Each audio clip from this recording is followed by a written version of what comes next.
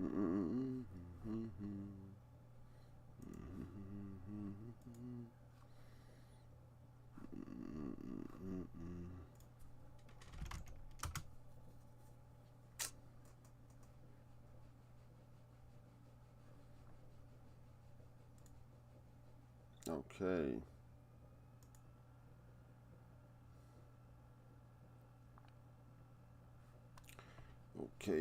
Okay.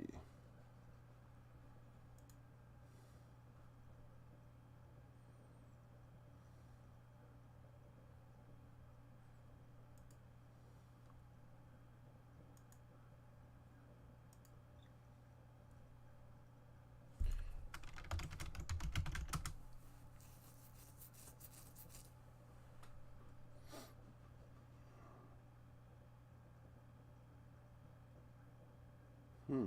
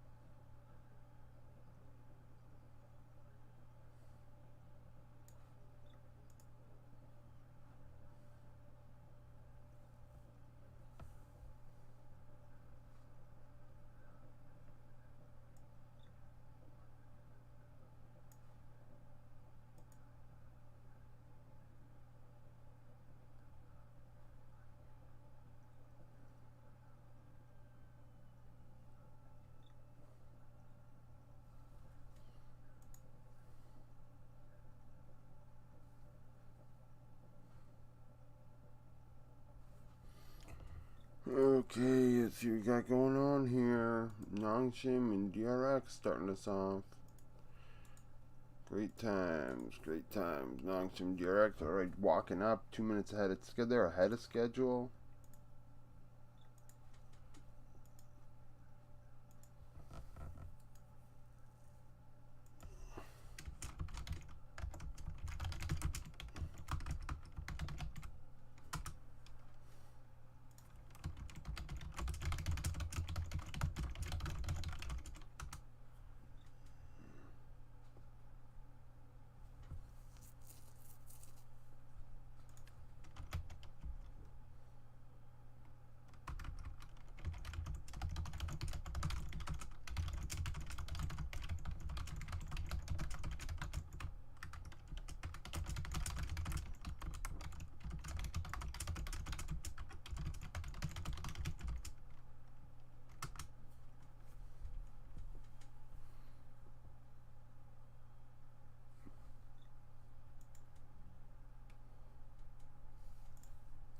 What's up, Alex?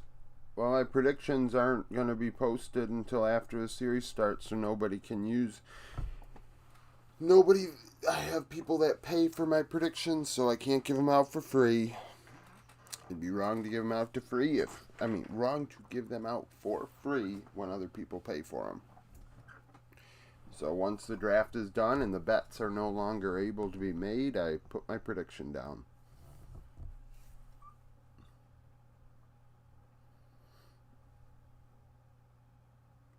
Yep.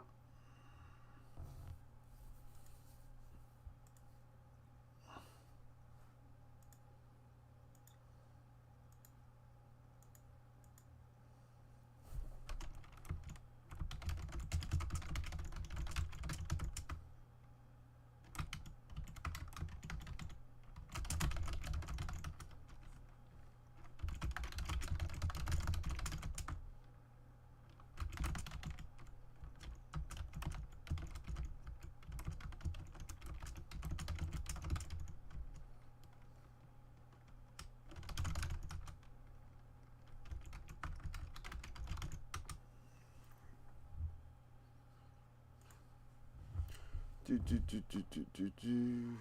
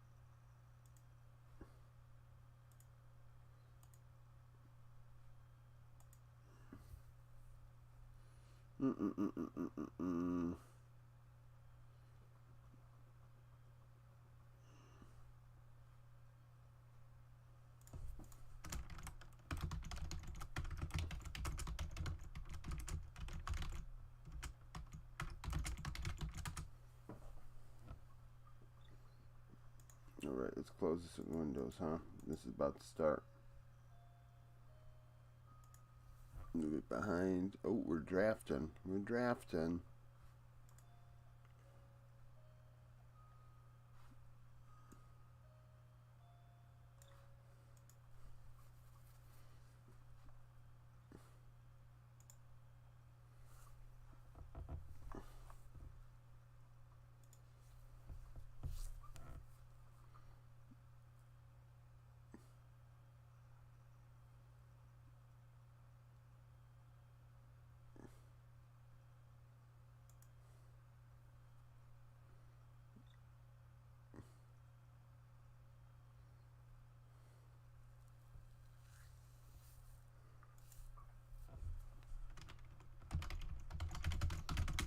What we got going here for a draft?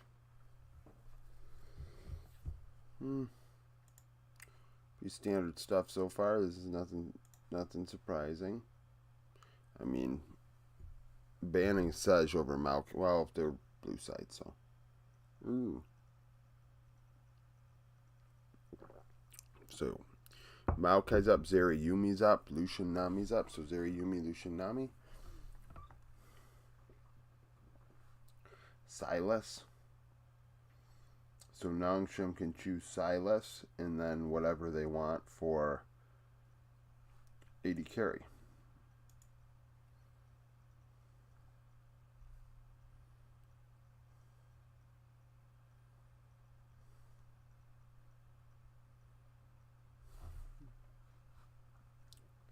At least that's what I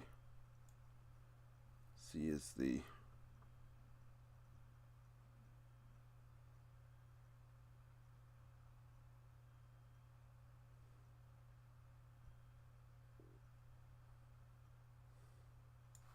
come on. There we go. Don't.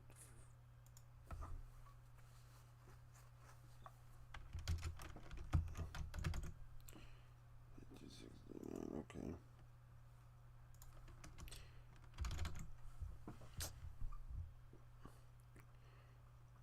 Am I lagging at all? I shouldn't be lagging at all. Oh, wow. So you want Syndra at least instead of Silas? I don't know about that one, Chief. I don't know about that one. Can't say I'm loving it.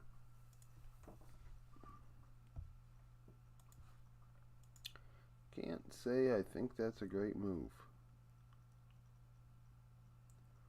What was I gonna look up? Damn it. I've got that up. What is this? Wait. Okay, let's open this up.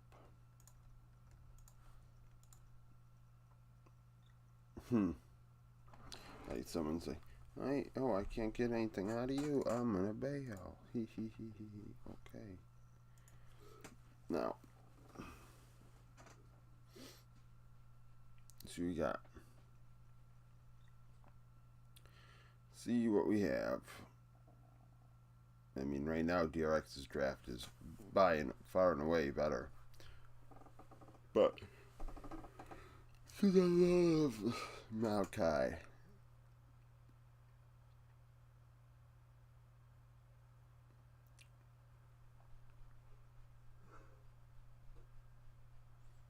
Because I think Maokai is great. Renekton, yeah, making it even better for DRX.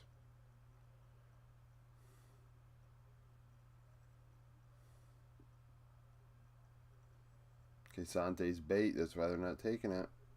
You gonna take the bait? You gonna bite? You gonna bite, Micro? You're gonna bite, okay. You and Rascal are biting on the bait. Hopefully the power of your first 3 picks overcomes what you're doing here with the Kesante.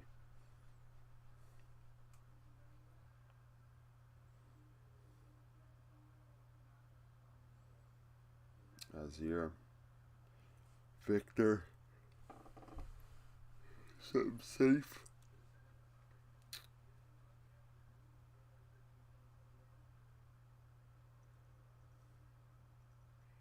Yep. What's up, Angel? Something nice and safe for Fate. Azir is the pick. And then Fiesta responds with Kali. Okay. There we go. Pretty standard stuff. I'm liking this DRX Game 1 draft a bit more.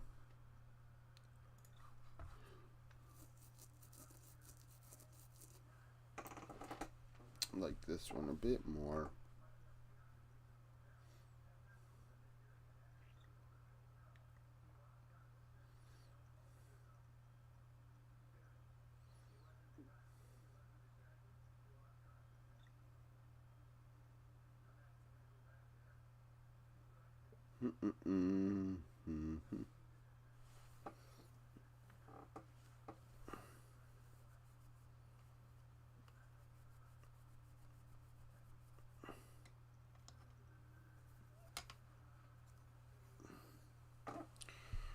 Okay. They're getting the show on the road. Look at this. 8 minutes in, we're already into the game. LCS yesterday, 20 minutes. LEC, we might not start till an hour after it's supposed to start. We are at a torrid pace, which is great. Oh yeah, the draft's done. I gotta put down my prediction.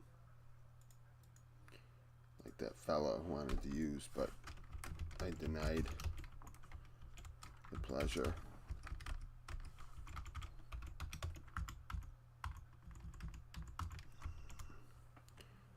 Okay. Let's see what we got. Let's see what ends up happening here.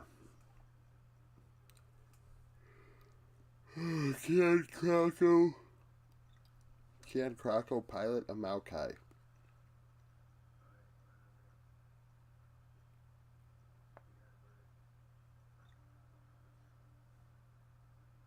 I mean, at least Renekton sounds good, so that's going to be a thing they're going to have to kind of navigate in this laning phase. Is Sylvie in top side and frankly in bot side trying to make things happen.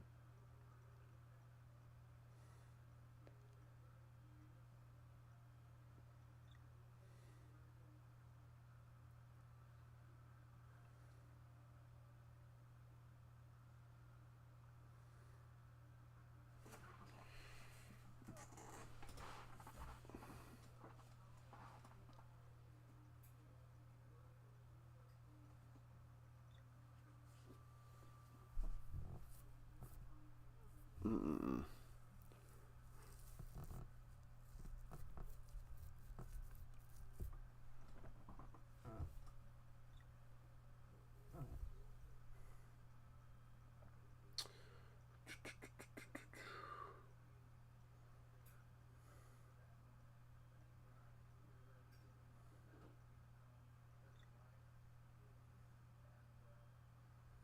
Mm-mm.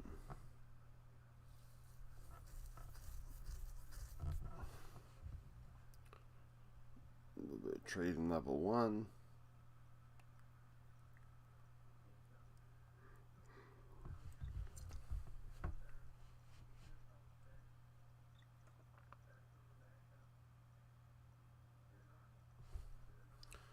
Alright. Synced up.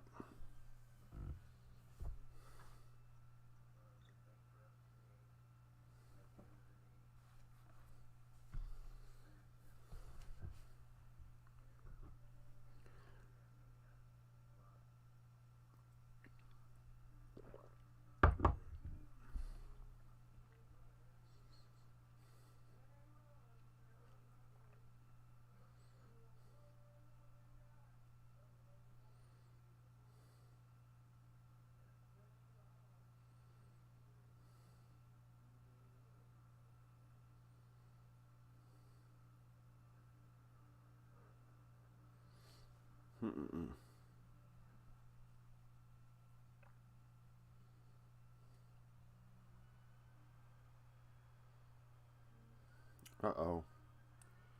Uh-oh, Croco. Man, Croco, man. Come on, really? Damn, that sucks. That sucks. How do you screw it up? Find a way. Oh, damn it. They found a way to screw up a great draft.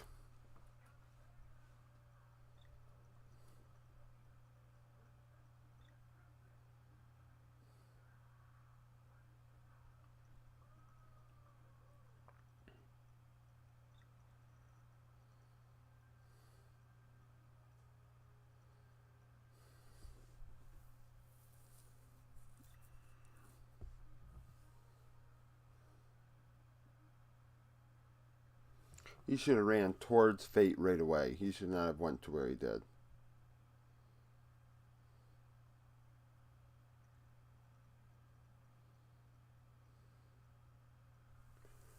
Because it was so close. At least he could have traded 2 for 1. Instead, it's 2 for none.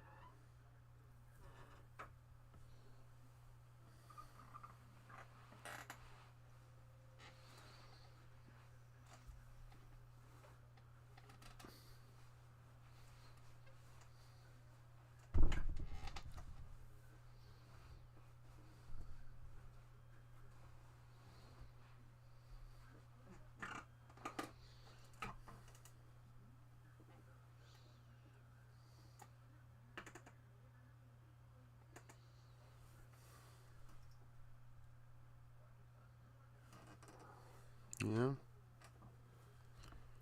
Yeah. Man. Early Drake pretty much on spawn. Nice work. Sylvie putting the heat on. Gets up to an early lead and it's going to punish and take that Drake ASAP. Like to see it. You love to see it, actually.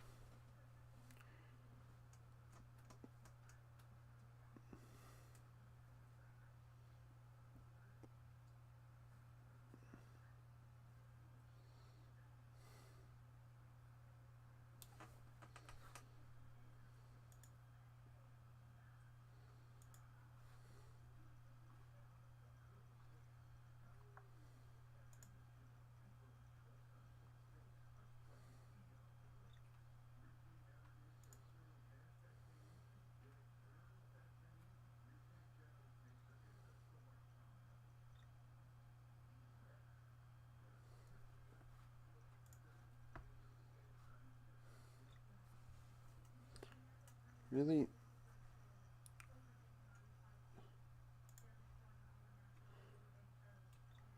There we go. It's better than what it is.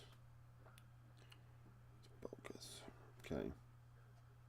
Damn timer not lining up the way it's supposed to.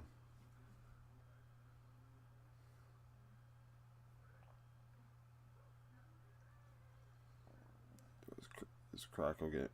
He thought. I think he was going to try and dive there, but once he saw Sylvie, he bailed.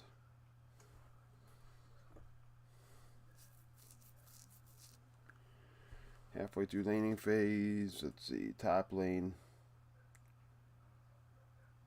One-sided jungle. Close. Mid. Close. Bot. Close. So it's all close.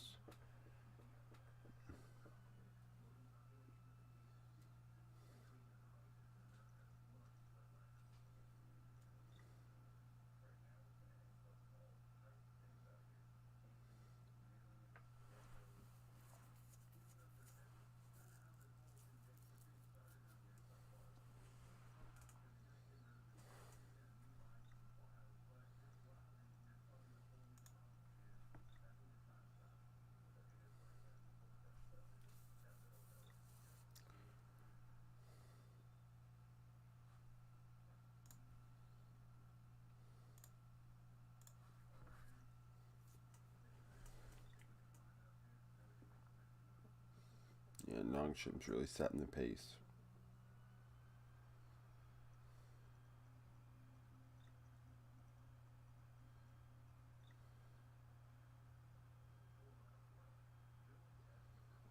Really setting the pace here.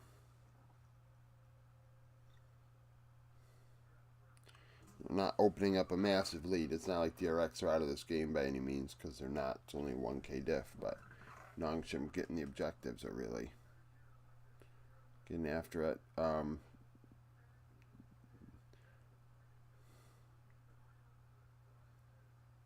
no. Fiesta, my mans, you made a mistake here. Oh, he got out. He got out. Croco got lazy with it.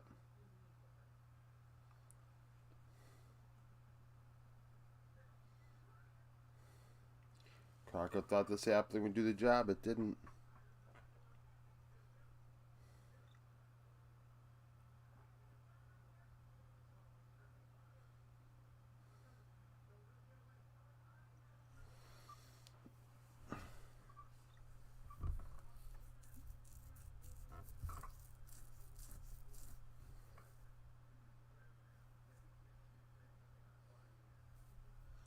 Tried the ulti. Elise tried to go after him. Akali tried to go after him. Like nobody could kill Fate there.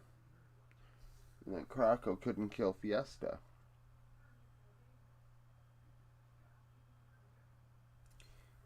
He thought for sure that was going to kill him.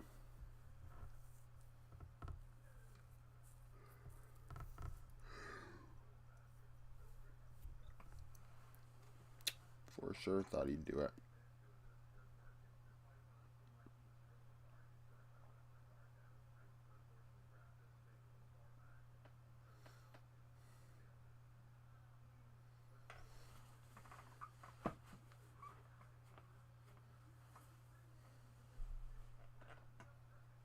It definitely was pretty bad, huh? I mean, he thought for sure that sapling was going to do the job, and it did not.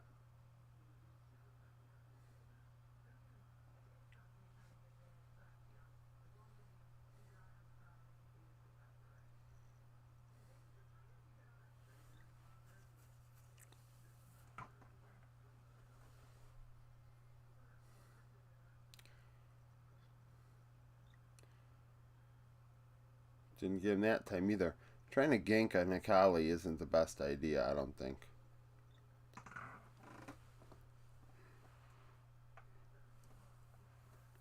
Going after an Akali, I don't think is the best play.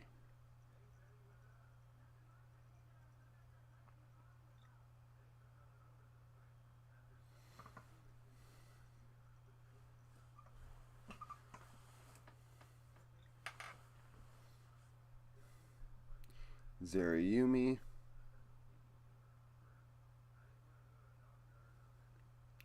That's just Zerayumi doing its thing.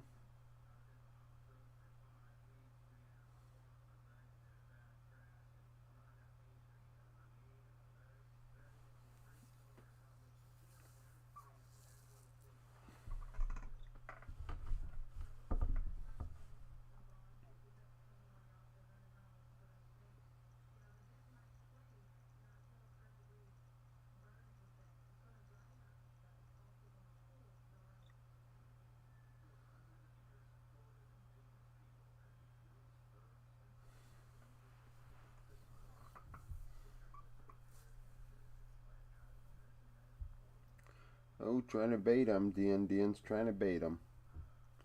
Rascal's like, nah, we're just gonna slowly shove this into the turret, and your turret's pretty much gone anyways, buddy, so you keep baiting me all you want, but you're not gonna have a turret to hide under very long.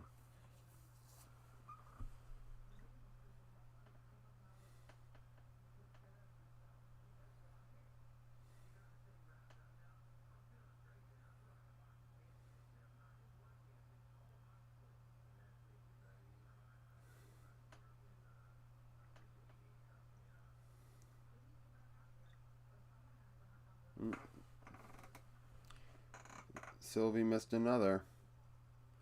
You know what? He's out farming Croco, and he's been more effective and more proactive in general.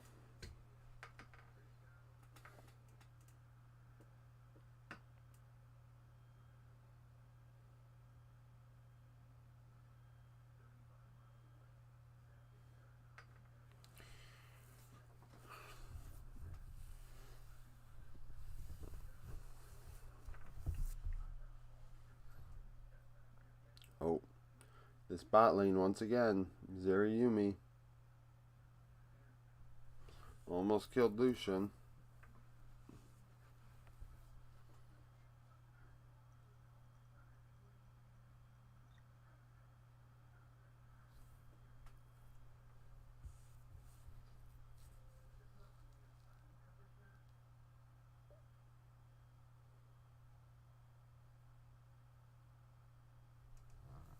Top lane just on an island, not doing a thing. This meta, just like top lane, just is on a true island by itself.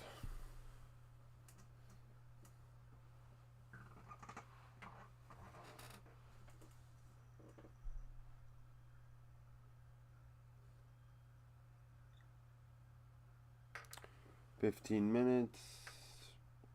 Everything's close. Bot lane's a little one-sided, Zerayumi, but that's because they got the 2v2 kill. Slightly 10 CS diff. But Nongshim got both Drakes, about to, well, maybe they don't get this Rift Herald. It's close. It's close. They get both Heralds, both Drakes. Oh, DN went in there.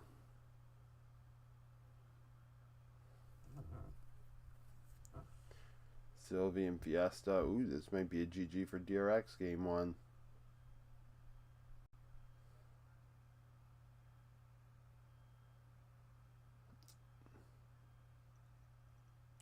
And by GG for DRX game 1, I mean like they are dead to rights in game 1. This is over. Gold is close, but I imagine in 45 seconds Nongshim drops this Rift Herald to go to Cloud Soul Point. That'd be my guess.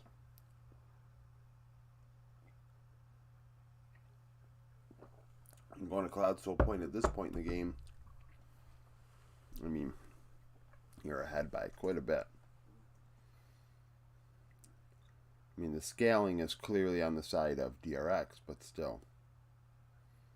It's not like Nongshim are not setting the pace. They're not, they're not dragging their feet, that's for sure.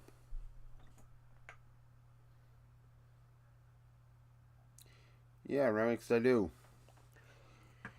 I sleep Sunday night to Monday. Monday night to Tuesday. Tuesday night to Wednesday. And Wednesday to Thursday. The other nights are a little rougher and it's a little more, get your sleep when you can. But, you know, once I get a, regular 9 to 5 or whatever I end up getting, um, I'll be on a regular sleep schedule. I'll just have to, I'll be a regular human being. So,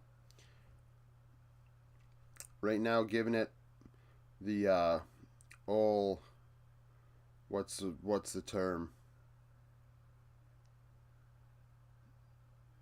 The old blank try. I don't know what the blank is.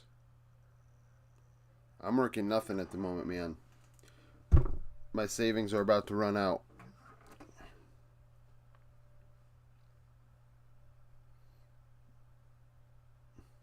The old college try. There we go. Get it, the old college try. Yeah, Protex. I predicted a sick in my video that was gonna be 6 game day.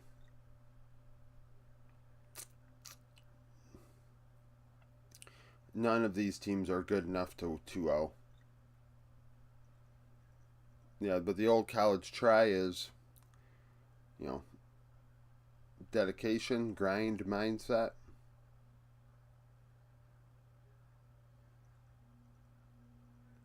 I have a degree that is absolutely useless. So I'd say I do not have a trained. I mean, I guess I have a trained profession. I have a degree. I mean, in business, sports management. So technically, like a business degree, but sports based. Um, but nothing really came of it. So, take that for what you will.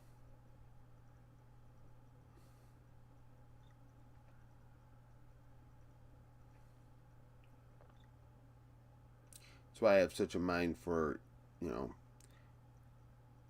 the traditional sports like parts of this.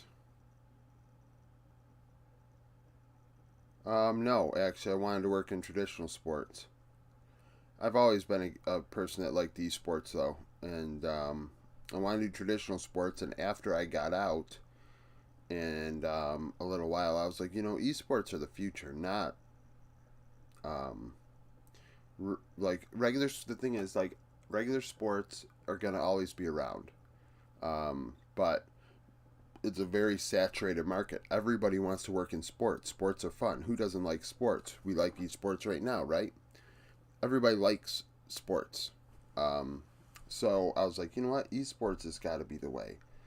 So, yeah, it depends how long ago you got that degree. But I do have the piece of paper. And I also have the bill that comes with it. Yeah, I got the bill that comes with it too.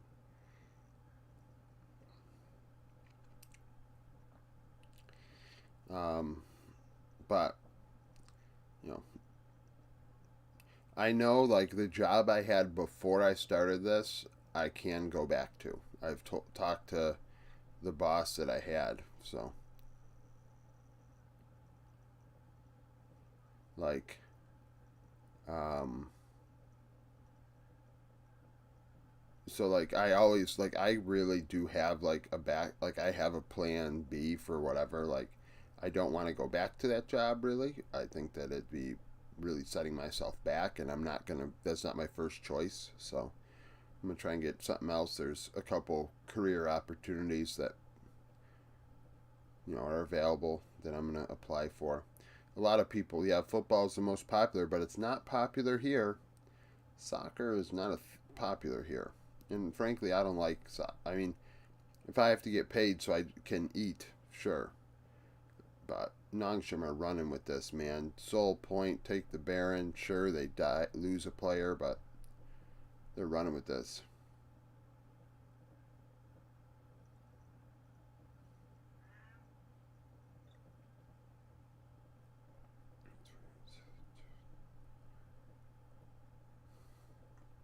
Yeah, I mean, I'm a pretty frugal person. I mean, obviously, we're in different parts of our lives. I'm in a really privileged position. But I've always been pretty frugal, so I'm like salaries, like for your work, yes, you want to be able to get paid fairly for your work, but I'm not like, as long as I can pay my bills, as long as I can put food on the table, I'm not a guy that wants to be able, like, I save my money big time. That's why I was able to do this for a year and not have to work, because I had so much money saved up. Um, but like, I mean, I wish I went to school for something else.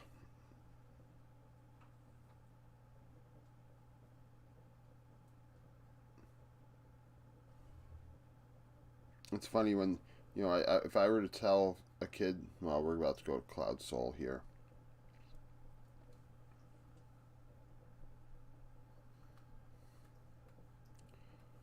Come on, Nongshim. You want to stall this game out 5 minutes? Really? You're going to stall the game for 5 minutes. I don't like that at all. They should have went for the Baron. I mean the Drake, sorry. Like, I'd rather have the Drake than the two turrets.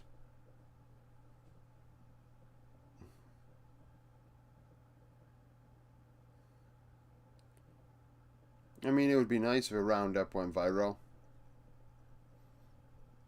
It'd be awesome. I mean, who knows what would happen. But, I mean, the channel's still growing, so any day, I mean, any day it could happen. And, I mean, I gotta pay my bills until then, but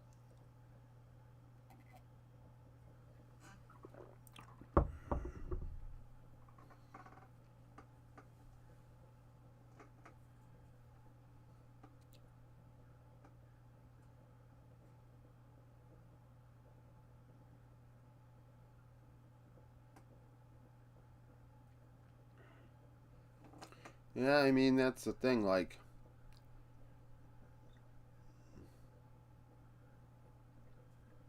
that's the thing. And plus, like, debt sucks. Like, it's just reality. You have a wife, you have a home, you have a kid, you have a kid. Like, you got things. Like, you got like big bills to pay. Um, I mean, I grew up middle class to, I would say, in my opinion, in the grand scheme of the whole U.S., I would say upper middle class. I think, um, almost guarantee one of my siblings wouldn't agree with me, but I think I grew up pretty middle class, upper middle class. I'm a white guy, like, there's pretty privileged position in the U.S. So, like, I have, like, that perspective of, like, I've always kind of tried to treat my, like, I tried to limit myself, I guess, because reality is probably not going to get that in life.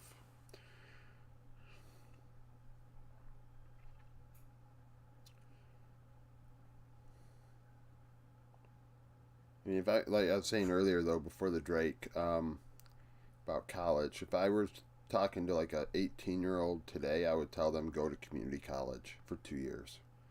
Do not go to a 4-year school right away, because one, the bills are a hell of a lot higher, and the courses count the same in most cases. Don't go to a private college at all. So most of the time, it's going to work out. And um,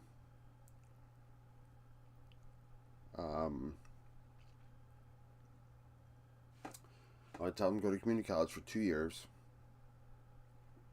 Kind of dabble in things that they like to do, like the basic classes of things that they might like to do that's offered at that college, so then they get an idea if they want to do it.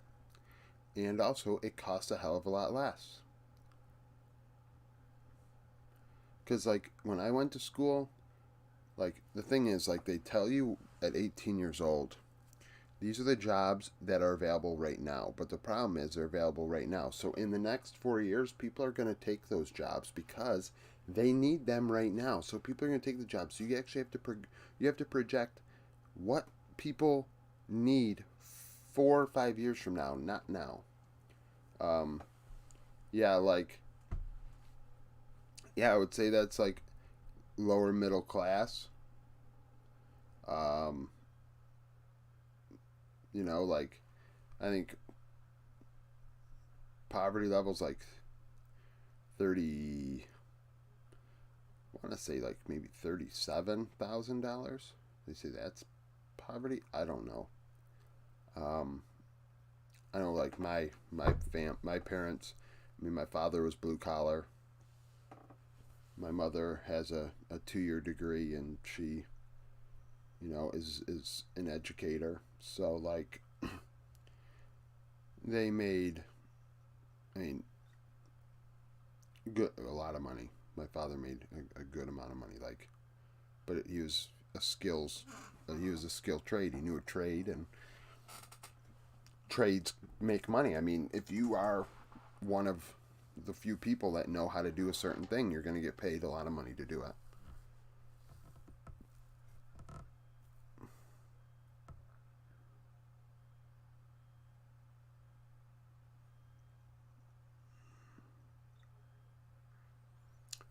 Well, like university is the goal.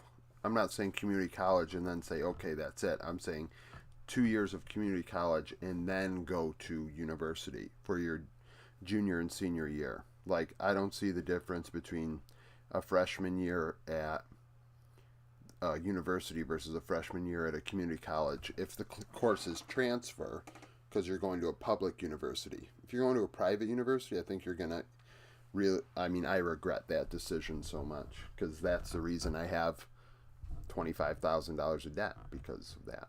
So, oh, DRX. It will stall this game out.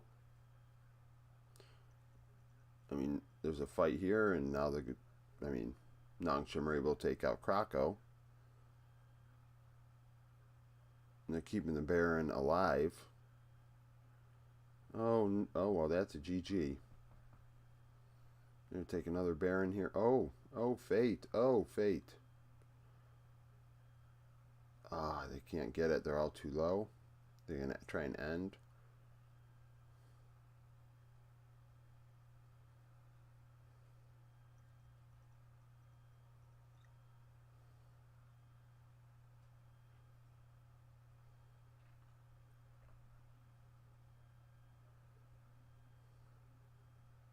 Yeah, I don't know how common that is.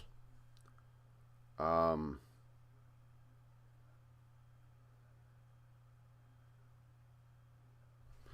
my college, like, they offered internships, but only junior and senior year. They didn't offer. Oh, Krakow saving the day because they waited and played screw around in mid lane when everybody was dead. Should have just taken the damn Baron when it was at, like, I don't know, 10% health.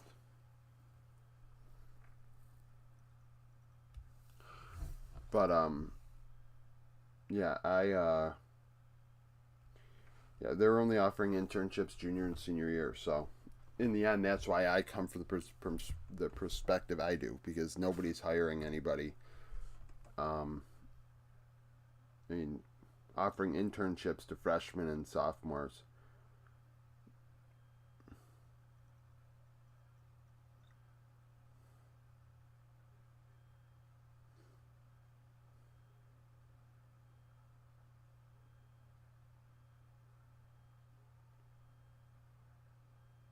Well, it depends. I mean,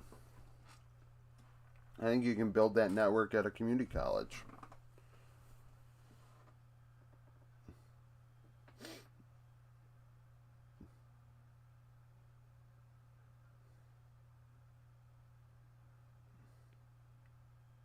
Like, I don't know. Like, you can.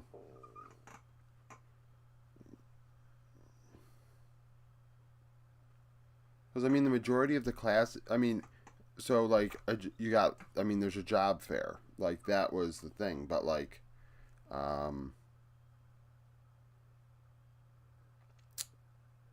I mean, you can go to a job fair at 18 years old in your city and apply at a job, and I mean, say, hey, I'm going to school for this and that, and just do that. I mean, like the bill is just. I think what you think you know you want at 18 years old isn't always what you want. I think it's kind of silly, like our government, not to be political, but it's like, hey, at 18 years old, you can go to war, you can watch porn, you can vote, you can sign you can sign a loan for that's going to set you up for hundreds of thousands of dollars worth of debt, but don't you dare drink. No, I not like thing is though, Protex, not everywhere is with that specific thing. Like I know, I mean, I don't know if in your Bulgaria, I don't know if the drinking age is lower than, I mean, higher than all of those things, but here you can't drink, but you can do all of that stuff. And I'm not advocating for alcohol. I'm just saying it's pretty hypocritical that you can't be trusted to drink, but you can be trusted to do all of those other things and make the right choice. So that's just my perspective on the whole matter. I think it's kind of crazy. That's the thing. Like drinking age is 18, and here it's 21. So all of those other things you can do before you're even allowed to drink, which is pretty crazy.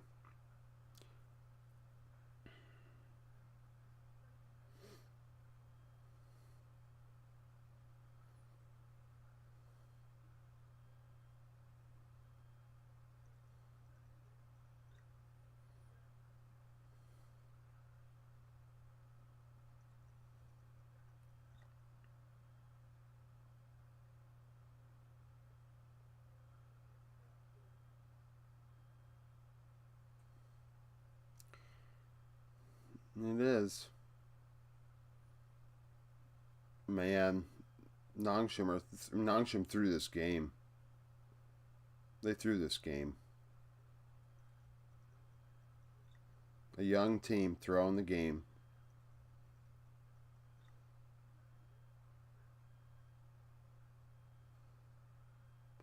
A young team throwing a game.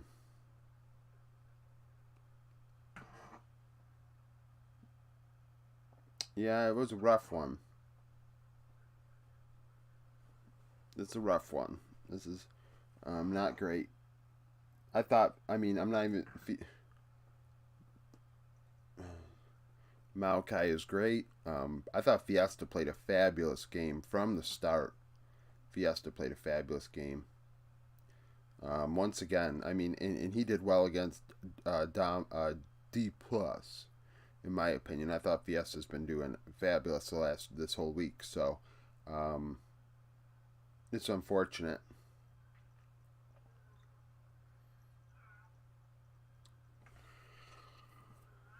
Whew. 18 years old though, man. Ignorance is bliss is right. Ignorance is bliss still.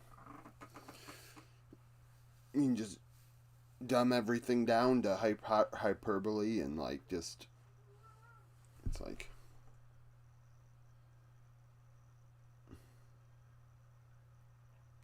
DRX could 2-0 this, to be honest. I don't know if Nongshim recovers after throwing that game.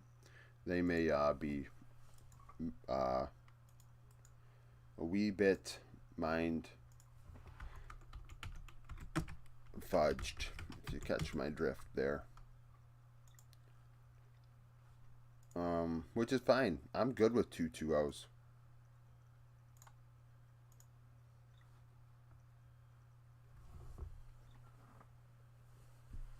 Yeah, they didn't choose the Silas, which probably would have been better than taking the Elise. Silas would have wiped out all that Maokai objective control, and the way that, honestly, the way that I mean, that's what it came down to. DRX set a good pace. I mean, Nongshim set up a really good pace. They took Drakes, but honestly, that fourth Drake that they when they had Baron, they gave it, and they should have never given it. They should have fought it and taken it. Instead, they took the 2 turrets, and that was a mistake. Because then they could add Cloud Soul, and maybe Cloud Soul isn't the best Soul, but Soul is like a 90% win con. So, is there, like, it's a 90% win con. You have a better chance of winning with the Soul than with the 2 turrets. Like, the whole, like, oh, not all Souls are created equally. It's like, the win rates are pretty uniform that if you get a Soul, you're probably going to win. If you have a Soul, you're probably going to win.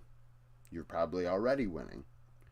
Like, it's just a fact. Like, the numbers speak for themselves. They're too lopsided not to matter.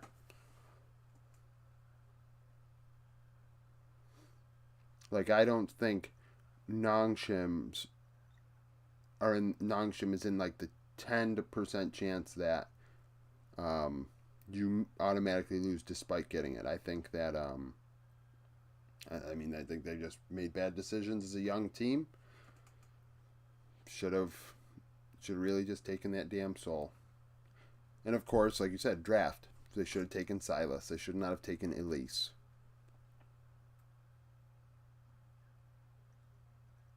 I mean, they're all auto wins. Anything with a 90% win rate attached to it is an auto win. You are throwing if you're not winning. I mean, I have to actually like go back and look and see what the win rates are so far this year, but last year they were all above 90%.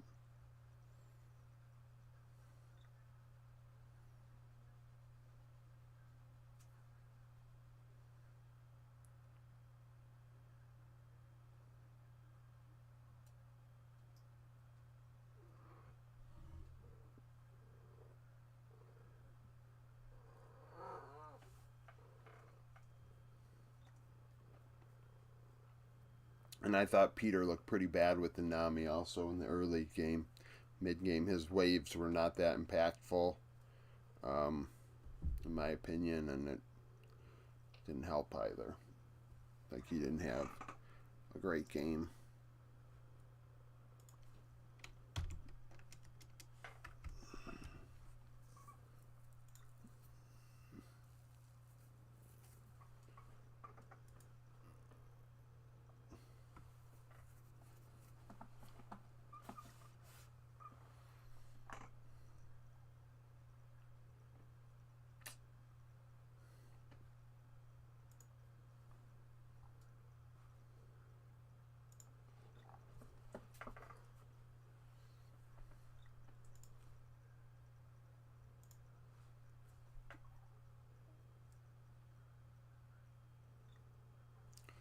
I mean, sure, not all Drakes give you the same value, but the fact is the win rates are the way they are. So if you have a Drake Soul, you're probably going to win.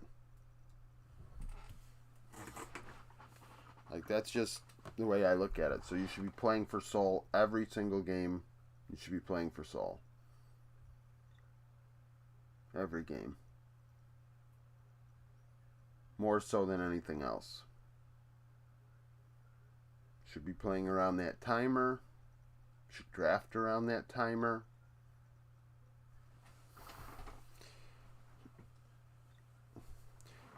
Nongshim was ahead. That's what I'm saying. Nongshim was ahead all game long. And then at 4th Drake, they decided with Baron not to fight it, and they should have fought it. Because then they would have stayed ahead. Instead, they allowed DRX to scale for 5 more minutes, and that lost them the game. People win with bad drafts more than they throw games.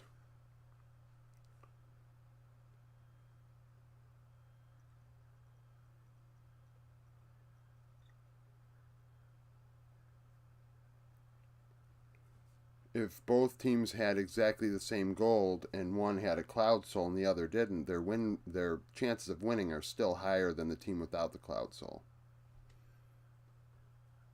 That's just what I'm saying. That is what I'm saying. That soul, and obviously soul is better than having no soul. Doesn't matter what kind of soul it is.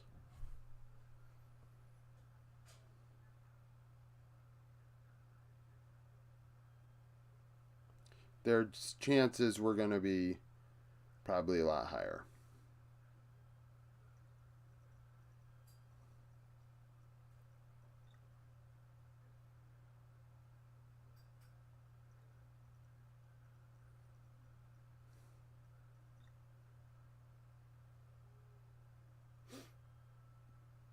Does Oracle Elixir still have that? Does Oracle Elixir still have the calculator? Do they update it? Or is Tim trying to save 100 Thieves still so this isn't updated? Or has he sold this off? Let's see. Tools. Early game win percentage. Is this it? There we go. There we go. So they were on red side. They were up. Let's see. What were they up? What were they up here? They had a mountain. You get one mountain. You get one infernal.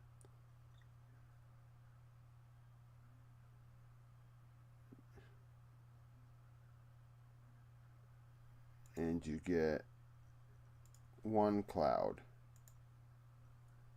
Okay.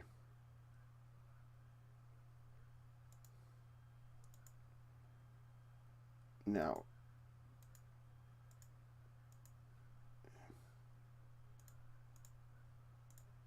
really? Oh, is this what I'm supposed to do?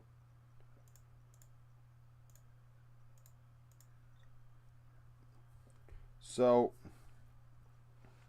let's just say draft not included.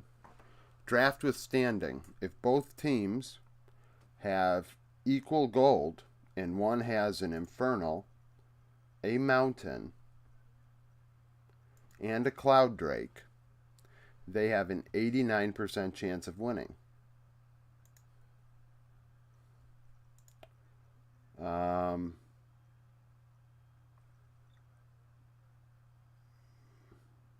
At 15 minutes.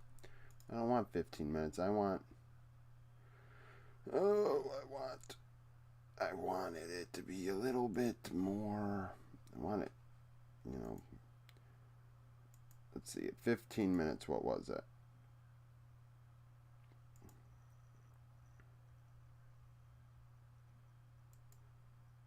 So at 15 minutes, they had the mountain and the infernal. Okay. And they were the gold difference.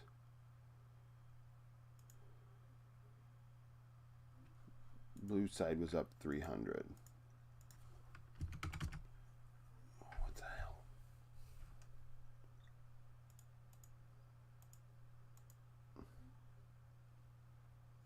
They're saying they had like 87% chance of winning the game. But I think this calculator is a little screwed up.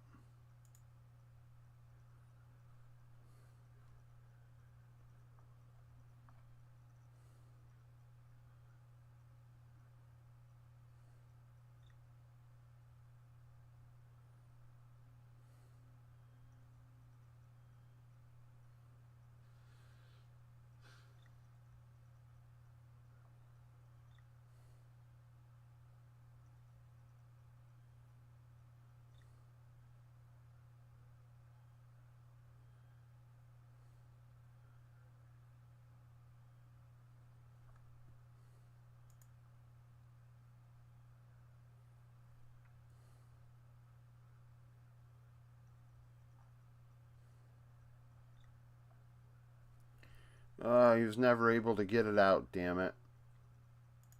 That's too bad. Never got the full game calculator done. which is fine. I mean, the guy is obviously happy with what he's doing. He's literally on in an org, which is better than make his own website. So, regardless of what the org is, I'd rather have a job working for TSM than no job. So, I can see him going to 100 Thieves and being a happy camper.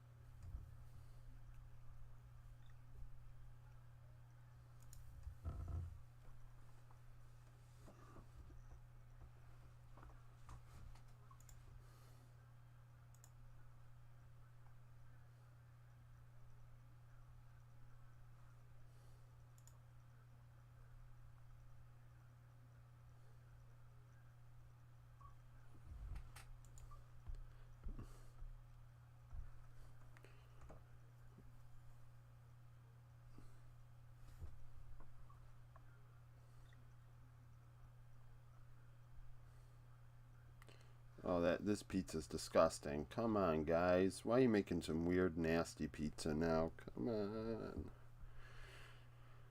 Some of their pizzas are good. That one, not so much.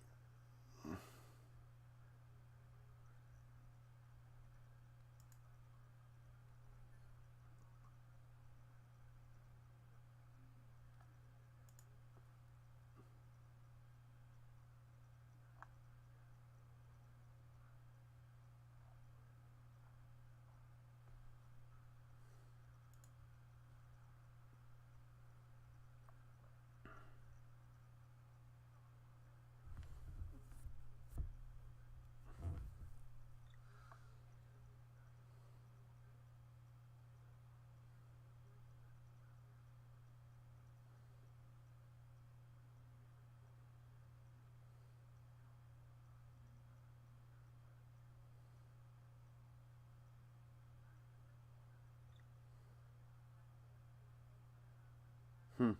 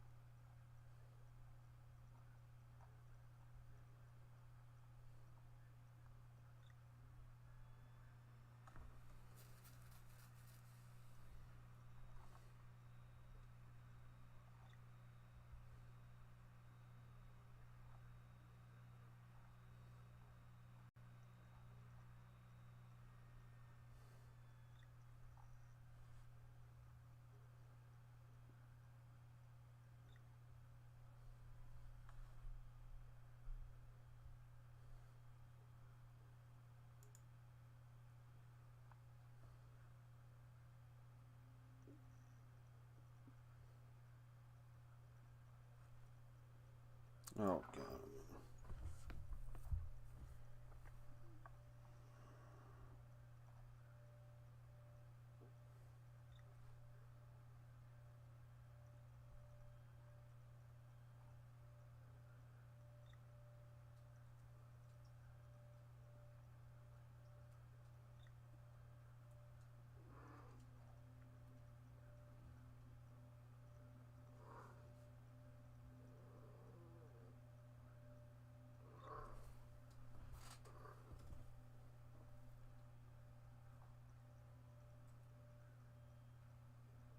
Hmm.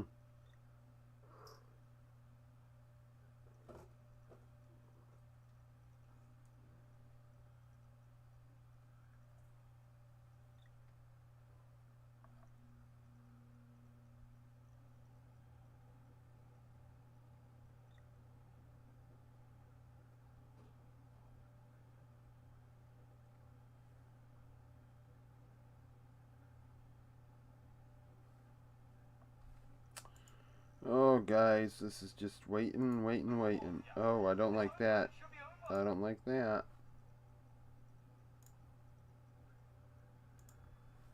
Anything interesting? Um,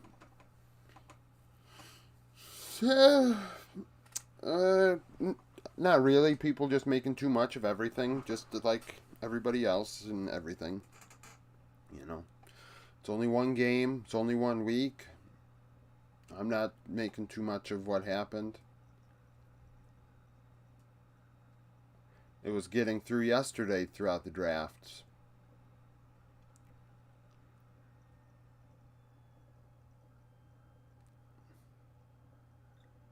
Tends to get through quite a bit. I think people don't want to play it because they don't. I don't know. It's an ego thing, I think. Hey, I say it all the time. Yumi is the best champ, and then Maokai is the second best. I mean, yesterday we had a situation where one of the teams literally took Zeri Lulu into Lucian Nami instead of Zeri Yumi. And, we can say what we want, but Lulu still has not won against a Lucian Nami lane at all this year. So, taking Lulu into Lucian Nami is just a bad idea. I'm sorry. So you just see a lot of people doing. I mean, this is a run back. This is a run back right now. That's what this is.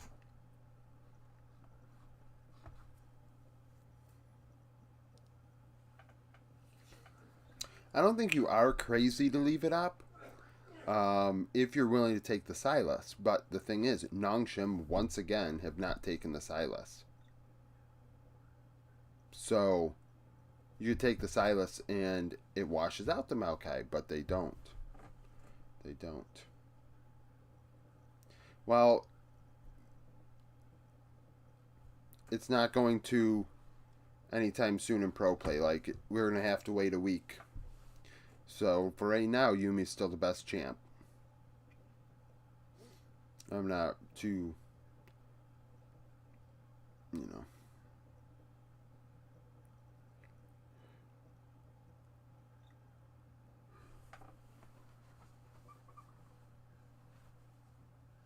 But if they took Silas, the Maokai is washed out. The objective control is now washed.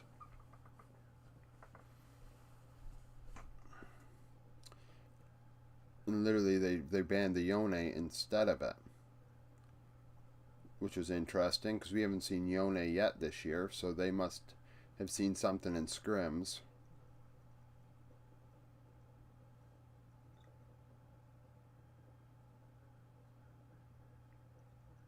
Because if they did that, it would create a dangerous and slippery slope for all champions that just, when decent, are too strong for pro play.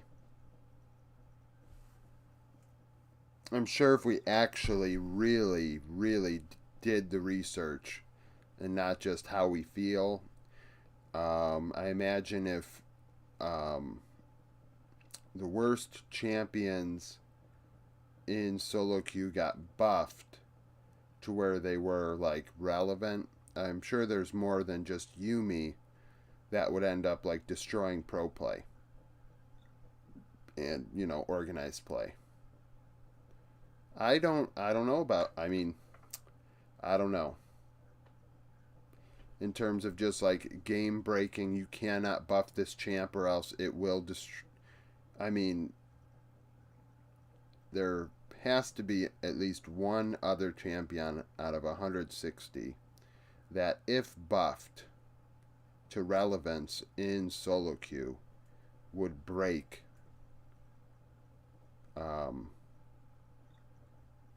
would break pro play. I mean, I'd have to look at it. I mean, maybe it's an assassin. Are there bad assassins in solo queue now because they're nerfed to the ground because they can't be played in they don't want them played in pro play? Like there's got to be another champ. I mean, the whole like, well, Yumi doesn't take any skill, like that's not what it's about though. It's about like being good and whatnot. Yes, Yasuo is irrelevant. But what is his win rate? At like not, what's his win rate? What's some bad win rates here? Let's look at some bad win rates. Let's take a gander here.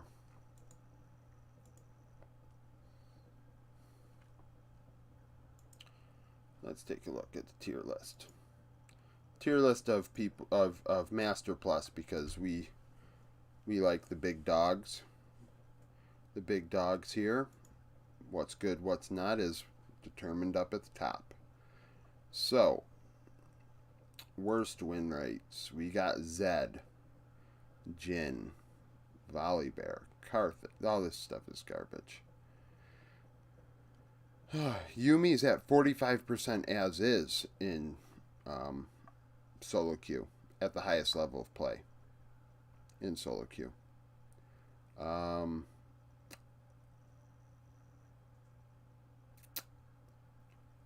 See what becomes first pick if they end up buffing it. Well, let's see. If they buffed Rumble, it'd probably end up being first pick. It's 45% win rate here. I imagine if it was buffed, it would become a pretty big pick. Usually people like playing Rumble.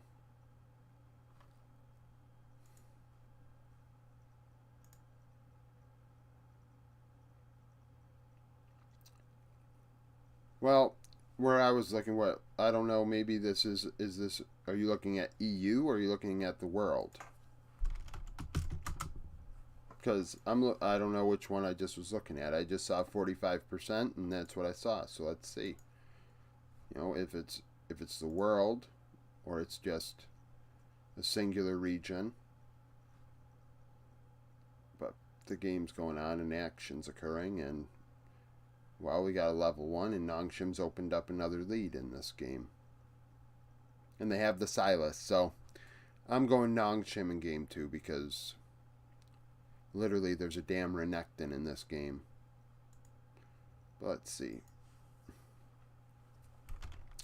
Yumi.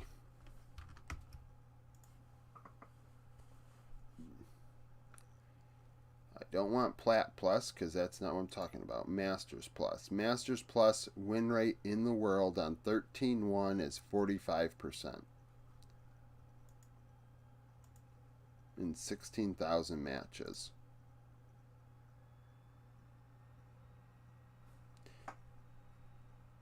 It's not what it tells Master Plus here. It says 45.42. Maybe yours is updated, mine is not.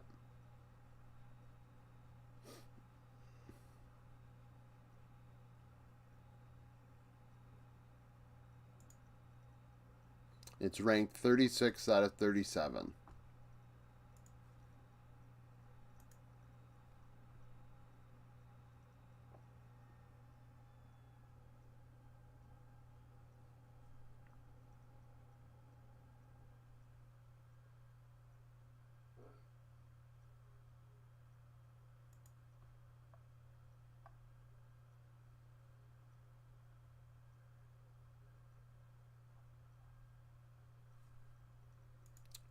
I'm going to get off of this now. We're going to go back because I'm lagging hard.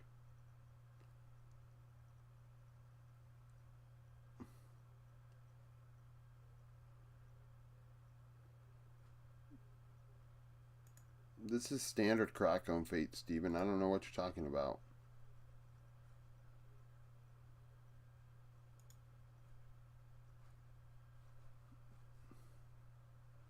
I'm trying to write this timer now.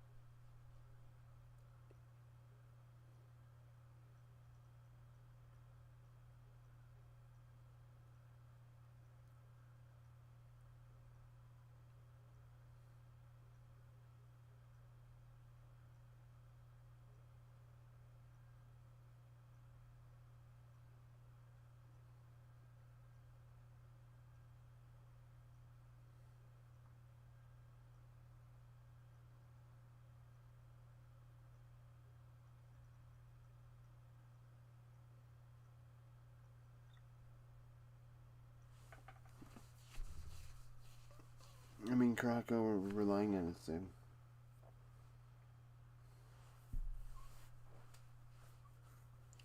Well, these guys aren't good. That's what I'm saying. They're just not very good. It is the usual. I didn't really think they were that good. I didn't think Krakow was good with Sandbox. I didn't think Fate was good with the Freaks.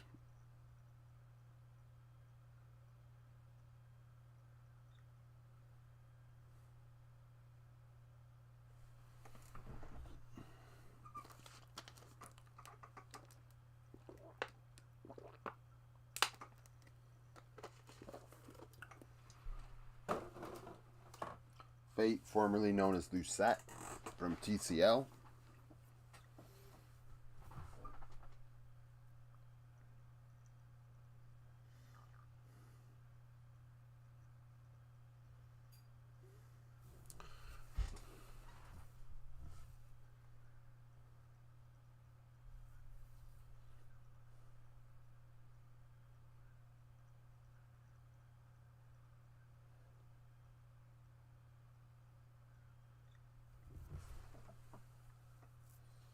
What, that was formerly of the TCL? Duck Dom's from Latin America. He played in Latin America, and Rascal played in Japan. 3 of the 5 DRX players didn't get their start in the LCK. They got their start in minor regions. Not many people know that. I forget what Rascal's name was. It's in my big ol' project folder. Duck Dom's was FaZe. Feiz.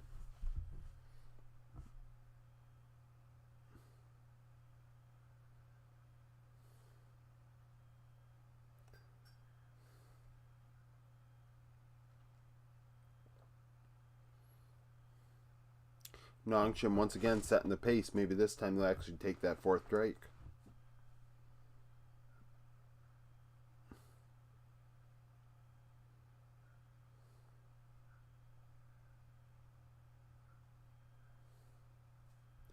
Yeah, Rascal's pretty good when he wants to be.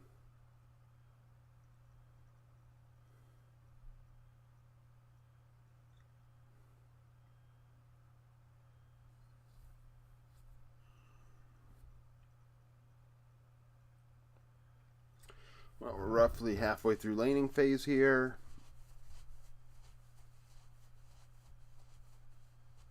And DN's up. Oh, no, not DN's up. Rascal's up 10 or so. Jungle's close. Mid's close. Bot's close. I mean, top's still relatively close too, but top's the most lopsided if there could be a lopsided matchup.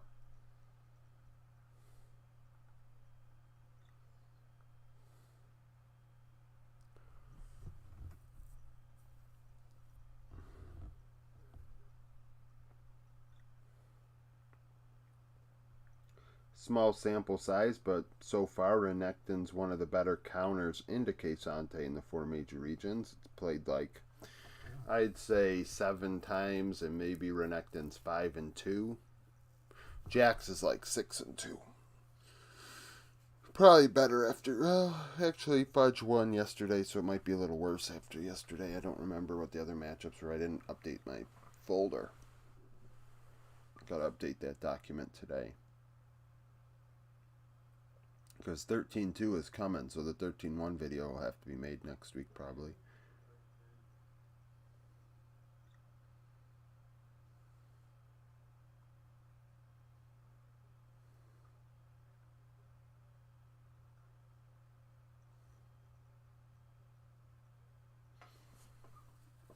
Got the Rift Herald really setting the pace.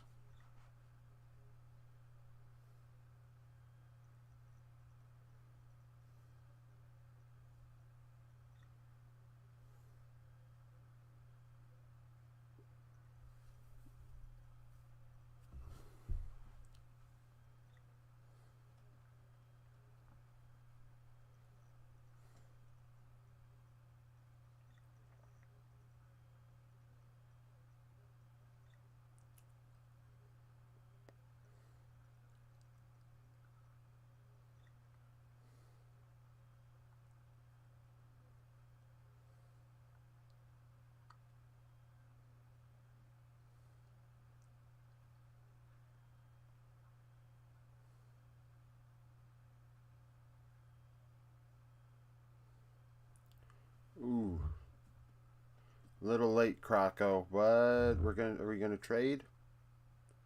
Is the Yumi Maokai combination enough? Nope. Came a little too late. Oh. Oh, never mind. Never mind. They made a play.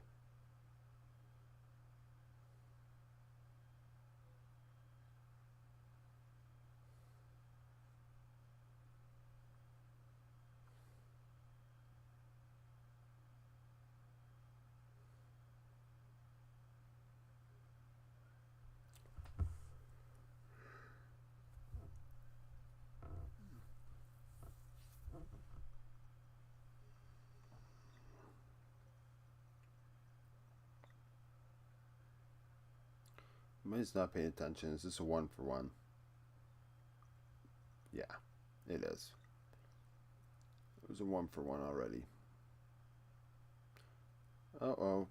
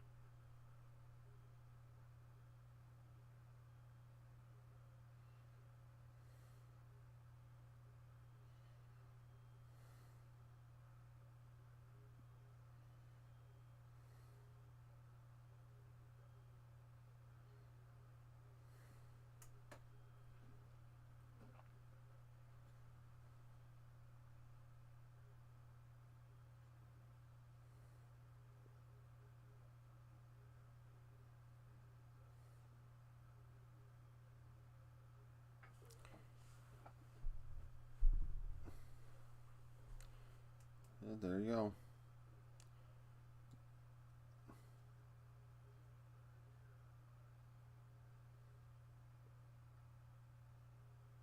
Stolen Maokai ulti.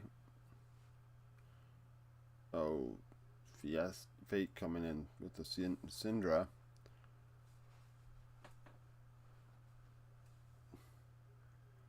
We're unable to finish the Drake.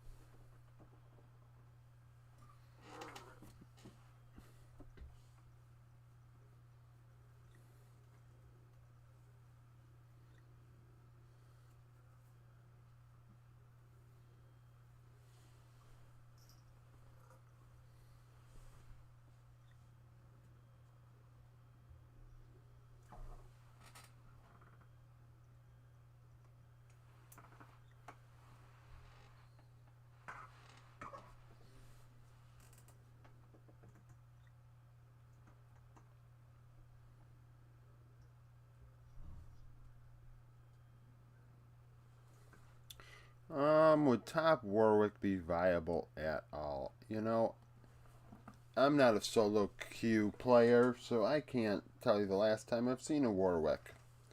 But I will say, probably not. If I was a betting man, I'm going to go with a no on that one.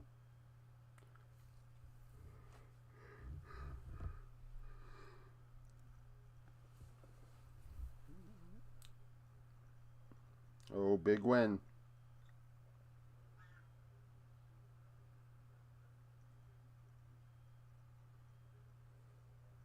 That's a big team fight win there.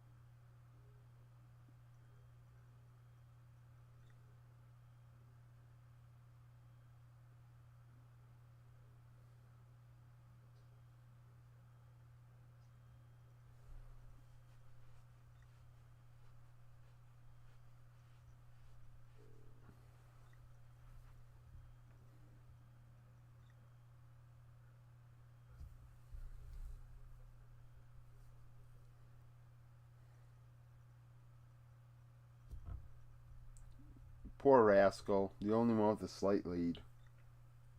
And I mean, it's like a negligible lead, but still. Nongshim once again ahead like they were in the last game, but do they... Have they fixed the macro?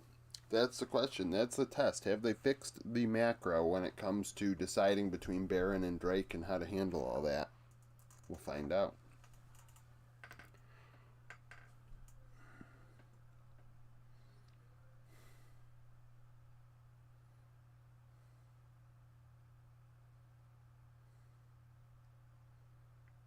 Well,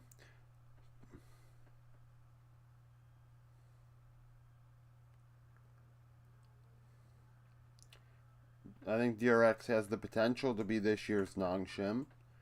I'm not going to write them off yet, but they do not look great.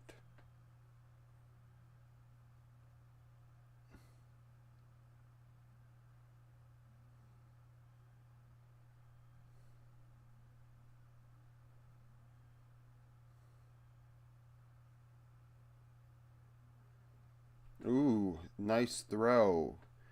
Fiesta coming in clutch again with another solo kill. He's playing very well this year. He had 2 solo kills in the series against D+. He had just had another one now. Played very well in Game 1 despite losing. Fiesta's done pretty good this year.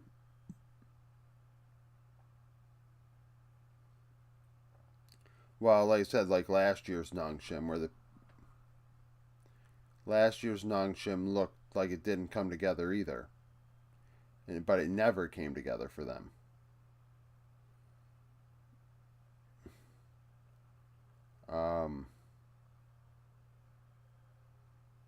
But I will also say it's still super early.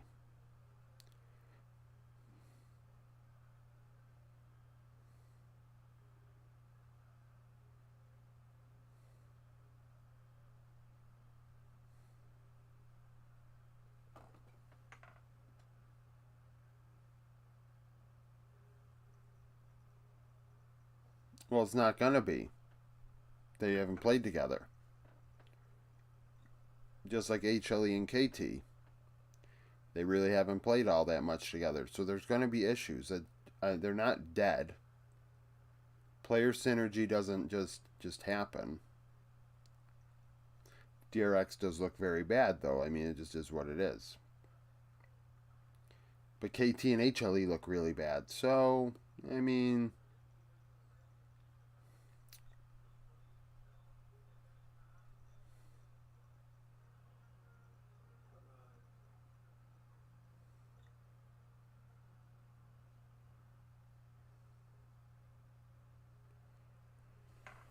third Drake here. Let's see who's gonna get it. I mean, that kill on the Fiesta is big because they're about to get some mid lane prio. DN has to come over for Nongshim.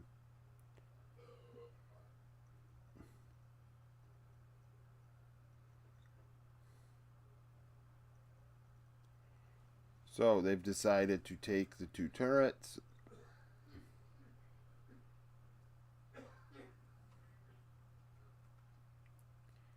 Take the 2 turrets, but gave the Drake. I don't know about that one. I don't like that one. Really don't.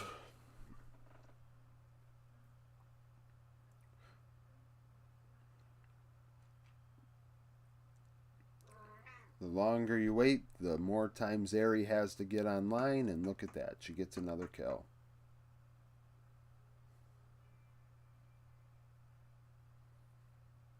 And then she dies.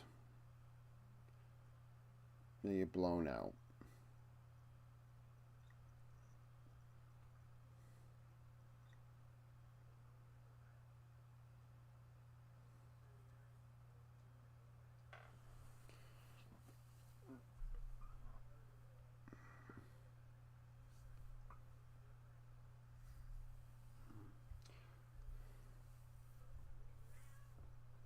But Nongshim were up big in game 1 and blew it, so I'm not going to rule this out.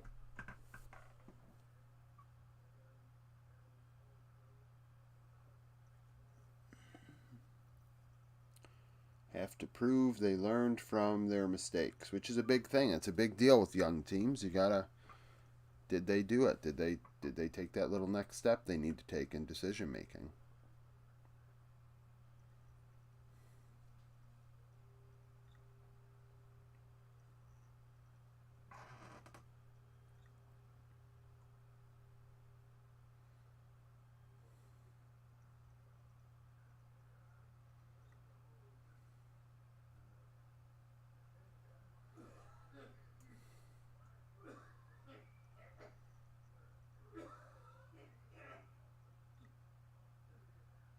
I'm not talking about previous series. I'm talking about this one individually.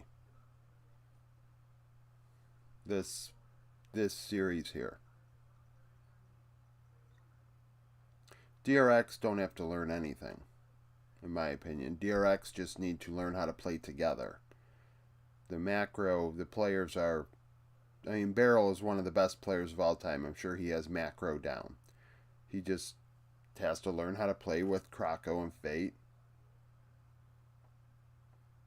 And at the same time, Nongshim has to prove that they learn throughout the series. It can't be assumed that they will. They are a young team. They are 0-2 for a reason. Sorry, 0-3 for a reason. So,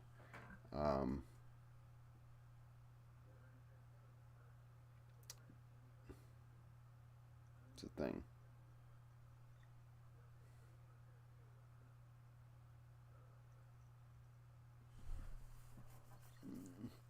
And so far, so good. They're up 8K gold now instead of 5K. I mean, I don't know if you even want to play around Krako and Fate. Those guys suck. I think, honestly, DRX should be playing around Rascal. But that's, I mean, and not pick him a Renekton either. I mean, they drafted in a way that you can't play around Rascal all that much, but Rascal should be the one who's being played around on this team. I mean, the gold chart at 15 minutes had bot lane down like 2,000 gold, but Rascal is somehow still ahead in his matchup on an island because that's the thing. This meta, top lane is on an island. Keen dominating his matchup 2 days ago, absolutely dominating for KT, but loses the game. Like,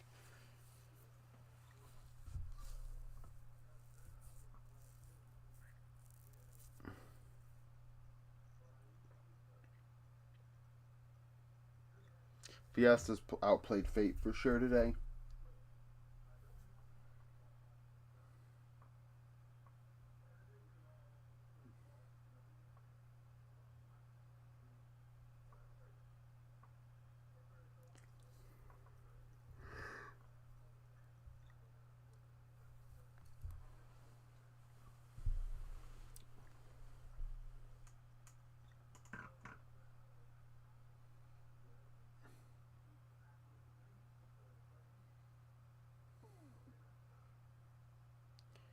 I just think they're not good. I honestly, Krako at his best, I don't think is very good.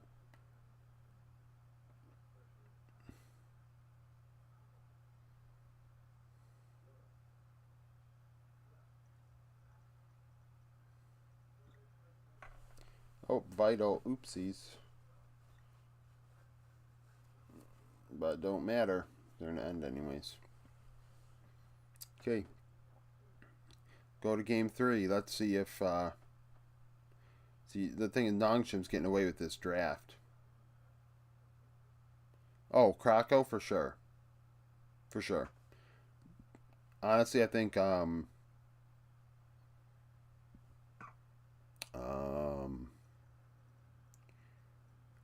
I do not...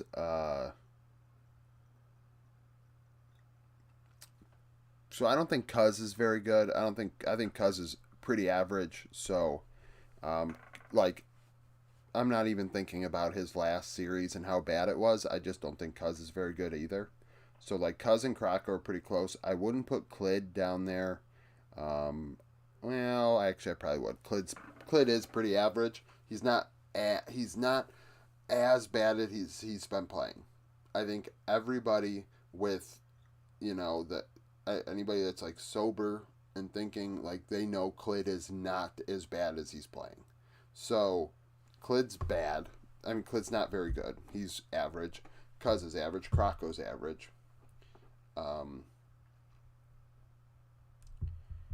Young Jay, I think, has more potential than all of them because he doesn't have as much of a book on him, so we haven't really seen him play poorly to figure out, like, if he's average to above average.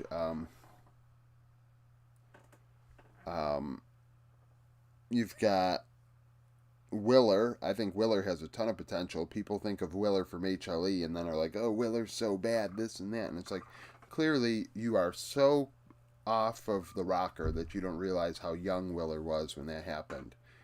And like discredits that. I think Umpty is average. So the thing is, like, you have so many average junglers. There's 4 average junglers there: Cuz, Clid, Umpty, and Krako. So who is the worst of the 4? That's what the problem. I don't know who's the worst of the 4.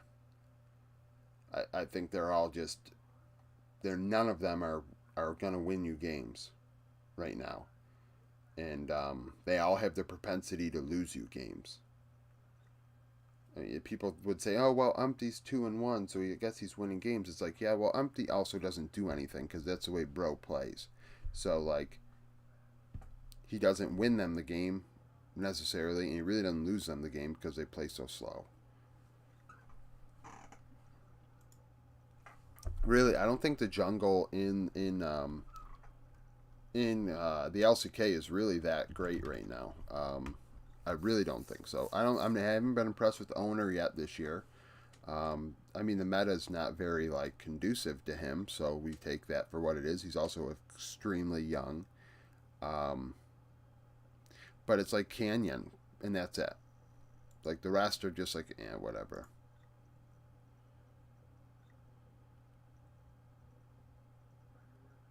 Really? Why isn't this matchup?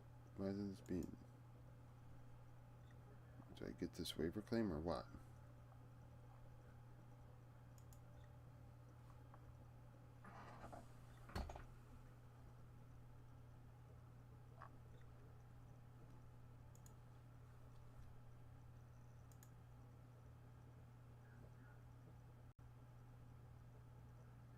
That's what I'm saying, Protex. Like, really, when you think about it, the LCK jungle pool is not very good.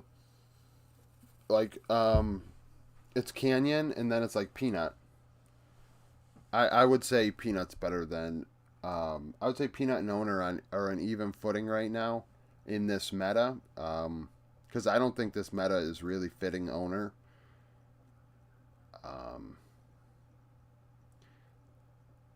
It's Dog, and I think Dog is more of a Peanut style.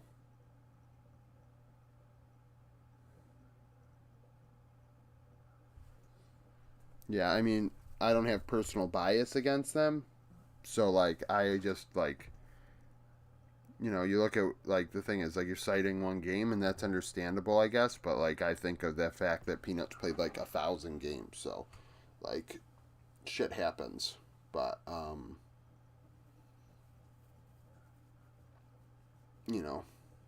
I mean, but really, though, the LCK jungle pool is not very good. That's why Pioshik actually... I mean, the thing is, like, Pioshik is probably the 3rd best jungler, 4th best jungler last year, easily. Because it was, like, what? Canyon, Peanut, and Owner. It is one game. I chalk it up to Peanut probably ate the wrong food the day before or something and got sick. I don't know.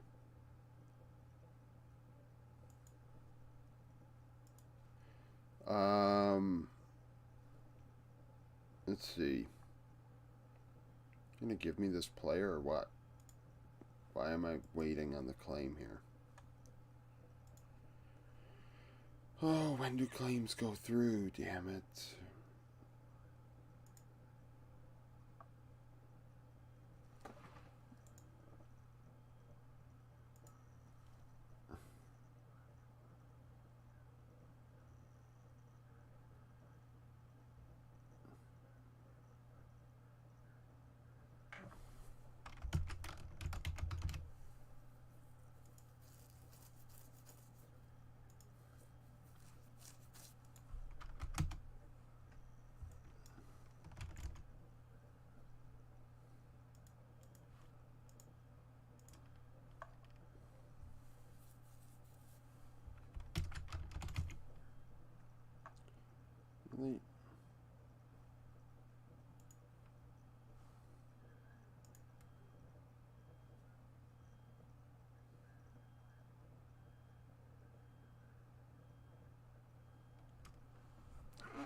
I don't. I think dog metas can provide. I mean, some people are just good at certain champs. Kind of the same thing with everything. There's some good Graves players. There's some really good Maokai players. There's some good Kindred players. There's some good Poppy players. It just is what it is. Like, only Canyon can play them all. And I don't. Canyon Sejuani last year was pretty sus. But Canyon can play them all pretty much. And Kanavi can play them all pretty much, but everybody else can't. I really don't think. I mean, and they're at the highest level. So, like, we could say, like, Bo could play them all, and Bo, it looks like he's proving that in the LEC, but the LEC is not the LCK, it's not the LPL. So, is Bo, like, I don't even think I can put a Western player in the top 3 of any role in the world. I really can't. Could put him in the top 5 like I have Inspired, sure, but I would never put them in the top 3. Not until they get to an international event and actually play players in the top 5. Because just level of competition isn't there.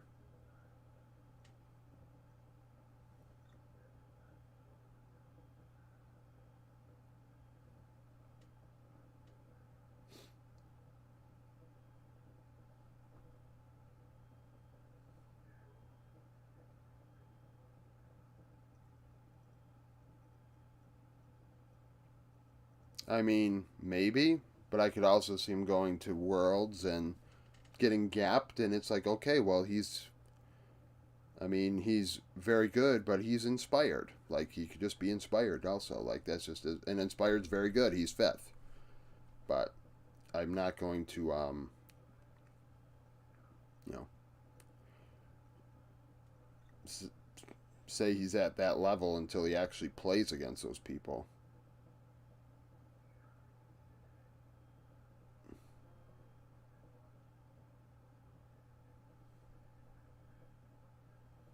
Inspired likes money. Can't blame him for that.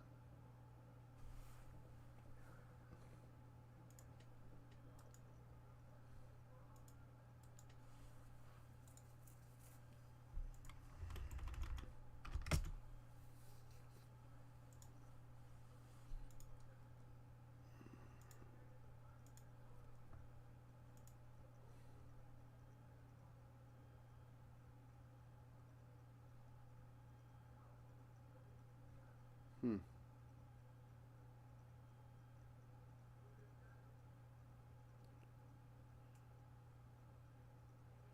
I doubt it. It depends how much money he gets offered.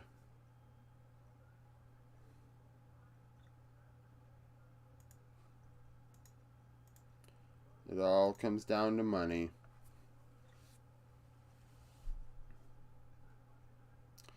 I mean, if any Western player is really looking at it from the, well, I can win worlds angle, then honestly, I might not like. I mean, all our goals are is to win worlds, sure, but like, you're living in a fantasy, my friend. You're living in a fantasy.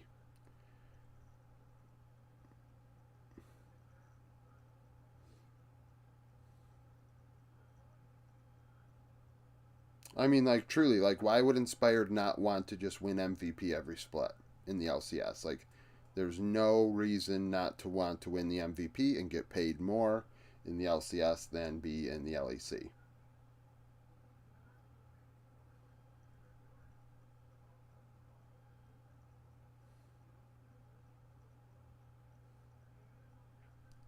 Unless he gets homesick and wants to go back. I mean, that's the only thing. Like, oh, he's mentally, he wants to go home.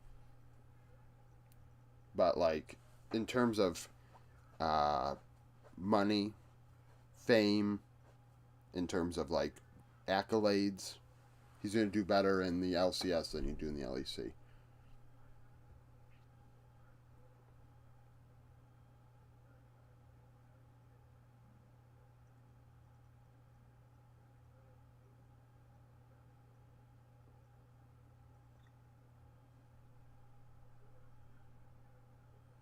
Yeah, I don't really think he's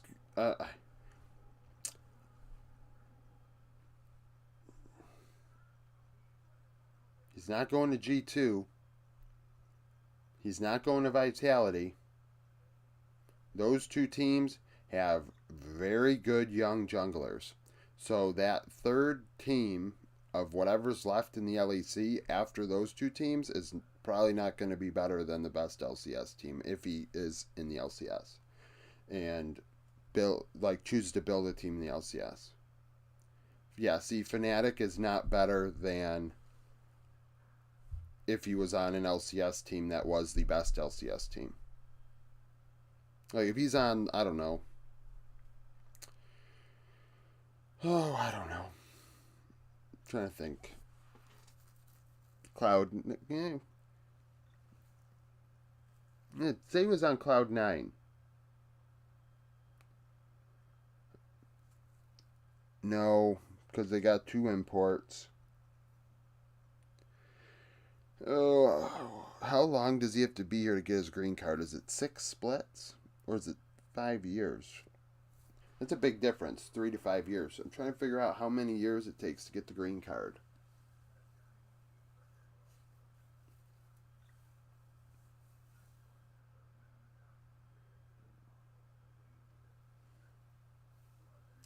I don't know if Inspired would ever go back there. Rogue owns like 40% of that still, and I think they screwed him. It sounded from what I read he did not want to leave the LEC when they kicked him, and I mean they only allowed him to be bought out by the LCS. I really don't think he wants to go back there. If Rogue is still involved at all, I wouldn't be surprised.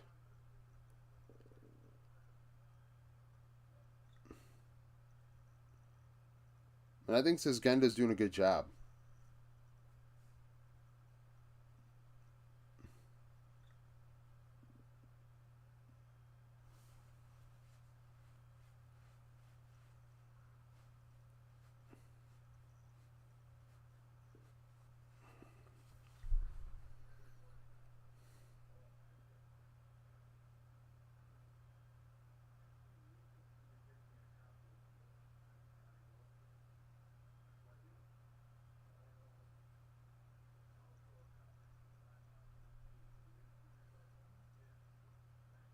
That's what I think. Thought I heard like Bwipo wants to be in like North America.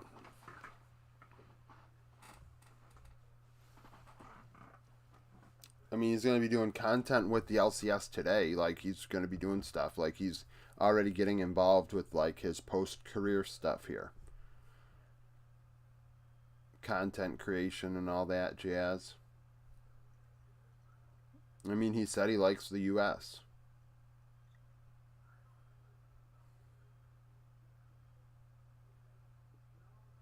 And who knows? Maybe that's because the money's better.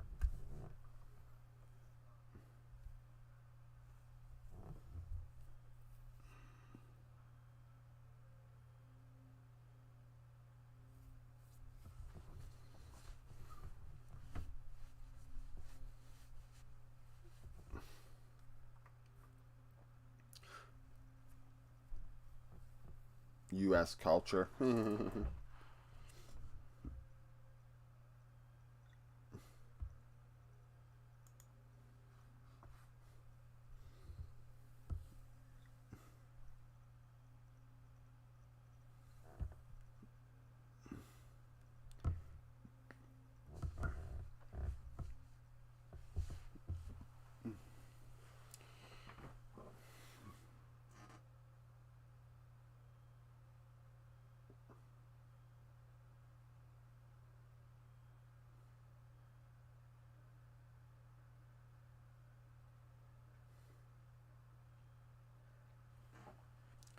See you guys if we're doing the same bands or not.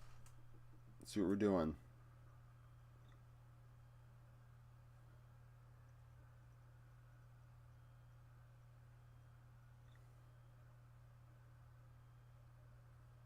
Nope.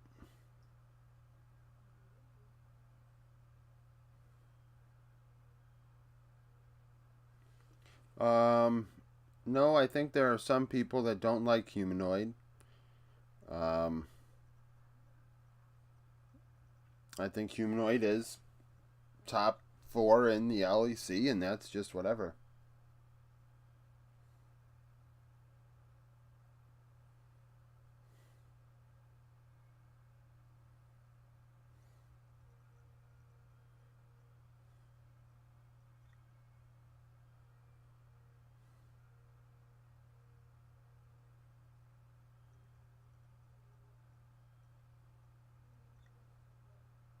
I am a Reckless fan, though. That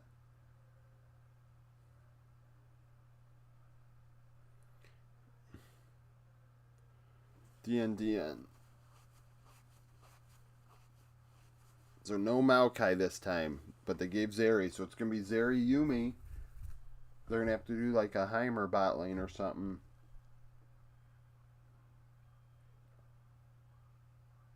Give him Barrel his Heimer. You go Zeri Heimer. Zeri Lulu. Ooh, Zeri Lulu and gonna make them gonna go Sivir. Is that the angle here? Yeah, that's the angle. Zeri Lulu and Sivir Yumi.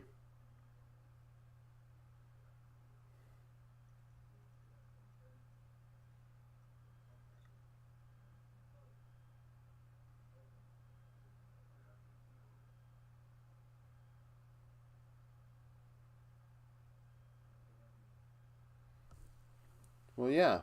Why not? By far the second best jungler. Sej is awesome too.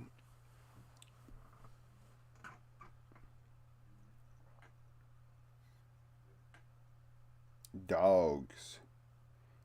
I love to put the jungle and support on dogs.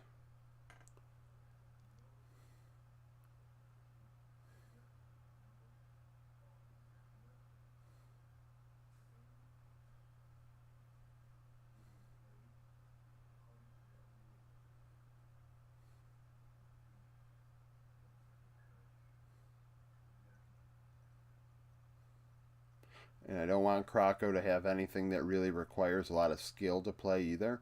So,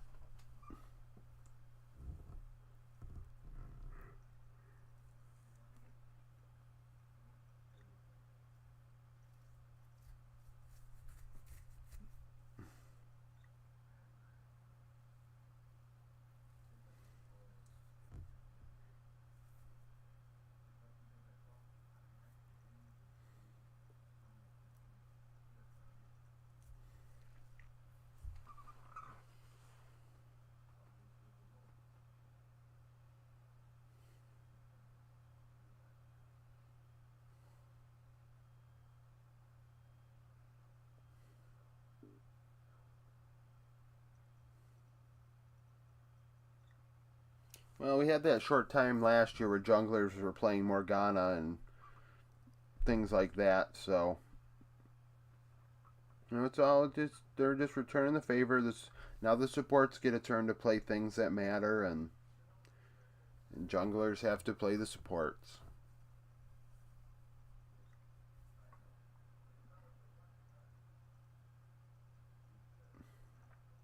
I'm sure it is. I know that if I was playing, I'd be probably jungling as a Morg.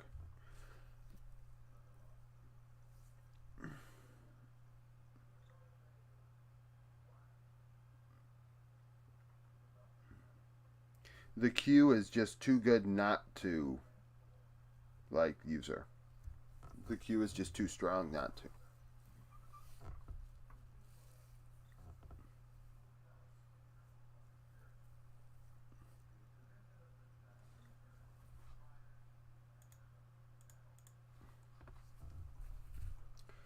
Okay.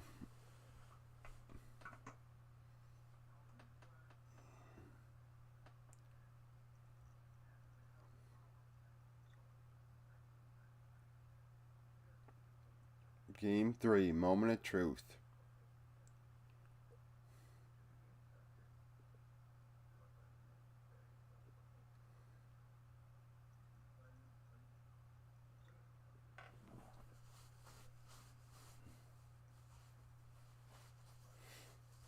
Yeah, I'm gonna go find somebody in the chat with the name Andrew, and you guys can play with them. I'm sure out of the 300 people in the Discord, I'll find one Andrew that you can play with.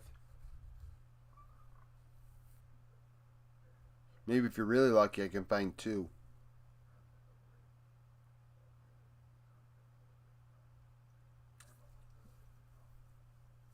Andre and Andres also counts. Andre with a J at the end, that also counts.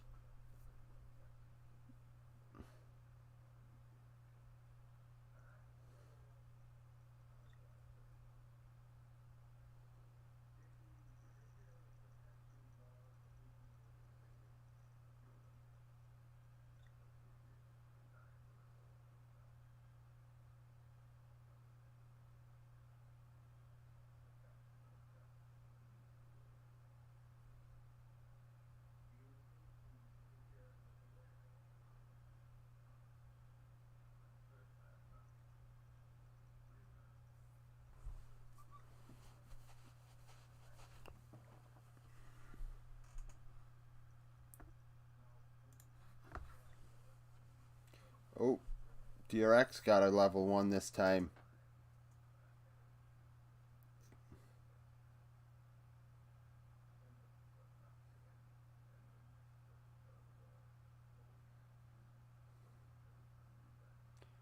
We're able to blow one some.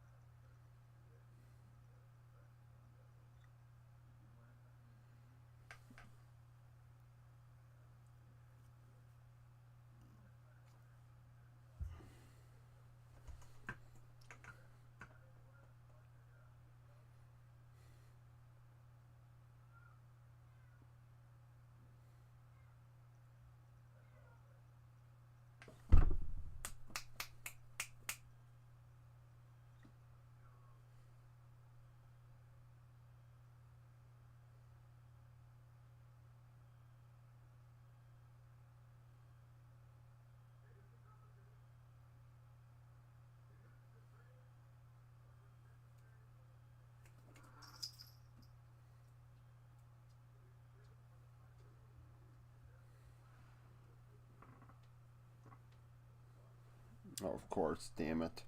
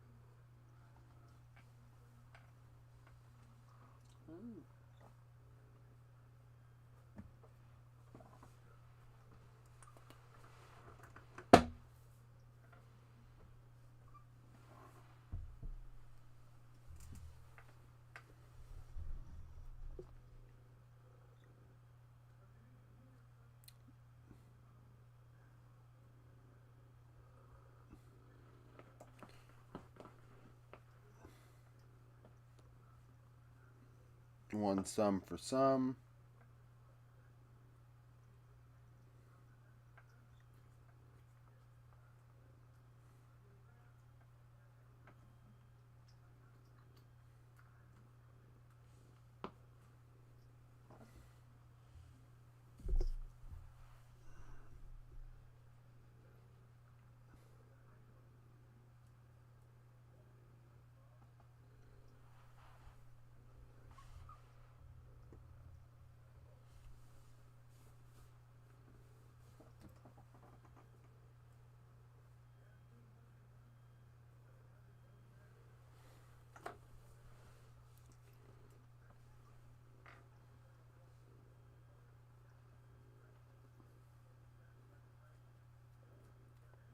Hey.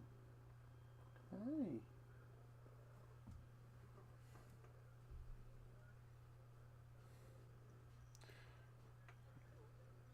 The game's a little bit slower than the first two.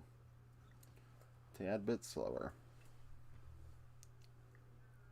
No Elise to set the pace.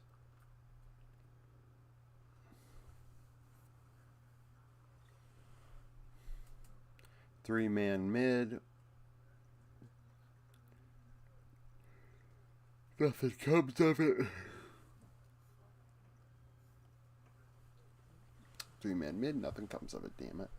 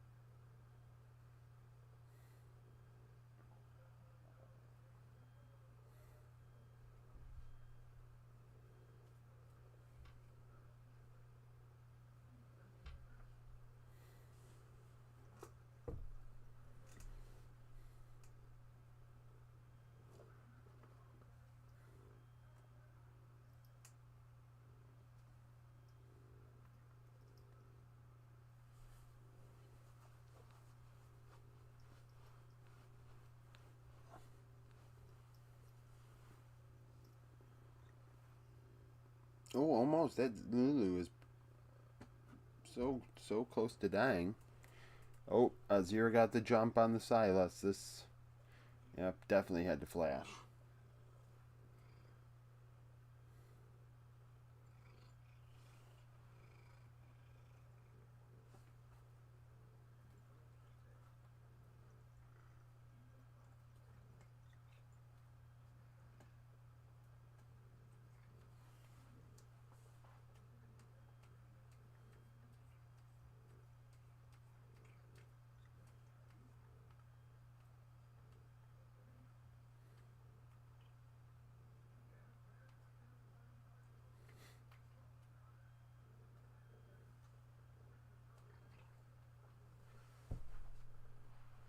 Right here, mommy.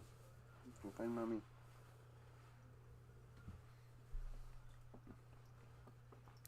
Well, they definitely should in this game. I mean, on a Jax instead of a Renekton, they should be playing towards Rascal, but instead he's getting dunked on a bit up here.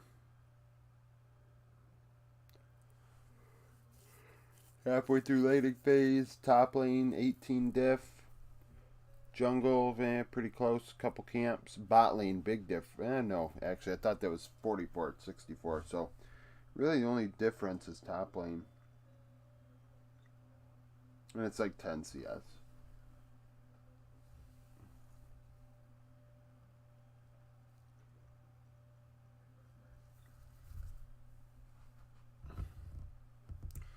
You know, like Krako's lack of priority on these Drakes is something though. Throughout the entire series, it's not just this game. Like once again, Sylvia's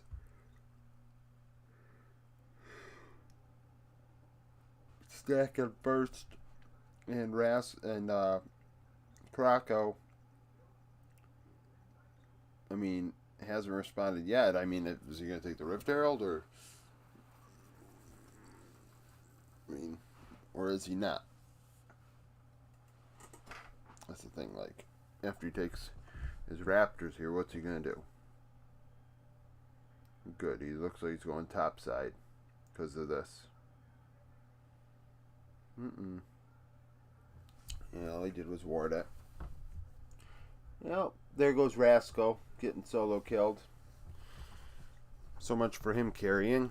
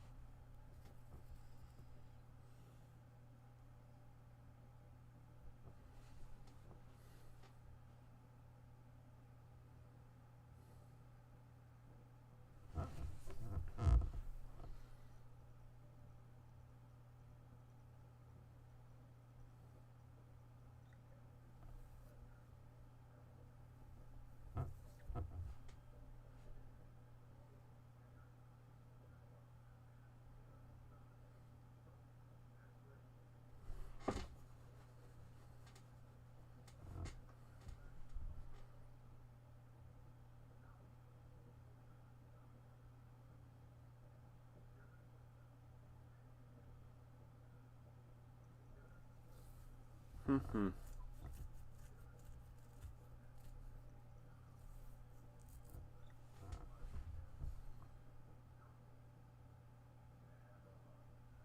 I mean, really, they were ahead in game one. They won game two. Nongshim pretty much are 3-0 in this one, to be honest with you.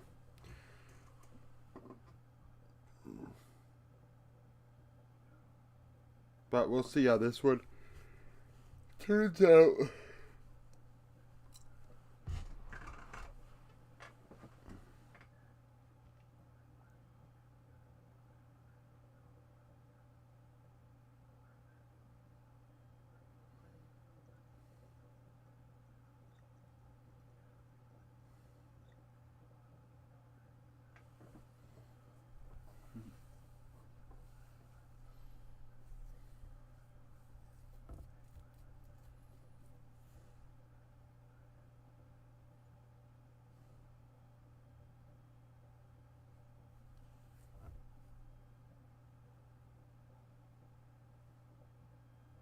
Ooh, big whiff.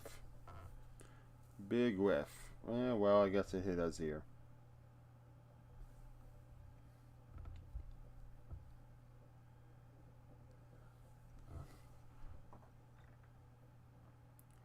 Oh. The power of the Yumi.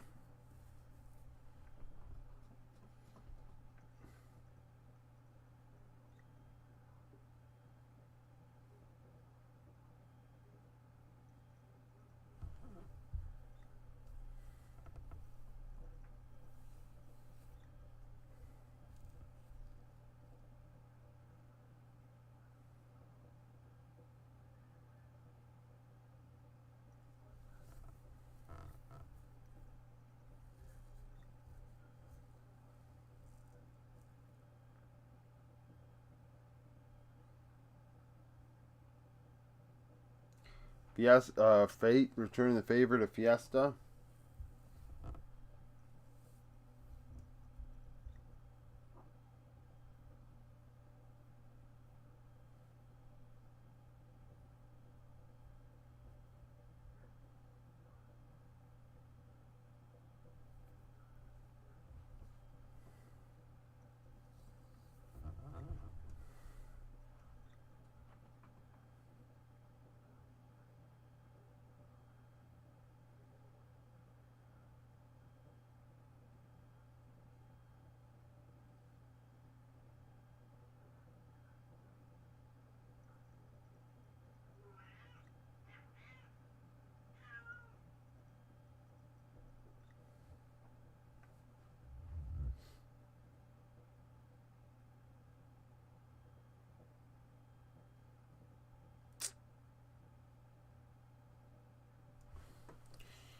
Barrel's singing to himself, God, I can't wait to play Genshin after this.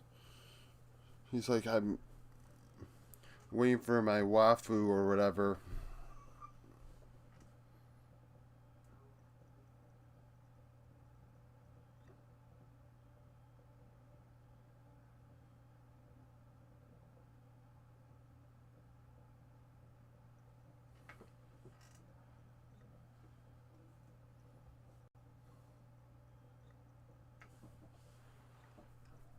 There's a big gap in the top lane. Rascal got smoked by DNDN.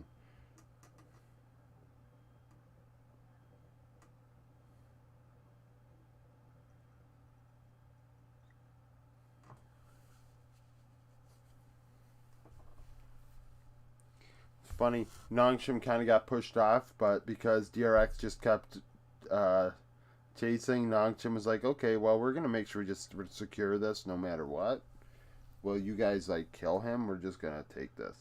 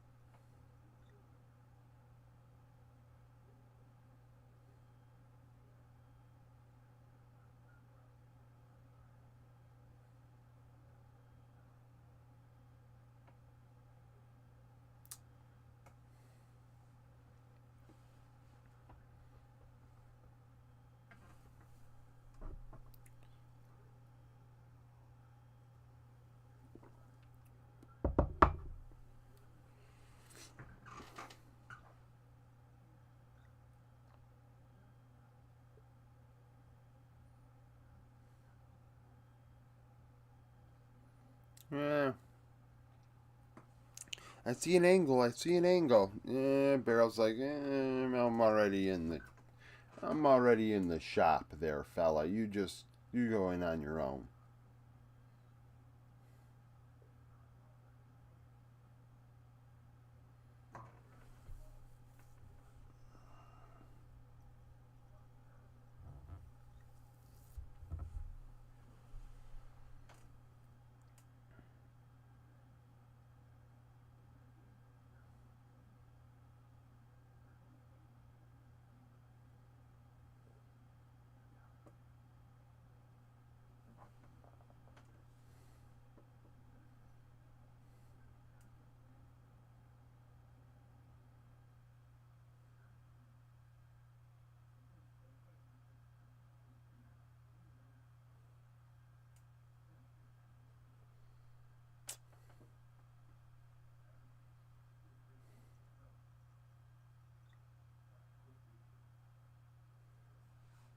Like they have no answer for Quesante. None. None at all. Very reminiscent of yesterday's 100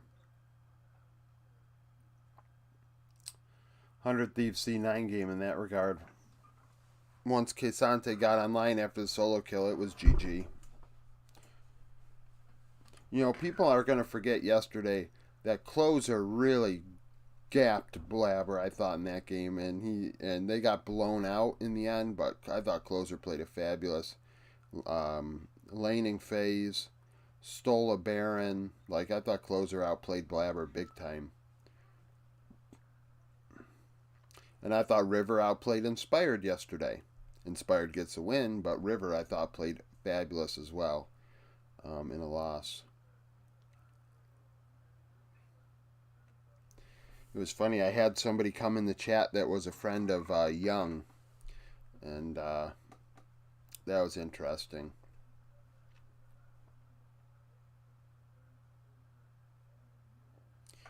Yeah, I think the problem was to, like, sure, you don't have a bot lane, so you can't, like, I mean, you have Shuffle to initiate, I guess, but they just didn't use him at all. Like, as in, like, he didn't find anything, top or mid, like, to create. Um, so, like, his lead went to naught. They didn't get to use it because they never found an opportunity to use it and make anything happen.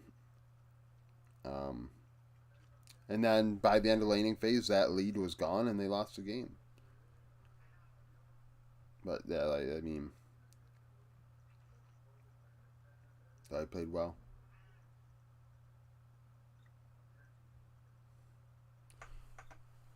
I mean, I thought the Azir support was fun to pick. Like, I don't care how good it is. I'm just happy that Buzio has the confidence to do that. Um, it's very the shy like in terms of just absolutely ridiculous. Um, the shy known to pick Azir top in the Gangplank last year and int his face off. So it's just something for a rookie to do that. Infernal Soul Point.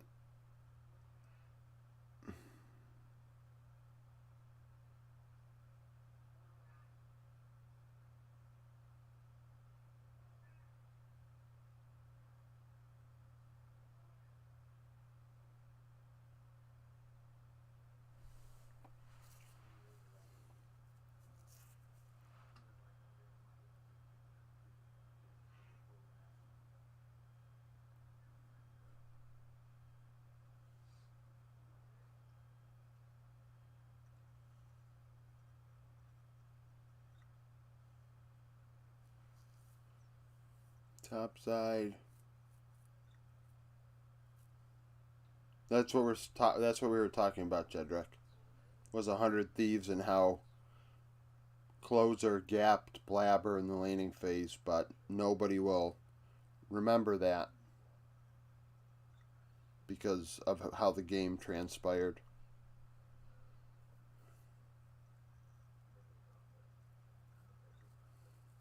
No, he did gap. I mean, like I said, he gapped him the whole game. I mean, he stole a Baron too.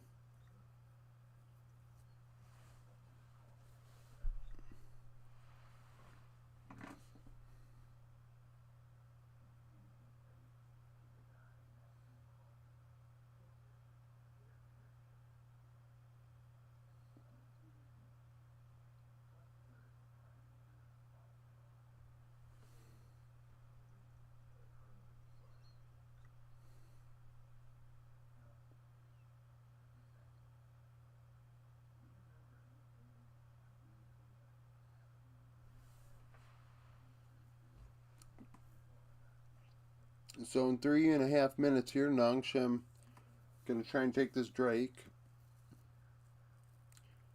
If we get there, at this rate, they might just fight now and... No.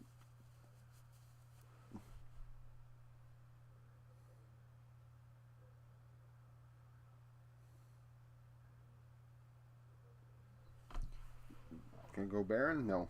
Don't have it.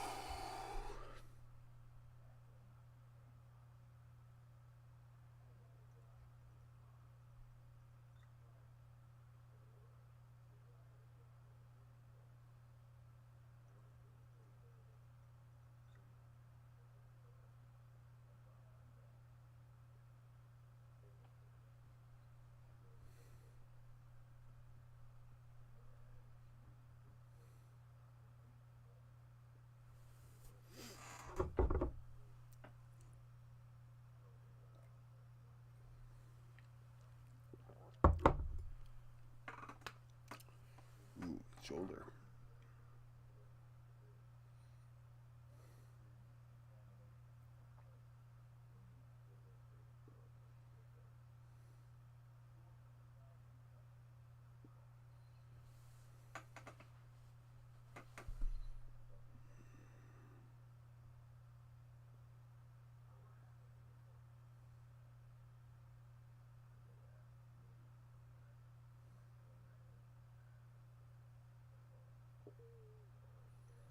Mm-mm.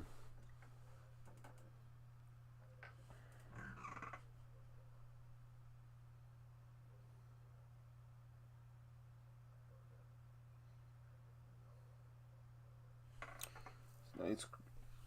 Slow, just playing around the Drakes game here. Play around the Drakes.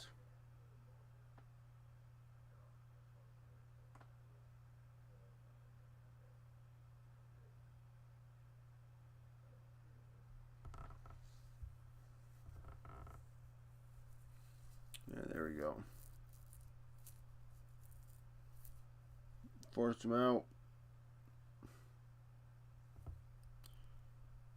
They're gonna have to fight this, so not gonna give Infernal Soul for free.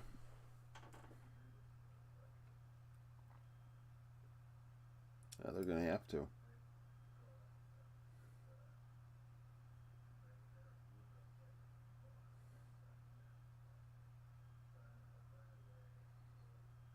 Mm-hmm.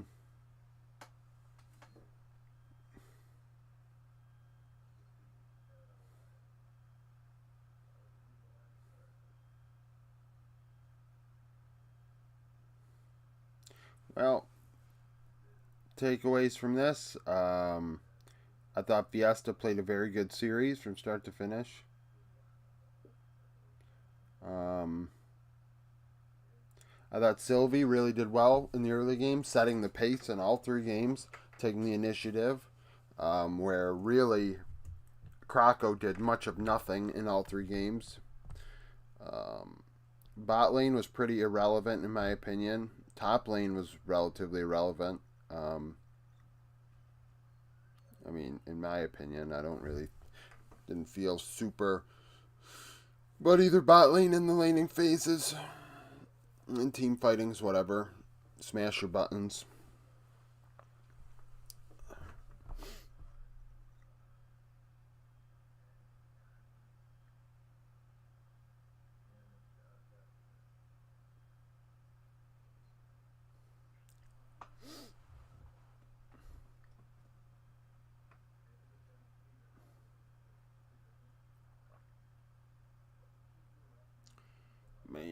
You know, though, one thing's for certain. None of these games are as one sided as yesterday. Yesterday was a new high.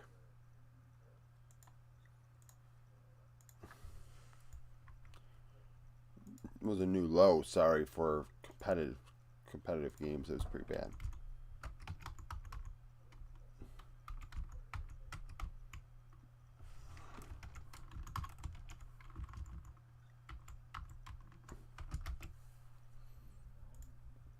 Okay. I'll be right back. Gonna go for a little walk. Try and maybe get some blood pumping so I can stay awake.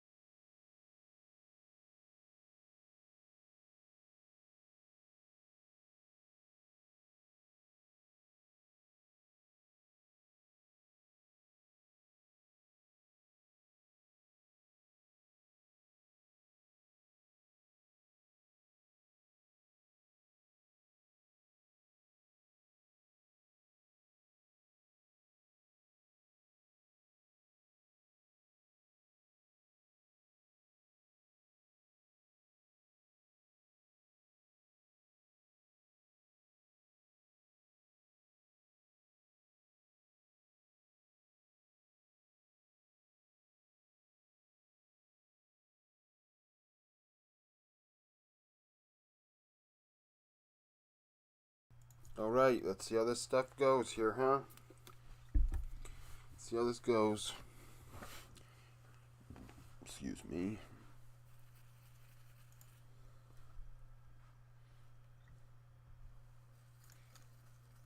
Okay, now let's open up this prediction because I gotta add Nick's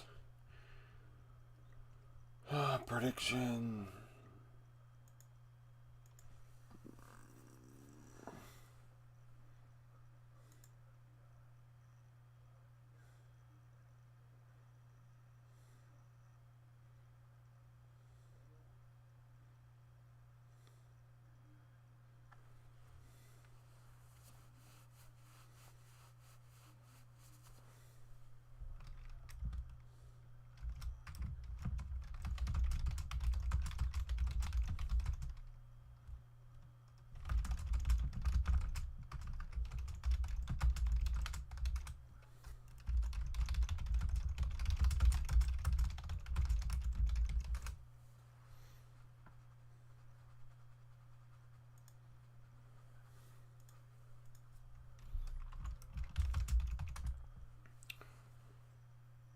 Okay.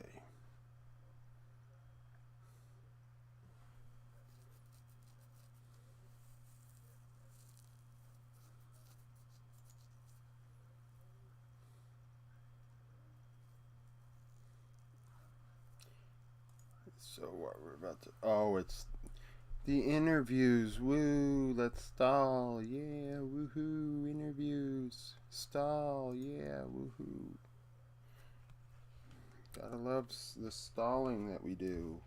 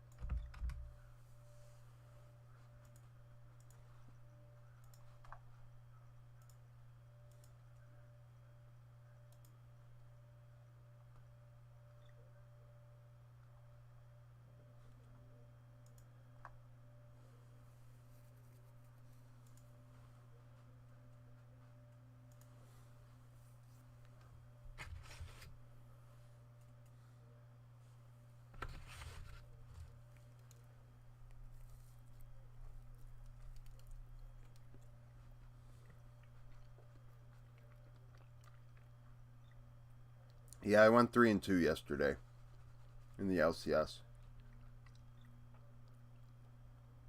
I picked TL and Dig. But I didn't know Dig was going to have Biofrost. I thought it was going to be Ignar. Not that it made that much of a difference. They got blown out anyways, but...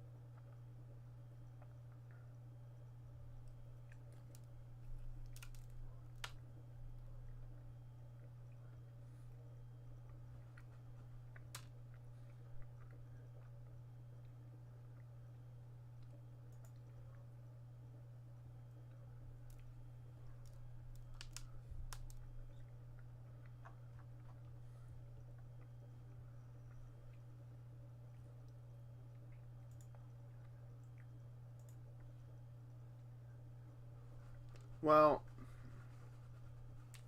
the reason why they're strong is because, I mean, they have the same five. They have the advantage of no needing to build synergy. They just have it.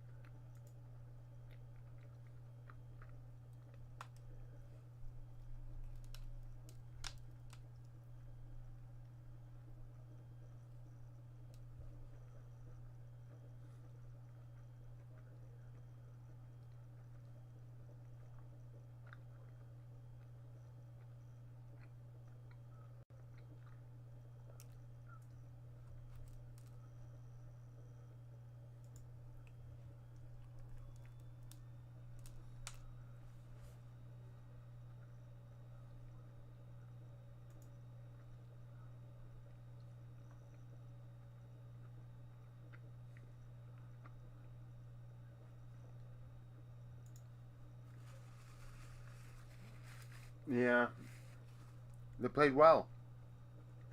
They really played well. They were in sync. It was a dominant game. I will say, though, the end game was pretty rough.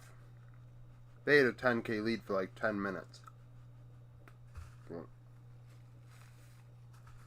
Other than that, I mean, they had the lead. They didn't lose the lead.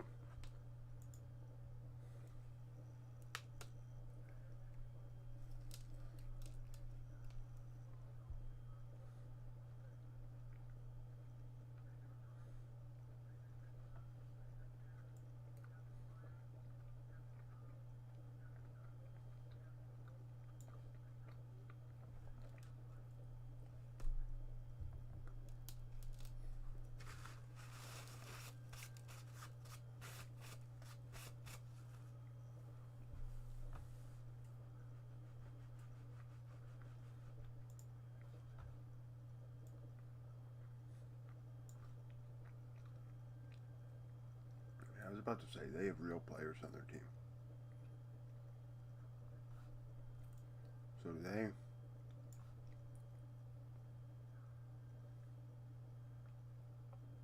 Well, they really don't.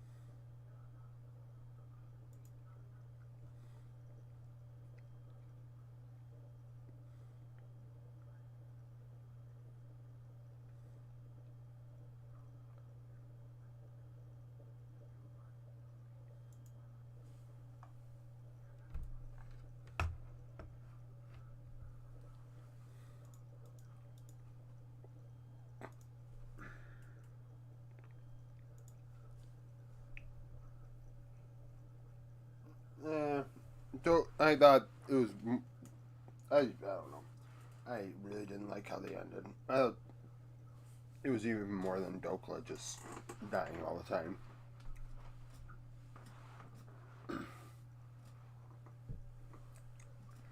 I was like, oh my god, guys, are we gonna end the game here? What are we doing? Are we gonna end the game? Are we gonna do what we need to do to end? What are we doing? What are we doing?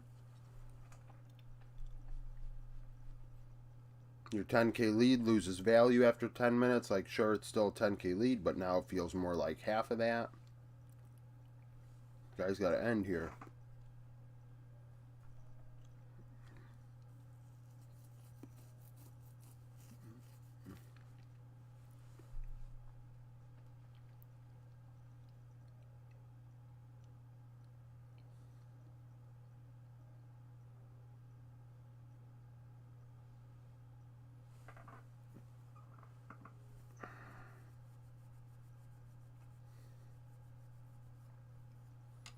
What are we gonna do? So are we gonna have a 30-minute break in between these series again, or are we just gonna like move on to the next one?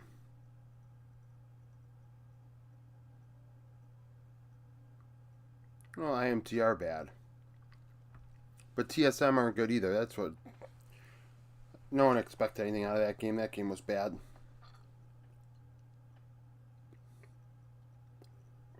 It's a shame it went as long as it did, because it wasted time that I could have been sleeping through.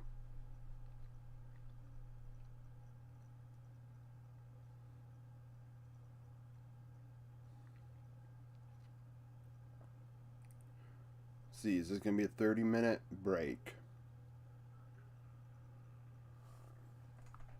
Okay, I don't care about these walk-ups. Let's go. Yep, 30 minutes. LCK never fails to disappoint. Well, I'm going to work a bit then on this, on one of my files in these 30 minutes, because why not?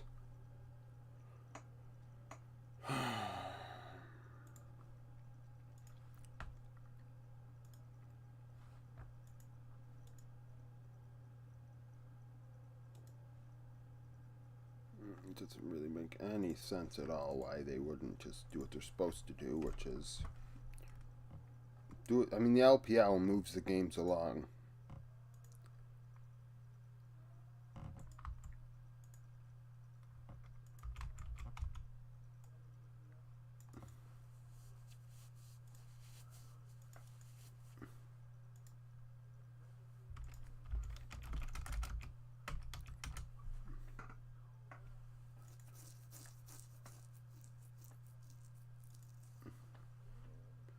So you got 33 minutes in this one.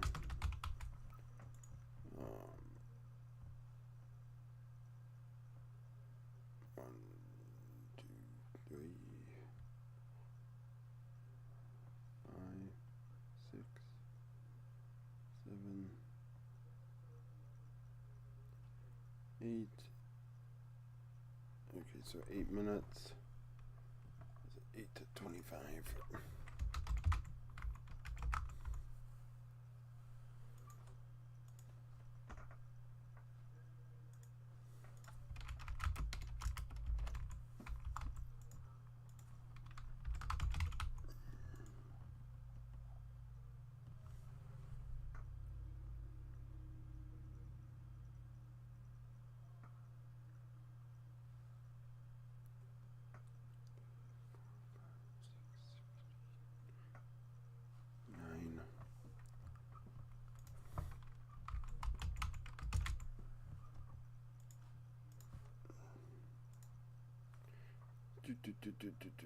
TLM flag quest.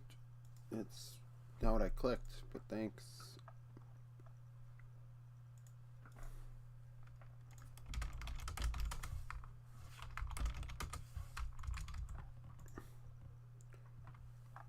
This game was 32 minutes long.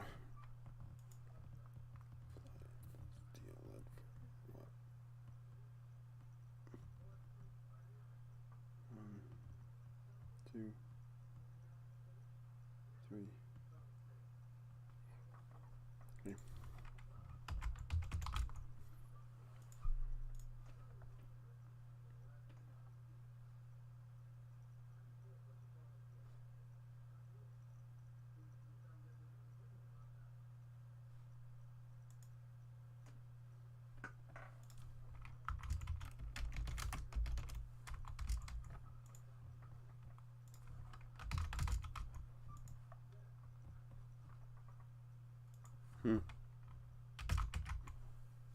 Wow. CLG led the whole entire game. From start to finish, they led. Surprise. Thought there'd be a little bit of back and forth in that early game, but there was not. Was not.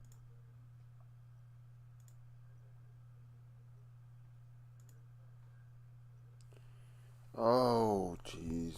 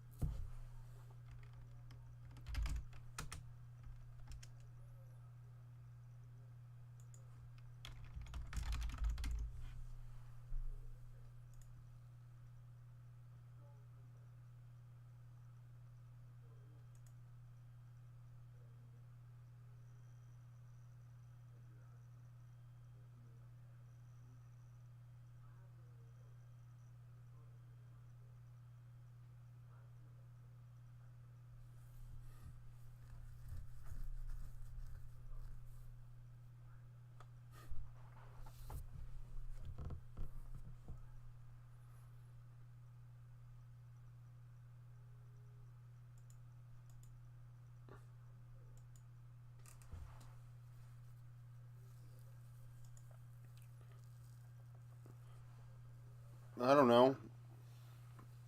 If you expect them to fail, do they even choke? That's the question.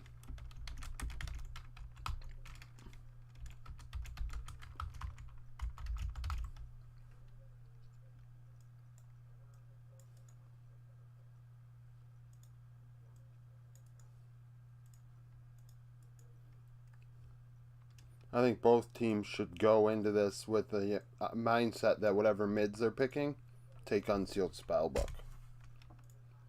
So they can smite. That's the way to handle it.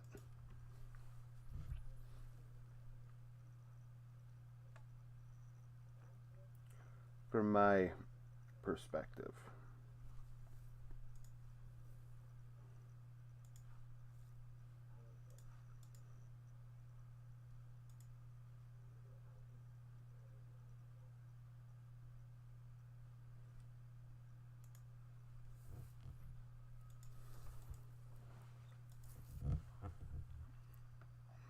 Oh, in the LCK, because this series is done, why not?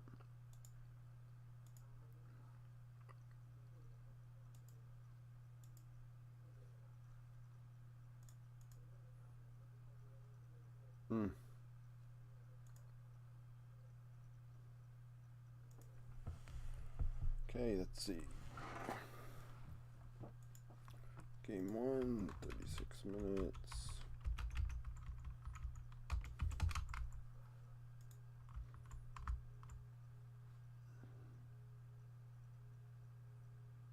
One.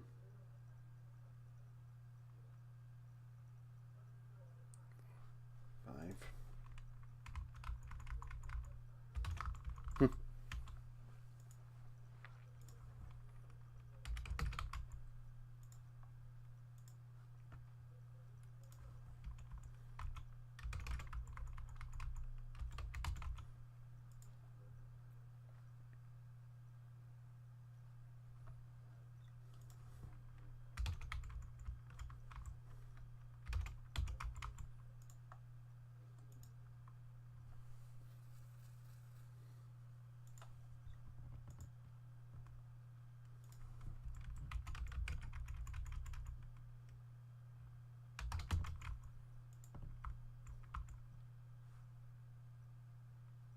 1, 2, 3, 4, 5, 6.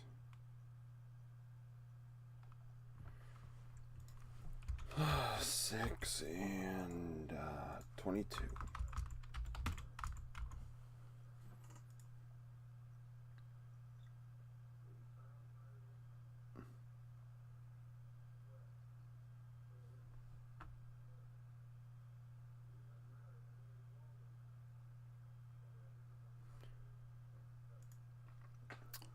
DRX so far this year, out of 219 minutes played, roughly, they have led 22 minutes in gold. The game they won against Nongshim today, they led 5 out of 36 minutes. That's pretty bad. Pretty bad. In my opinion, that's pretty bad.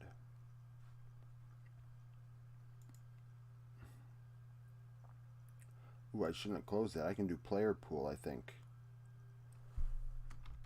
For Barrel. Somebody's got Barrel on their team. Forget who it is, honestly.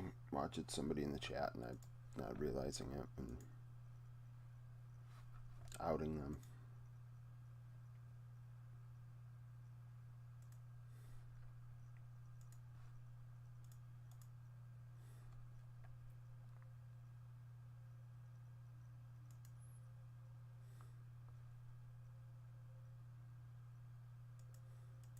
Nope, it's Alex who has Barrel. So let's see. Barrel played 3 games today. He went. Okay, so that's 4 points.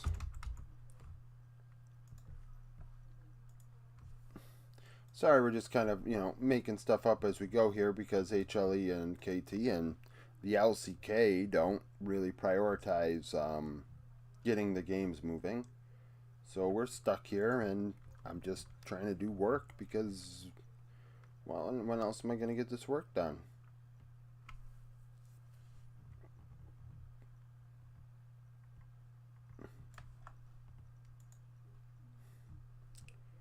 Zero points in that one so far. 46 to 38, so 0 points there. Does Barrel get an objective? No. No. No. As expected, he did not. Game 3. -2. Come on, stop it.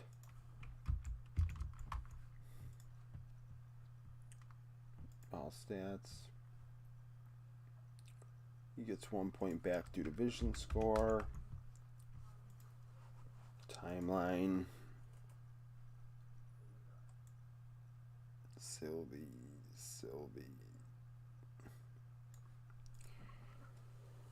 Whew. Negative points for Barrel. Still.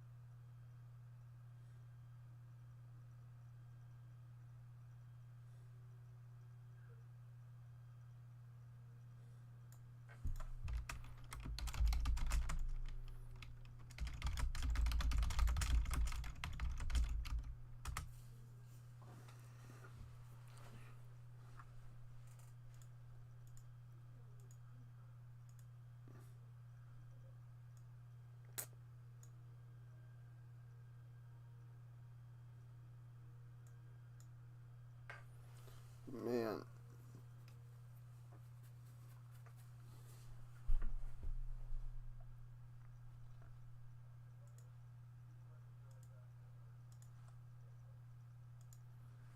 Going with the flow.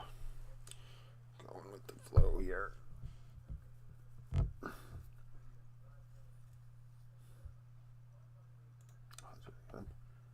Throw that land into my lineup.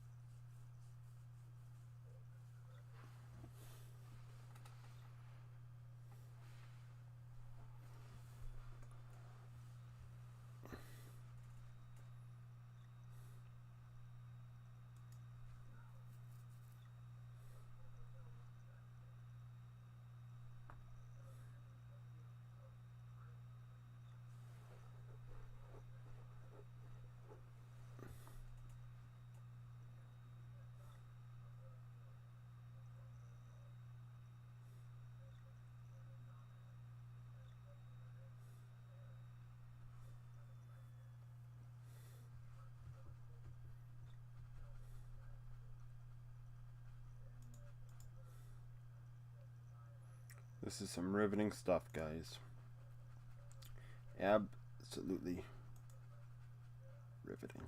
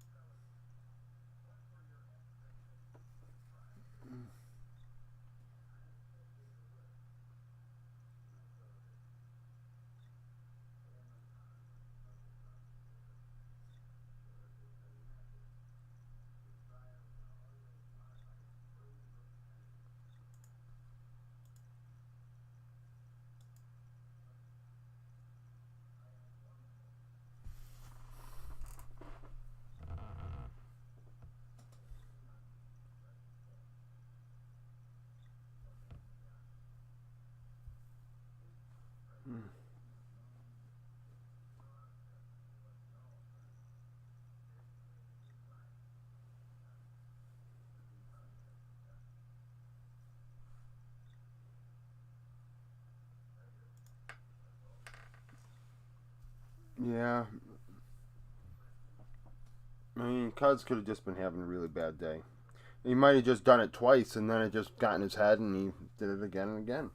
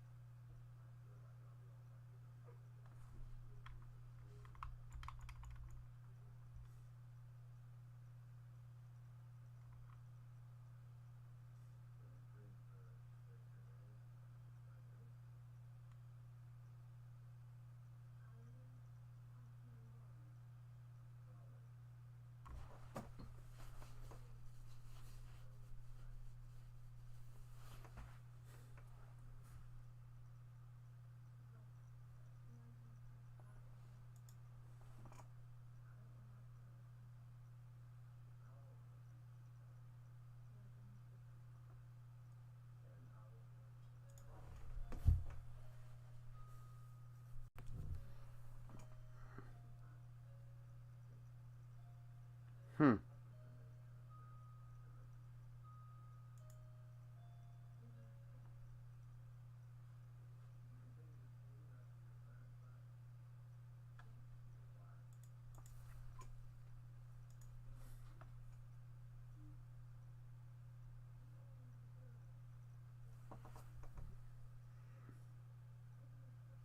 I don't know. I think Cled's played Maokai a few times already, and he looked pretty bad, pretty bad.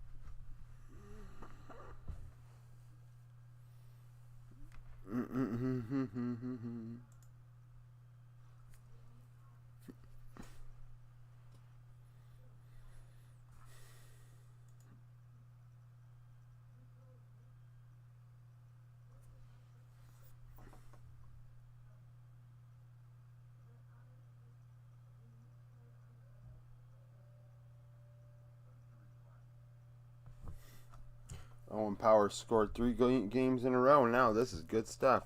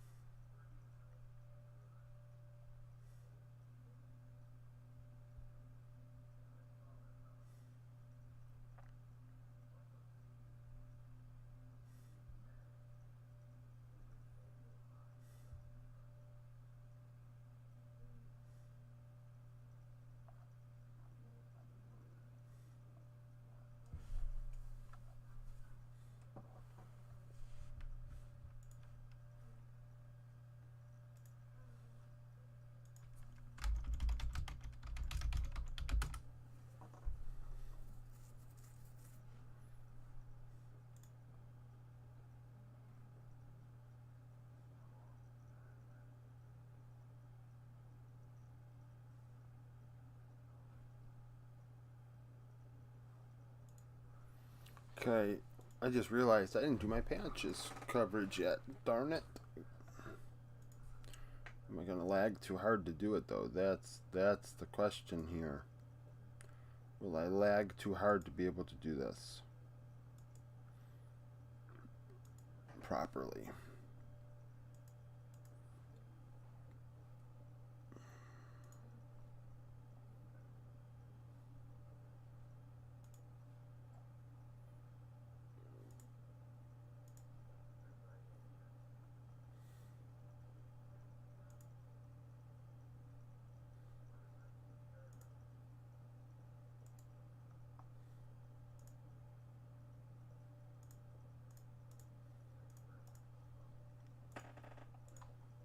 We still have 5 minutes and 45 seconds minimum to go.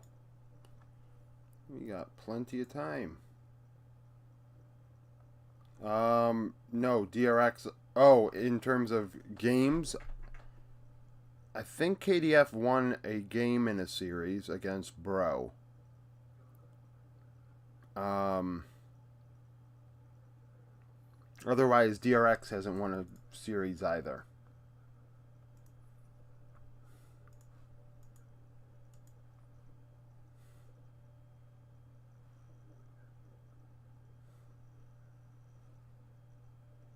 Uh-oh, we're freezing up now. I figured I was pushing my luck. I figured I might have been pushing my luck. Maybe I'll have to do this after the stream. Oh, damn it.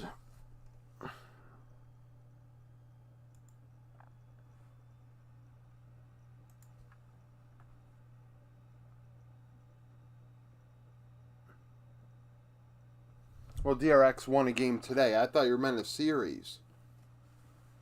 Like 0 wins, I mean... I thought you meant series, not individual games. DRX won one today in terms of just games.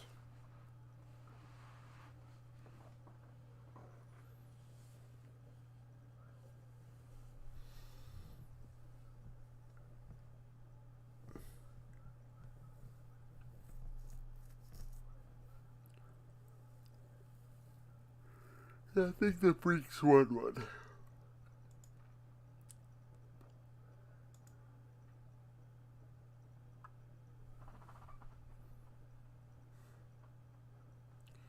Yep. Freaks DRX won 1, and then HLE and Nongshim have won 3. A lot of people have won 4.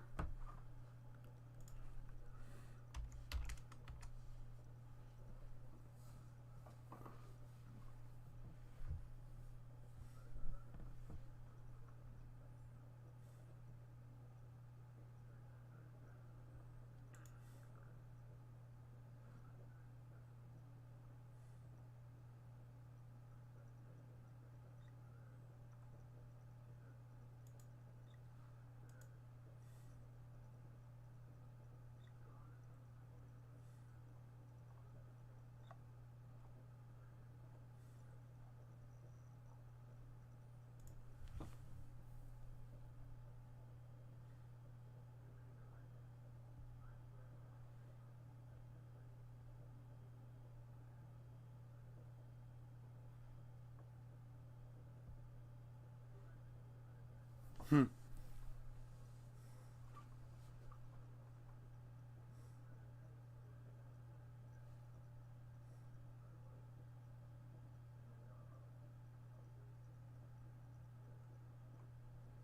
Wow, Stixay going into yesterday was 11-28 in his career on Varus. That's awful. Yeah, but KT have also played an extra series. This is their fourth one. HLE's third. So, I mean,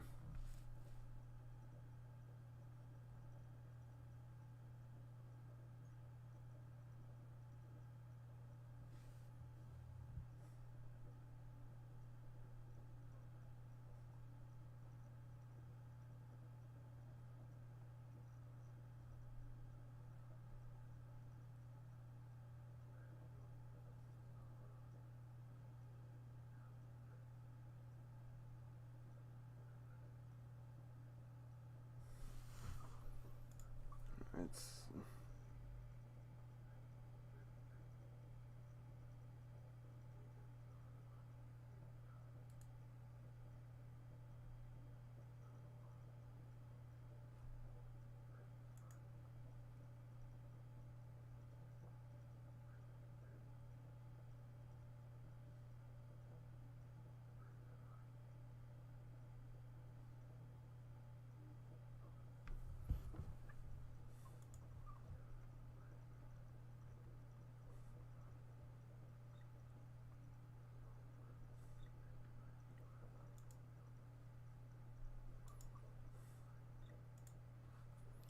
man.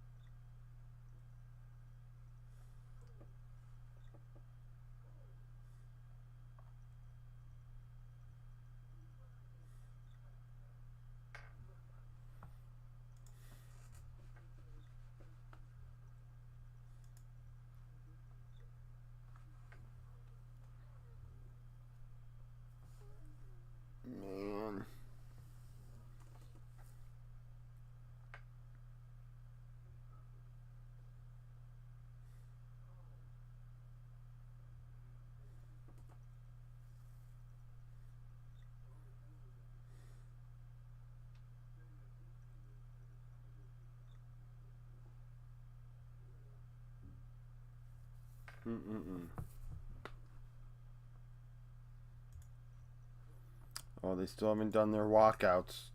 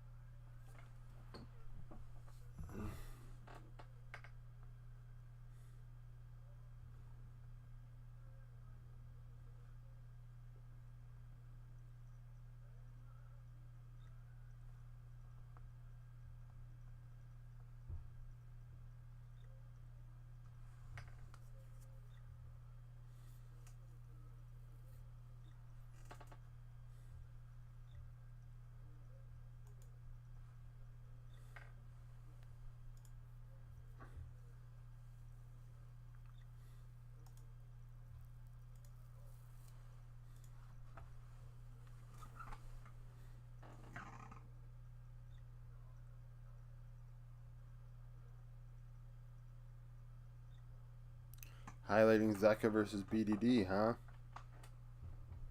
Don't want to talk about the Cuz versus Clid key players. Which one's going to win for the other team? Who's going to play for the other squad?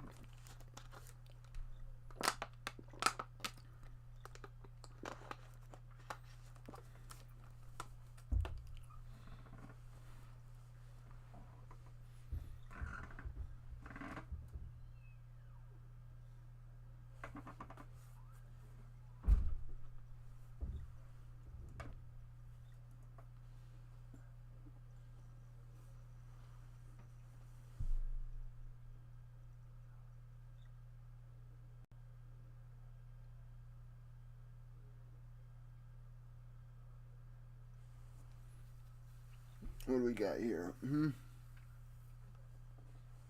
do we got to pick, guys? What are we going to ban?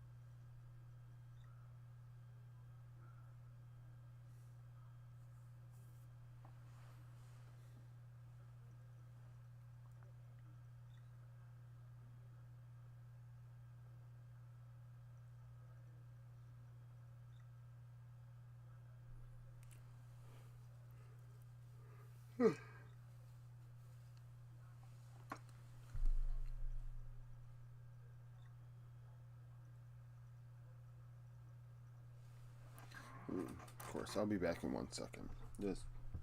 It's bans anyways. It's not that big of a deal.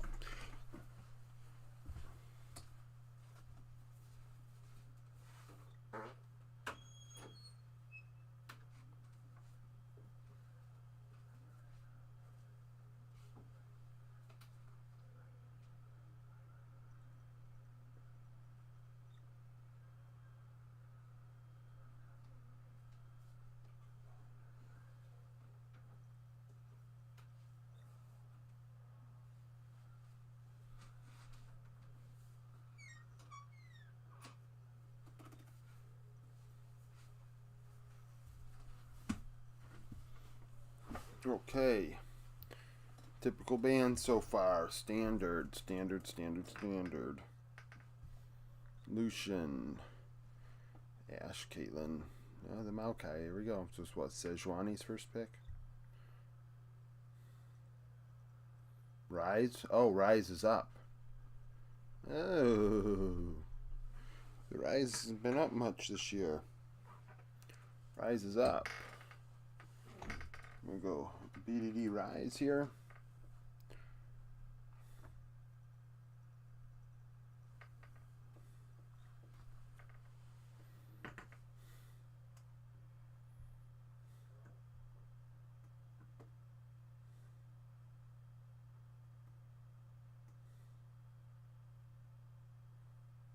Oh wow, you're gonna give it. You don't want it either. Okay.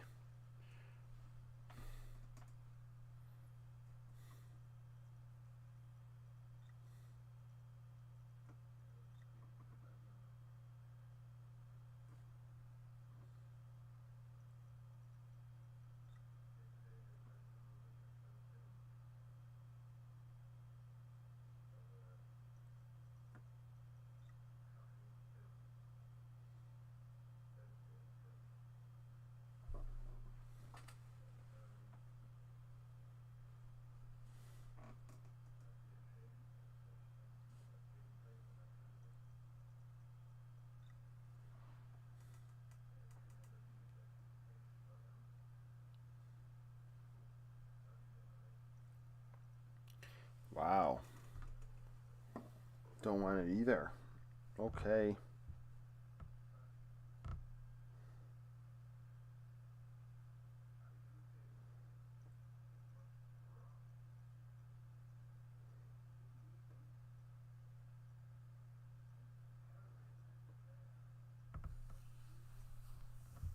Okay.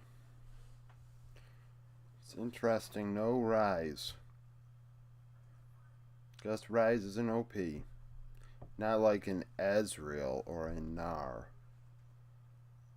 Hope you can sense my sarcasm. I know I'm pretty tired, so it sounds like a bit sus, but the fact is, this is some sus stuff going on here.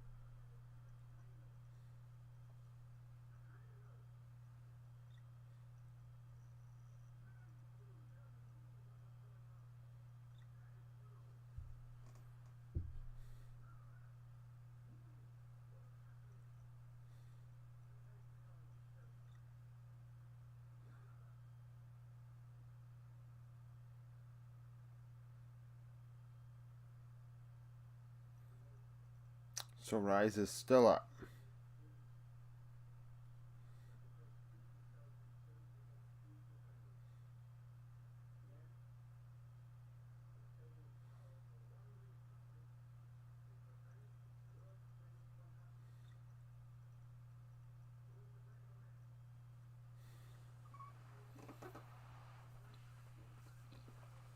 Camille.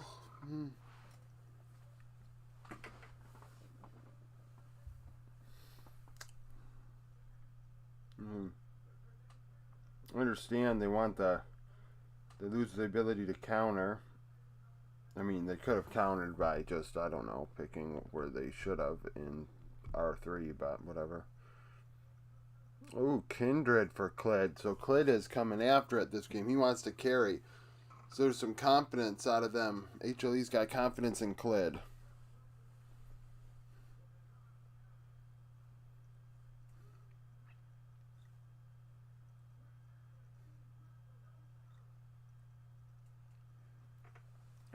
And KT does not. They're going to put BDD on Unsealed Spellbook, like I said, and BDD is going to be doing the smiting for them.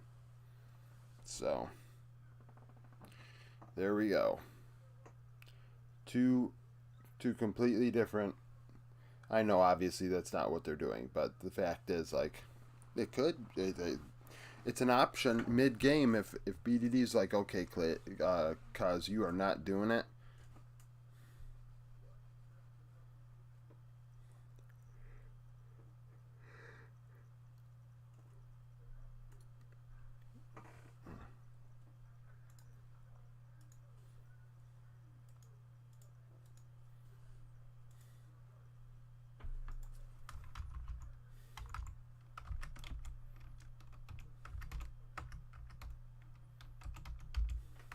Damn it.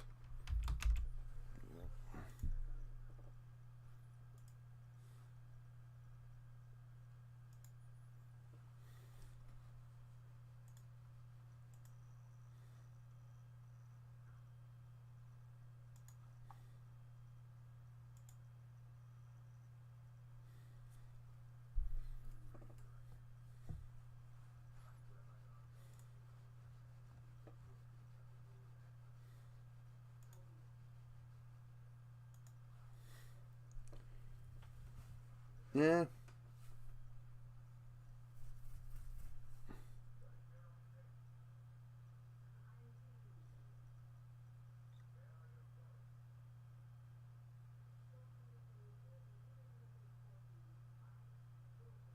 I mean, I've seen Ezreal deal some damage on occasion.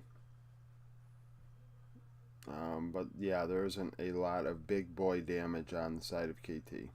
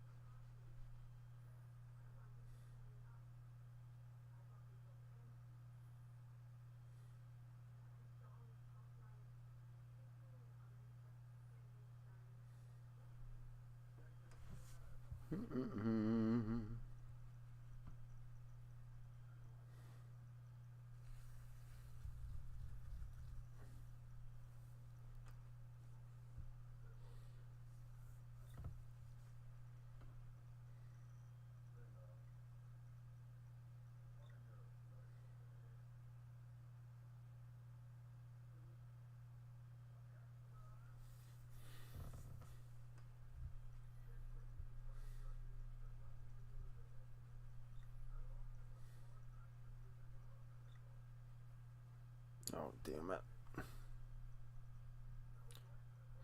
At 05, I'm going to add 30 seconds this timer.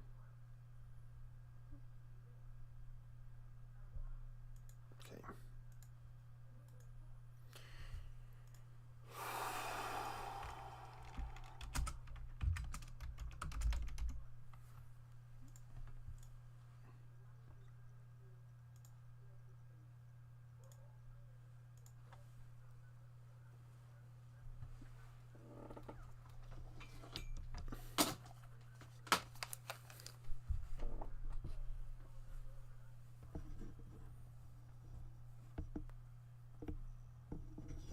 Figured why not listen to them talk.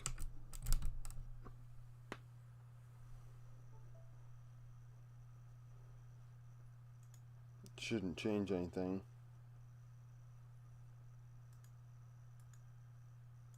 Audio input's still the same.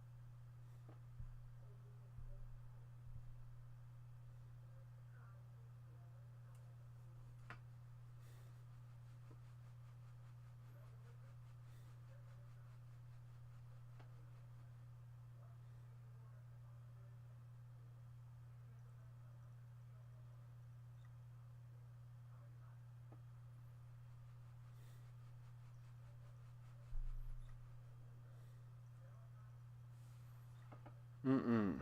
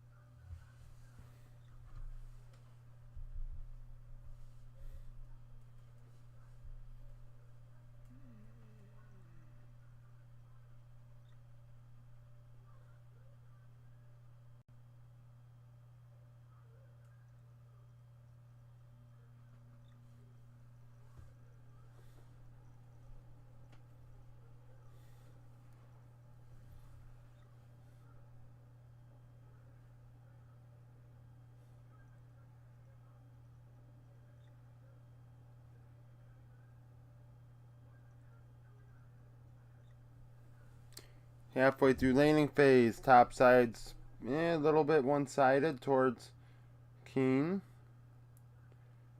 Jungle's very one-sided towards Cuz. Mid is towards Zeka. Bot's close.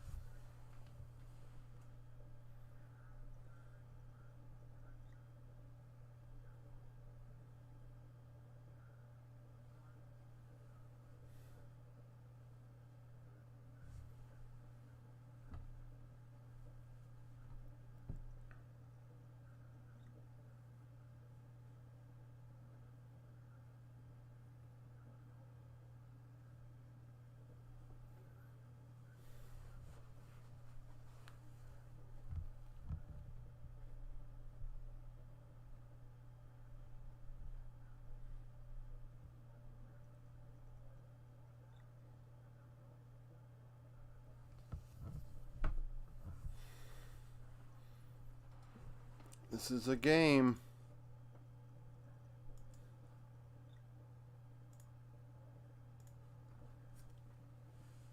This is certainly a game.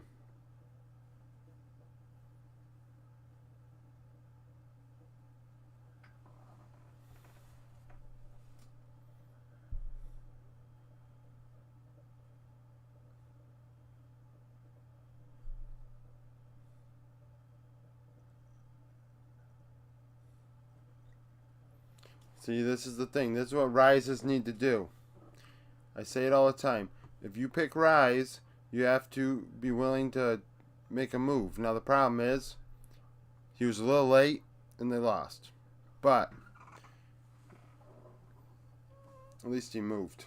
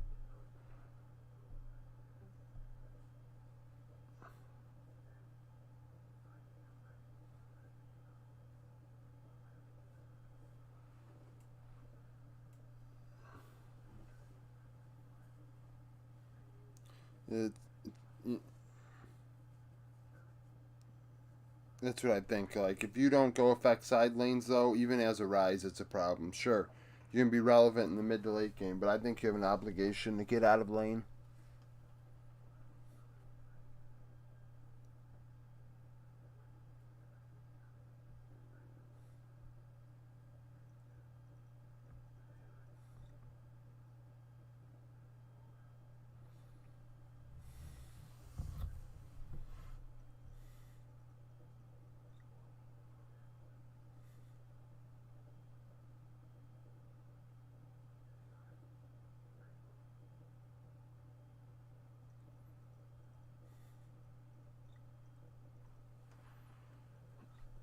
Mm. Mm-mm-mm.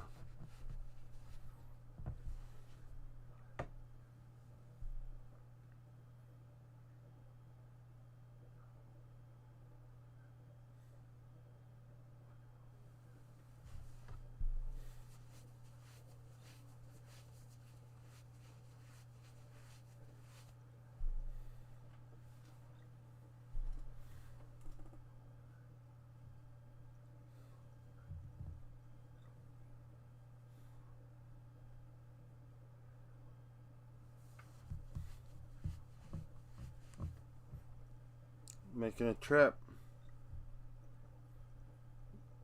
Yo, Björg with the...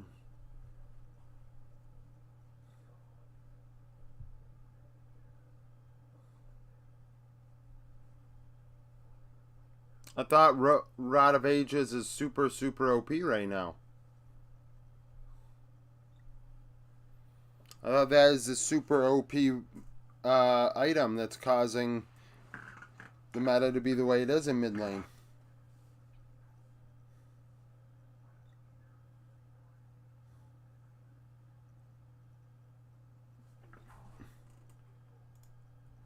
No, I'm not muted.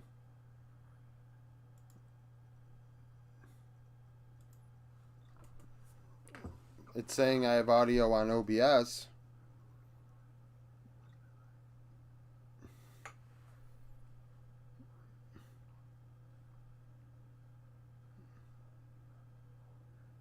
Let me listen to myself.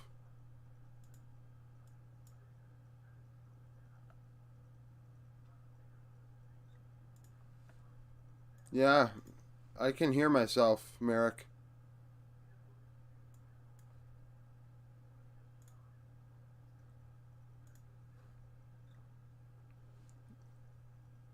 Rod of Ages is OP right now.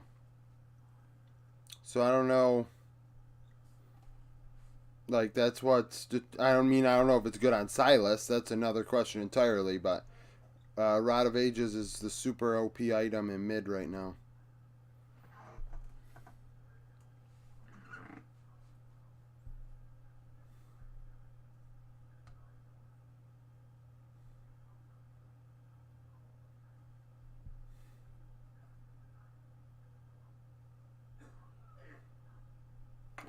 Oh.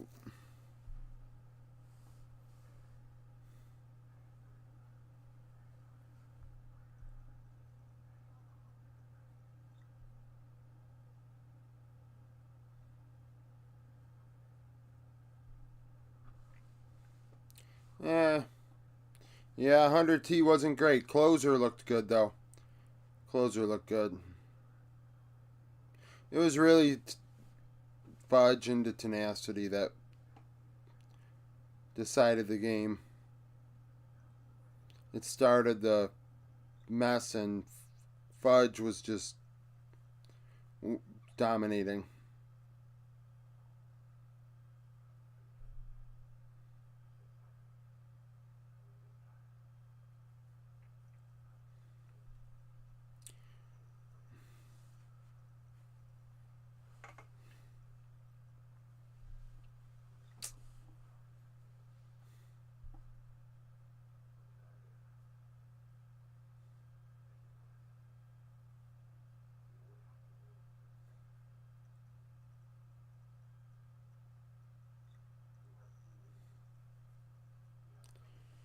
You're fighting over this rift, huh? If you can even say that, because Kindred. No. Who's out? Varus is out.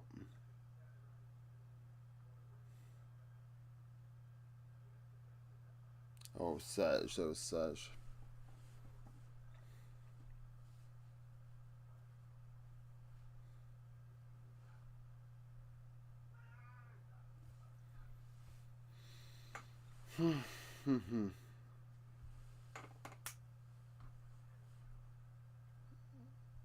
Oh, move.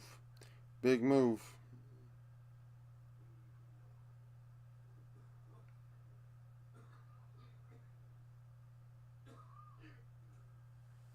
Nice by Keen.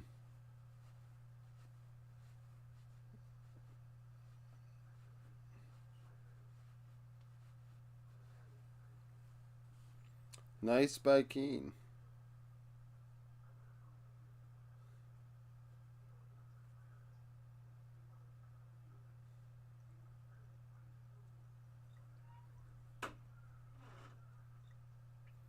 Oh, it wasn't by Keen, it was by Kingen. My mistake. I'm mixing everything up. I think being half asleep is not the play. It's not doing great.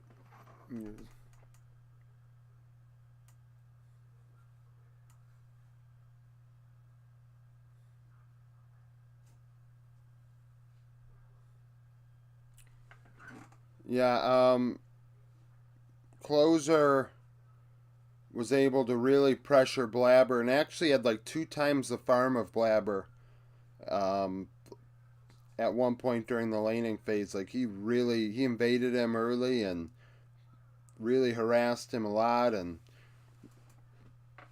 opened up a lead. But those lanes, they could never figure out how to use Closer's lead, and that I mean Blabber, yes, Closer's lead, and then after that, Closer was able to steal a Baron, so that's what's able. Closer was good. I thought he outplayed Blabber. Um, I mean, yeah, they're testing picks. I mean, I don't think Azir support is their number one option. I just think Busio wanted to try it and figured why not now.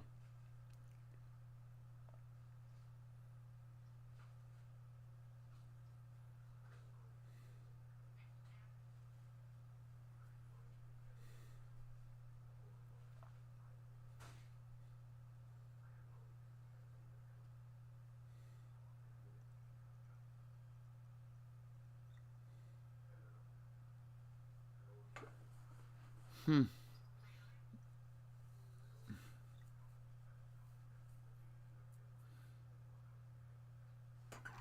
Keen is struggling. Oh, I keep mixing up. Kingen is struggling. Keen's fine. Damn it.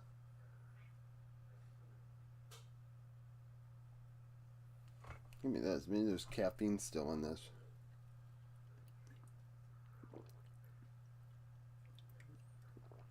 Ugh, gross.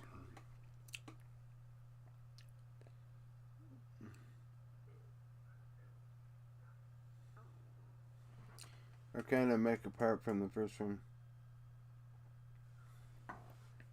Well, I think most LCS days are going to be that way. I mean, yesterday was the good match, right? TL and FlyQuest, C900 Thieves, EG, like those are the 5 teams and mixing them. I mean, CLG looked really clean yesterday, so they open against EG, and EG looks sus, so that first game might actually be pretty good. Because EG, like, almost blew it. Golden Guardians took the lead in the late game and actually were in a winning position. And CLG absolutely crushed Dig. It was not even close. They led from minute 1 till the end of the game.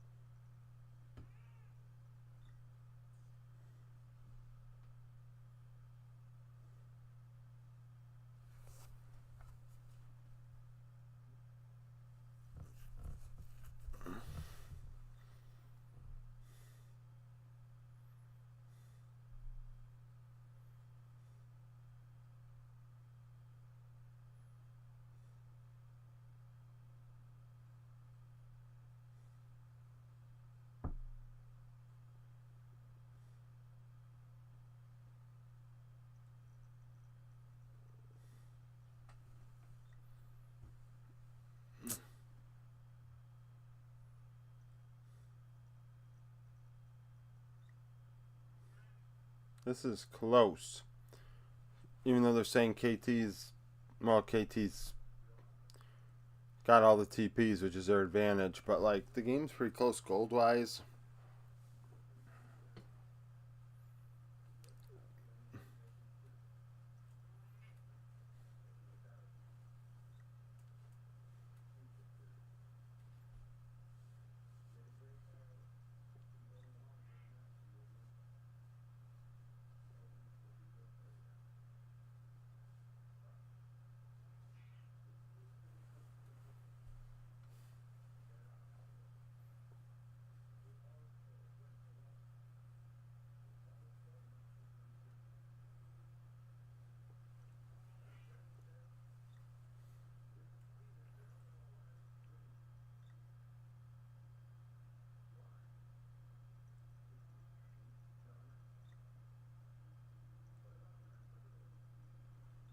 Well, like I said, GG played well yesterday. I mean, they almost beat EG, and EG looked really bad. So there's a chance that the first game's actually going to be good with Golden Guardians in it. Um, I mean, IMT and TSM, yeah, they're both. Neither one looked good against each other yesterday. Yeah, well,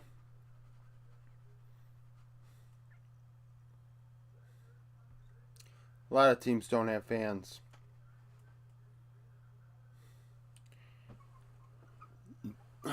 Excuse me.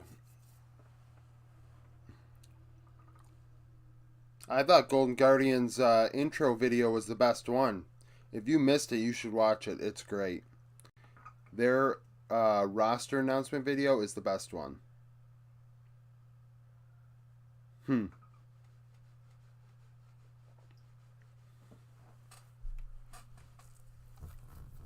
Funny.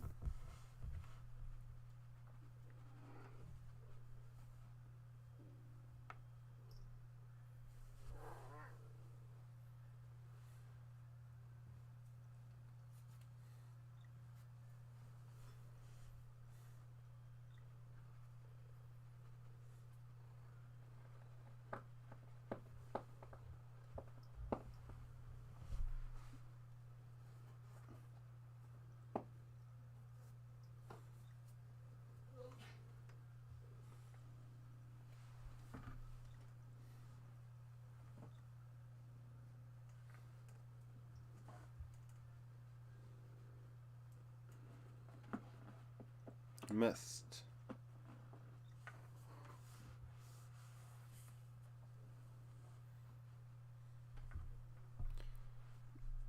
Well, I think KT realized we need Keen to carry. We need him to 1v9 and get us back on track.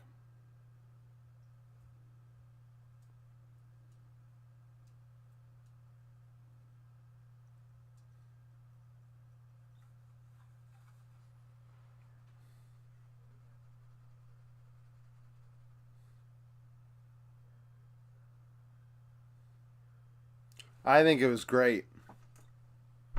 I think it was great because it was 100% like, you know, people talk shit.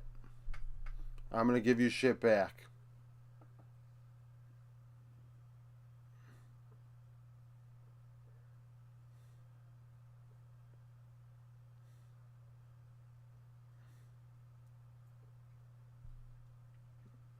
And it was personality. Like, there is. I don't like the. I don't like faked personality. That felt like real. That didn't feel fake. That felt real.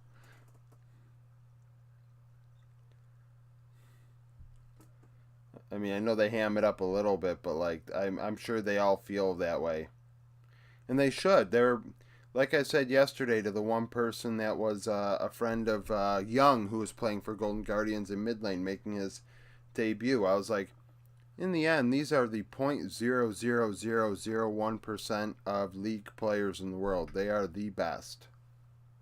So, um, they need that confidence. They need to have that confidence to say, are Golden Guardians the best team in the top 0.001%? No. They're one of the worst. But they need to have that attitude of we are good. We think we're good, at least.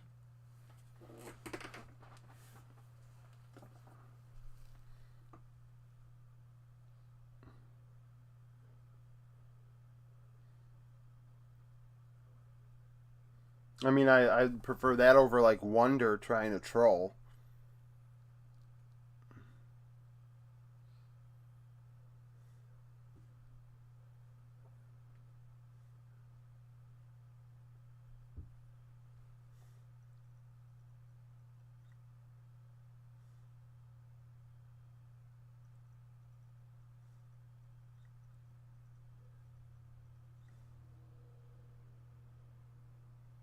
Hmm. Hmm. Kigan's getting eaten alive this one.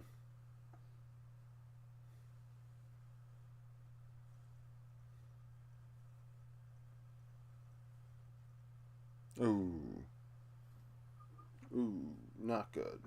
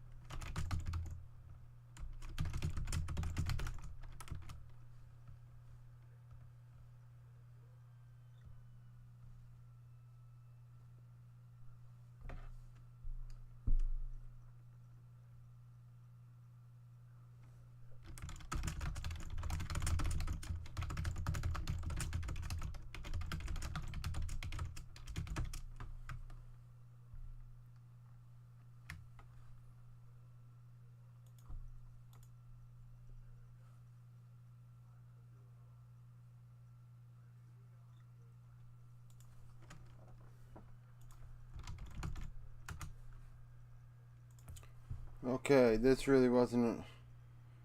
Yeah. Did Crest Gaming get announced? Crest Gaming Act? They didn't announce their roster. I completely forgot.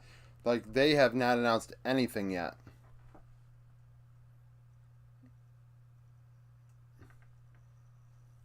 Let's see.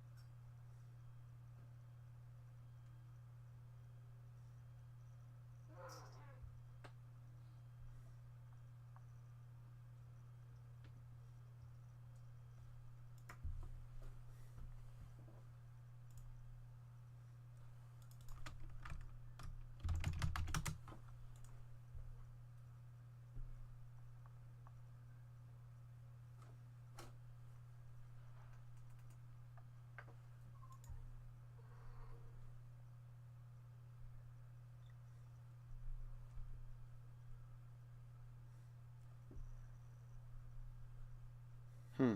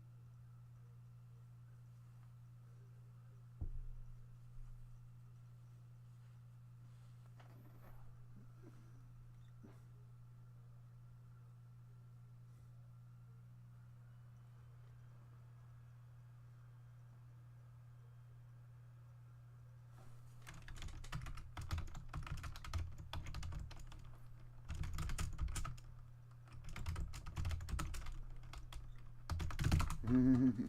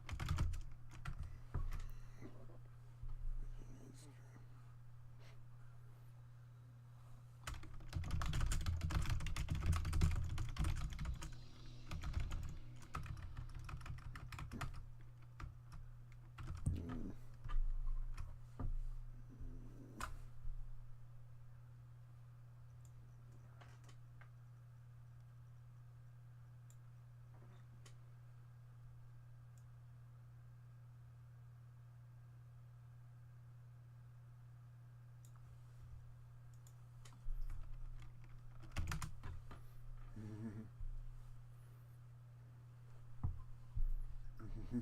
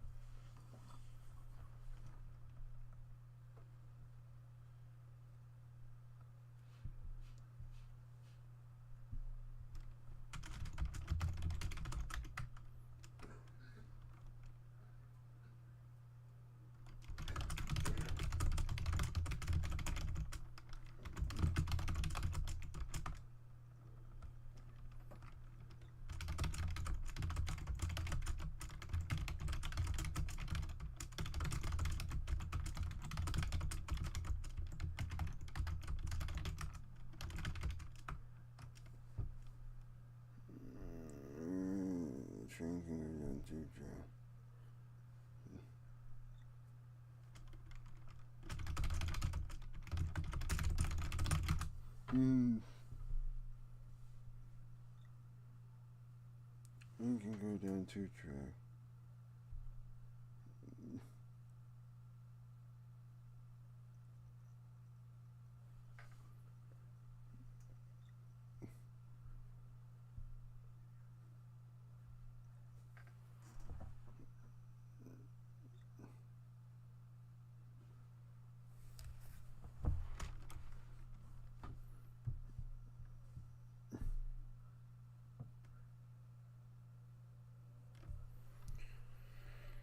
Oh man, I can't deal with racists. I get so upset. 2 hours ago. It's kind of late though, ain't it, Gerb? It's just a teaser. Did they announce the damn thing?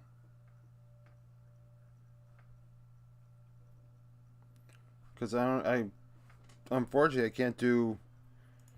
I mean, when I do my video later today, it's just gonna be, well, I don't know what Crest Gaming X team is gonna be. Shrug.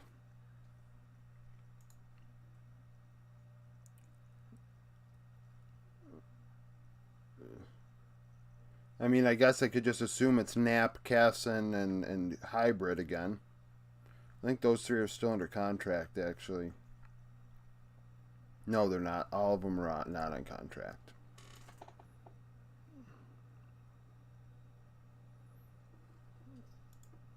Let's see.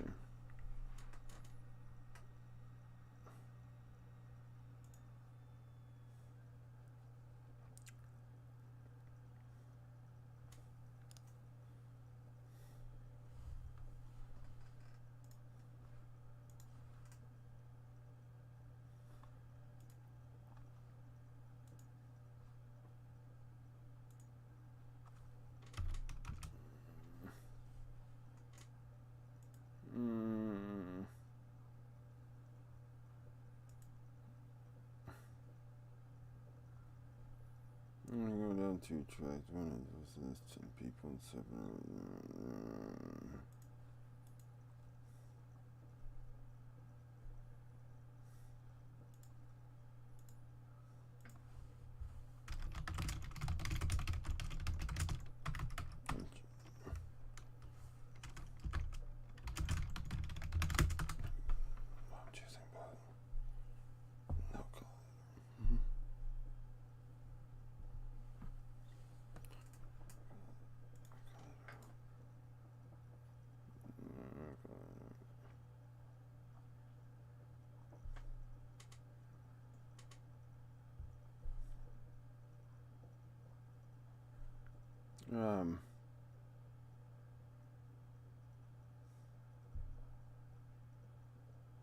Let's see, what else do I got? What am I looking for? Oh, DFM.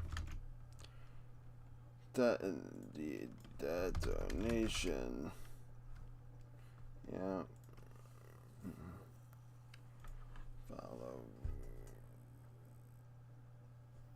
Oh, this isn't. Translate.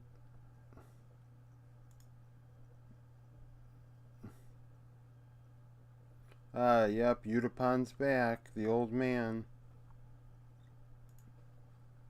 Oh, at Crest Gaming.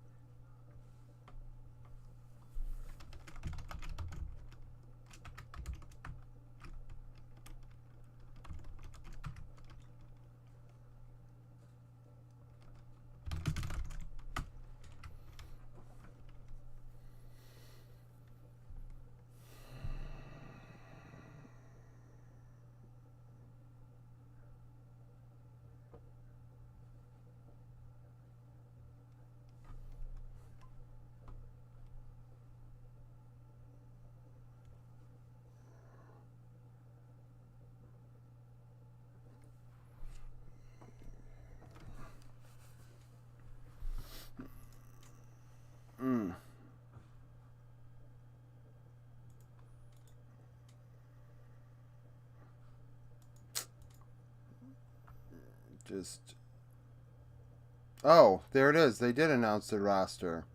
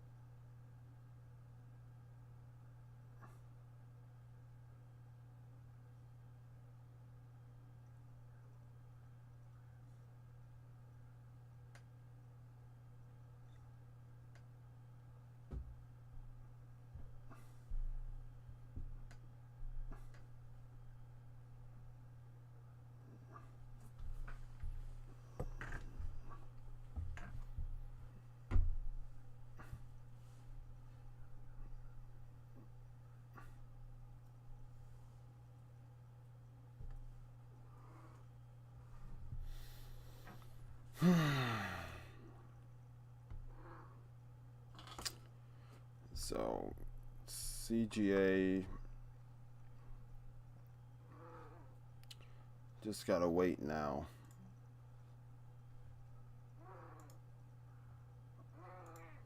Oh, this is still going.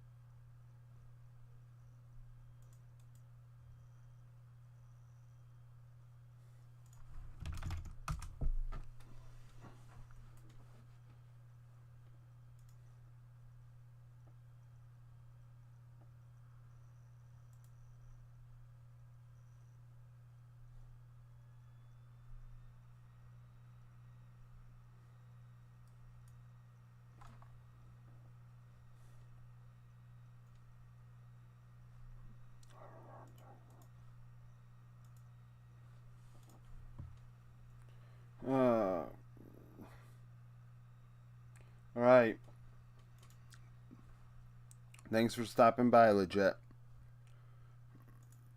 Enjoy the games from yesterday and whatnot, and this morning.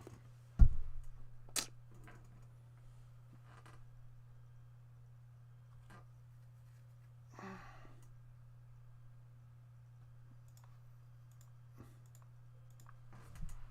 think I might have screwed up just now, but we'll see.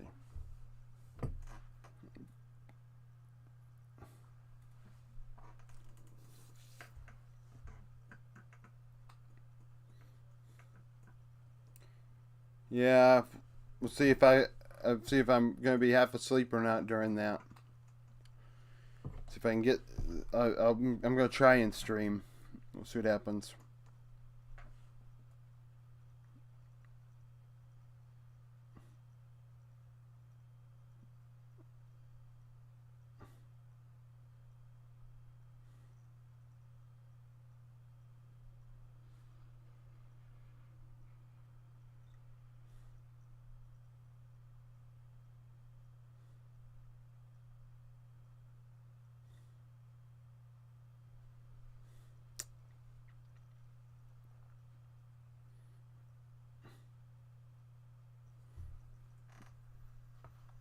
So we have Zaka.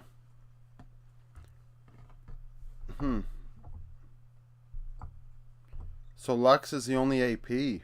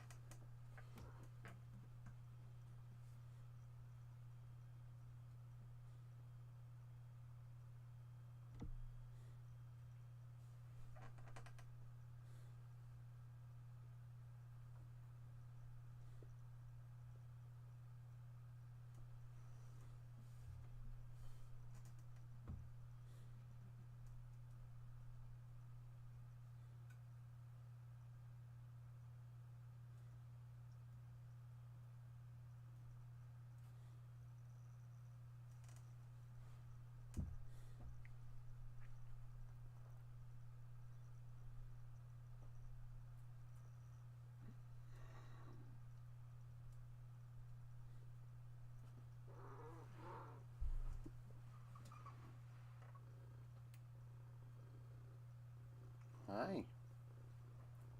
Hi. What are you doing?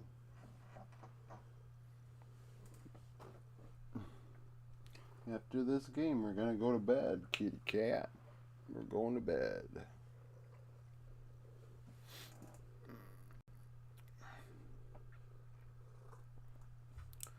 Fortunately, it's, you know, well, actually, hopefully, after this game, if HLE win, it's gonna be another one. And then I won't be sleeping at all. And I'll be a zombie tomorrow for sure. 100% will be a zombie tomorrow for sure.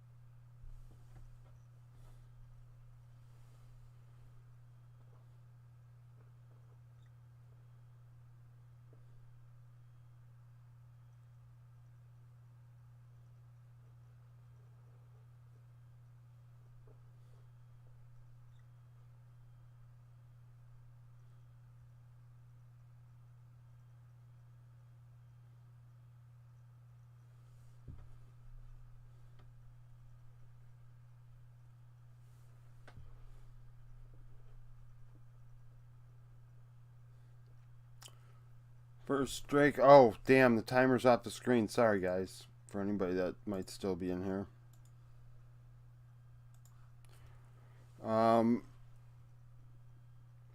Top lane, they said Keen's favored, BDD's favored, and bot.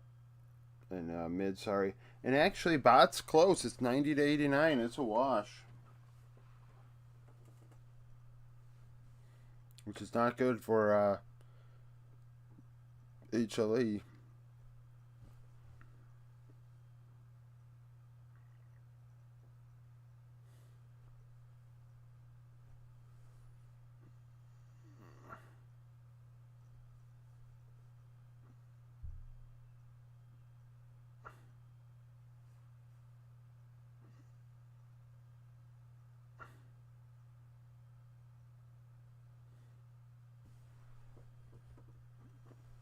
Oh my god, the chat's not up again. Damn it. There we go. Clid's gonna do a thing? Is he gonna do a thing?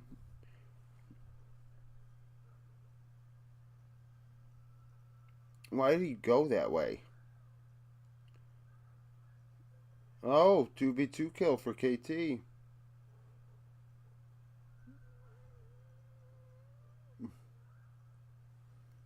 Oh.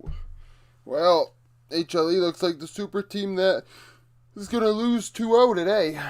I'm going to go 0-2 on the day, damn it. That sucks.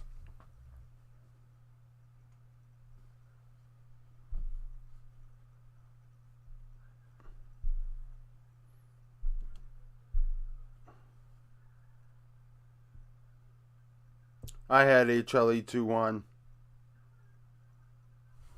Yeah. I thought it would get to game 3 and then Zeka would just like win it by himself. That was what my thought process was.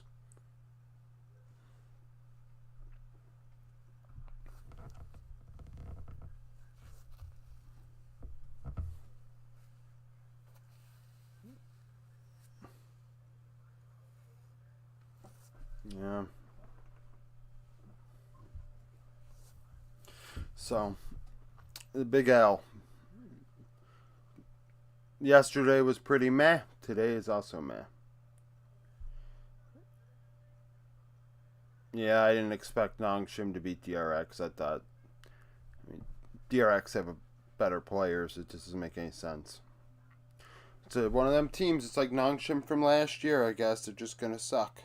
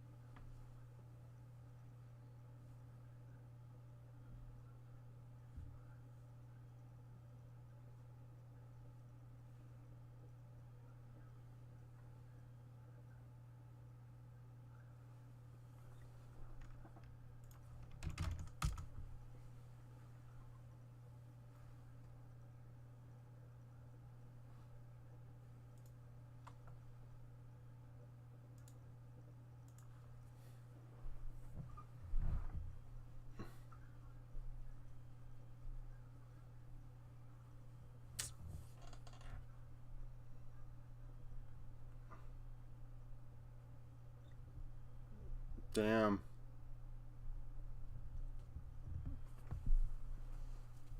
I mean, it's pretty crazy. Like, this Caitlyn Lux lane's about to lose big time.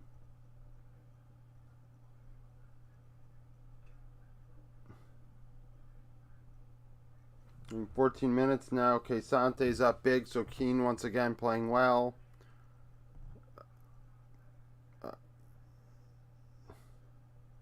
Bot lane 153 to 144. I mean, it's close, but the thing is, Caitlyn needs to be dominating the lane to win, so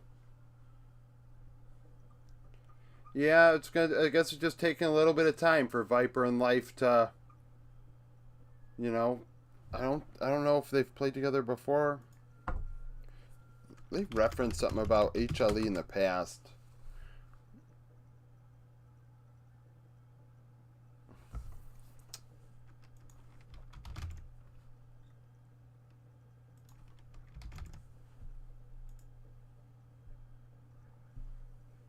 No, they haven't played together before, so like, that takes some time.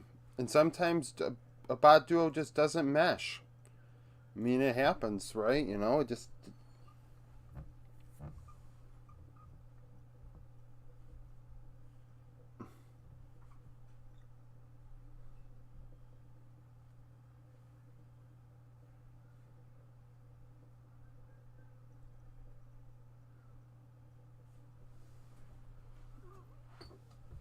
And I mean, the top side of the rift was going to be a problem on this team, and it is a problem. Like, we all knew going into the year that King and Clid was probably going to be,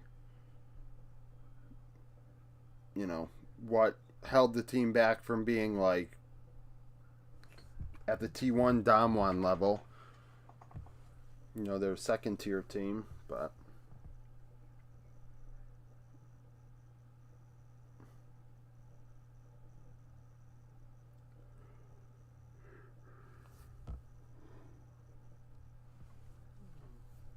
Well, like we were talking earlier in the chat, think about it. How many good Korean junglers are there right now?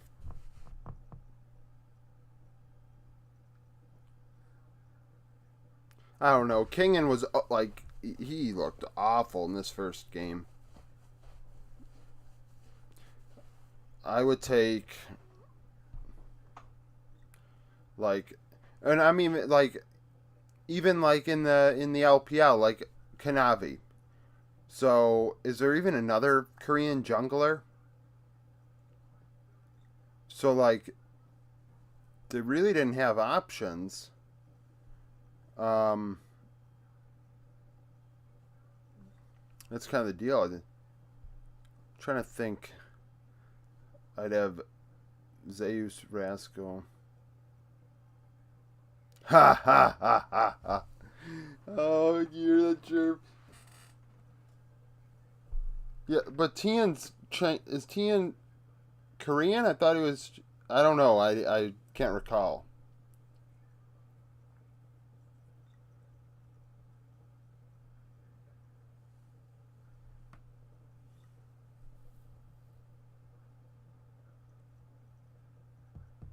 I'm talking about like Korean specifically. Well, then there you go. So like we're trying to discuss like how sure HLE picked up Clid, but who is better than Clid that was available that they could have had? Like and like really the amount of money they probably spent on Viper and Zeka and Kingen, they didn't have enough money for Kanavi. Yeah, they keep on fleek.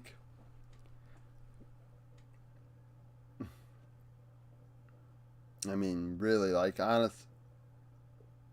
And that's the thing. Like, yeah, sure.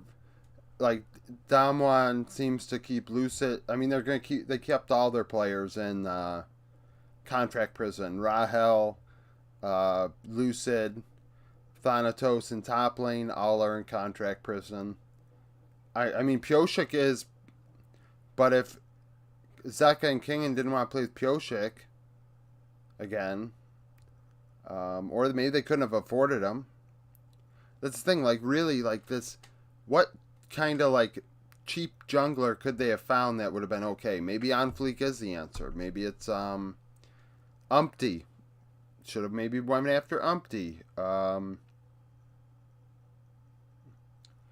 don't think Nongshim was allowing Sylvie to go. I don't think Sylvie was a free agent.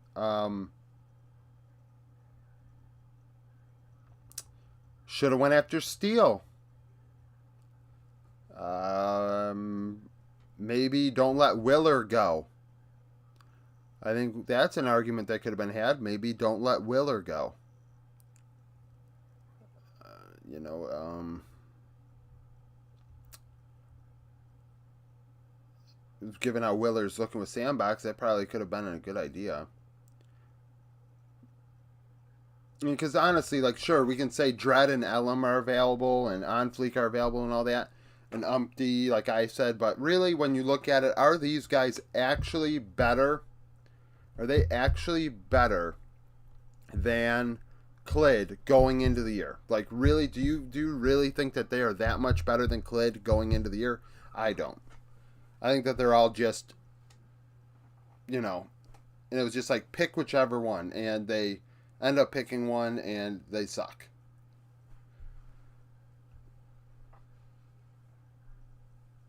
I think that's just kind of what it is. They picked one, and the one they picked sucks. And any of them could have.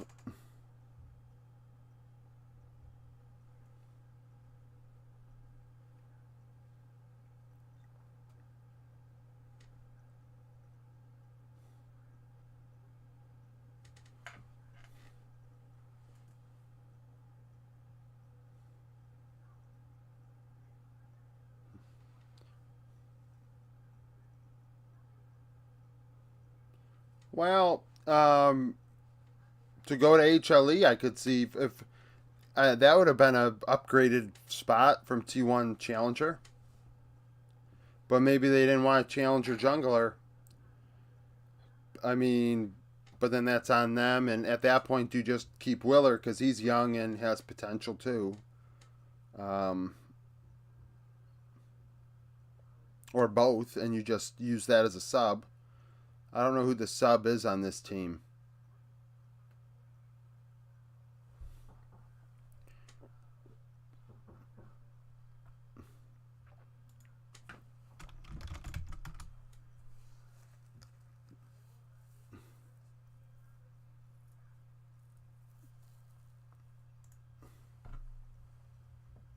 Oh, they don't have one. Um,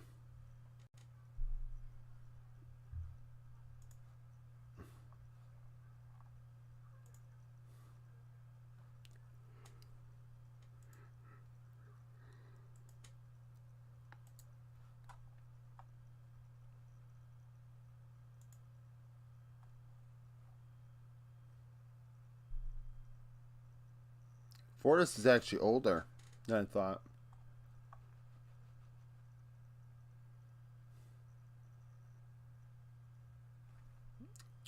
Smash is cracked, though. That kid is cracked. Well, it's just, I think, there's ones like Lucid that are stuck. There's other ones that are stuck, too, behind. They're stuck behind other players. I think Damwon, their third jungler, Shravel, is also very, very looking good statistically. Like, he looks even arguably better than Lucid stats wise. When you just compare stats.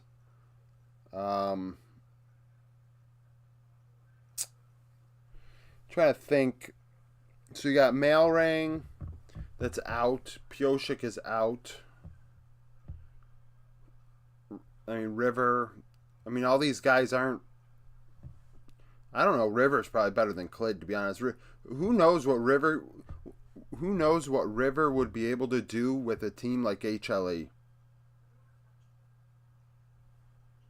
Like, really, like, imagine if River's on HLE. I think that I don't know what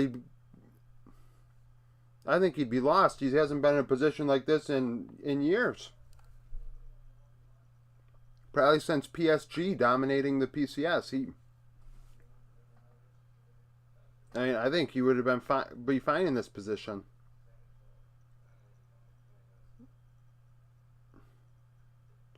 Well, I mean, sure, but I would imagine if River had an offer from the LCK to be with Viper and two world champions versus be in the LCS, he would have chose the LCK. Like,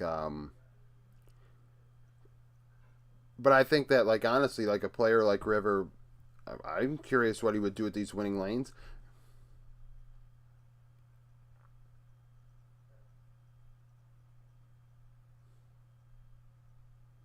Maybe. I mean, I think Malring would do probably better. It's just the thing is, like, it's just all these guys are just meh.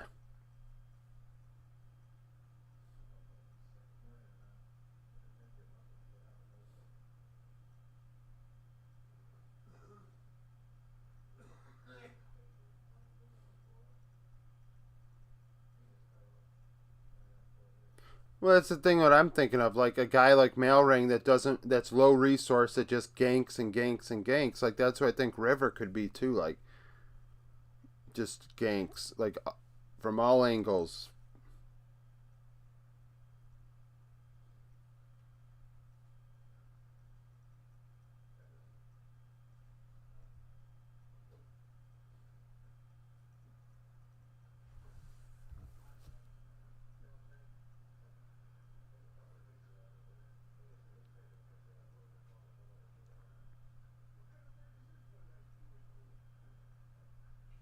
I mean, a there's on fleek and I think there's just more. It's more than on fleek and Chieftain and LLA. There might be a third LCK jungler there. Chieftain's bad though. I mean, Chieftain's bad. I know that. Um, CB Lol has Croc. Croc isn't probably that good. He's never had a chance in Korea.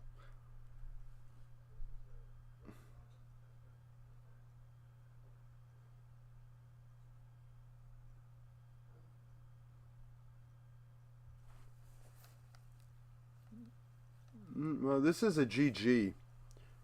KT really showed that, hey, just so you know, in this hierarchy of things where we're losing games we should win, HLE are doing that, we're better than HLE, and it's not close. Like that's literally what this was. This is domination.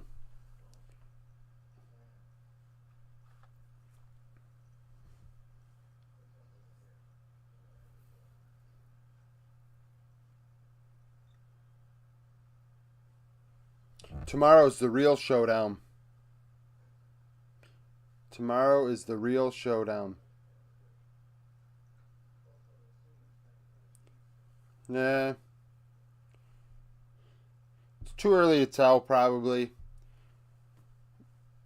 the first two definitely. Um, was Clid the reason? I don't know if Clid really was not as atrocious as last week. I wouldn't say it was all Clid's fault. Where last week I would say the majority was his fault.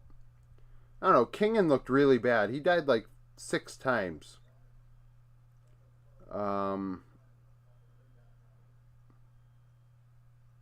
like where Clid actively like hurt the team. I feel like the team was just bad today.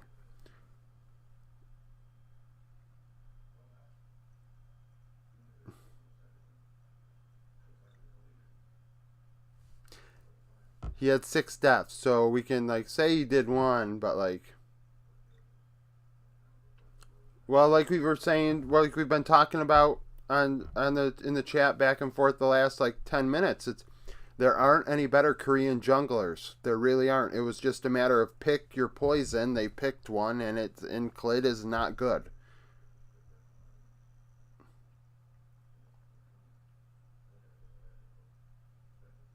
Like it truly, like there are no better ones.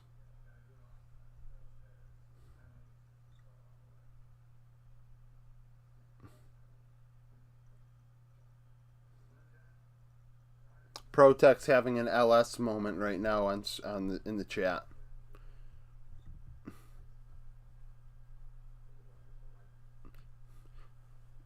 I bet you really loved that Berserker build yesterday on Ash. I'm sure that really, really was a good one.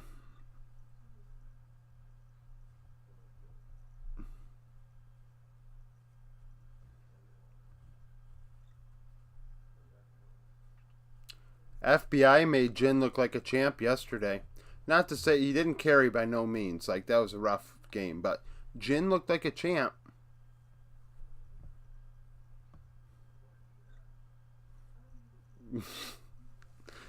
I can only imagine what the play rate turned into last night after FBI went 7-0-7. FBI, I think he did play Jin, didn't he?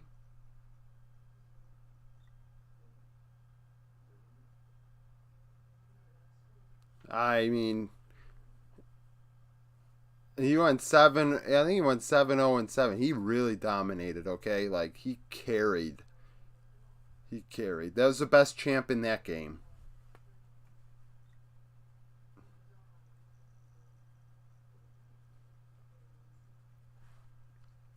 It's the LCS Jerb. I don't know about that one.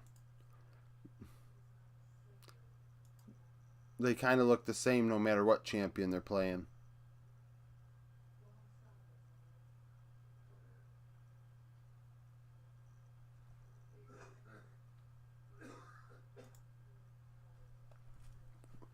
Because Jojo Pune actively played for the other team. That's why it took 43 minutes.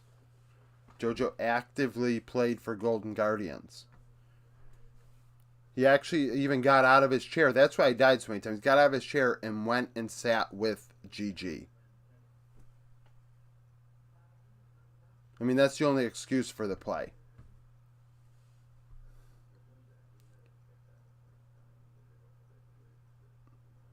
And someday literally was diving licorice underneath a turret. Diving Olaf and like being like, here, Olaf. Here's like 1,000 gold for you. Just here, take it. I don't even know. Is G2 2019 a super team? Is it a super team in the sense that I don't think it is. And that's not to say it's not a good team. There's a difference. Because, let me see. Let me look at 2019 G2. Because the thing is, a super team is like a team built of free agents that year. So, like, did Wonder join in 2019? Did Jankos join in 2019? Like, if this stuff didn't happen in 2019, then it's not a super team in the sense that we talk about it.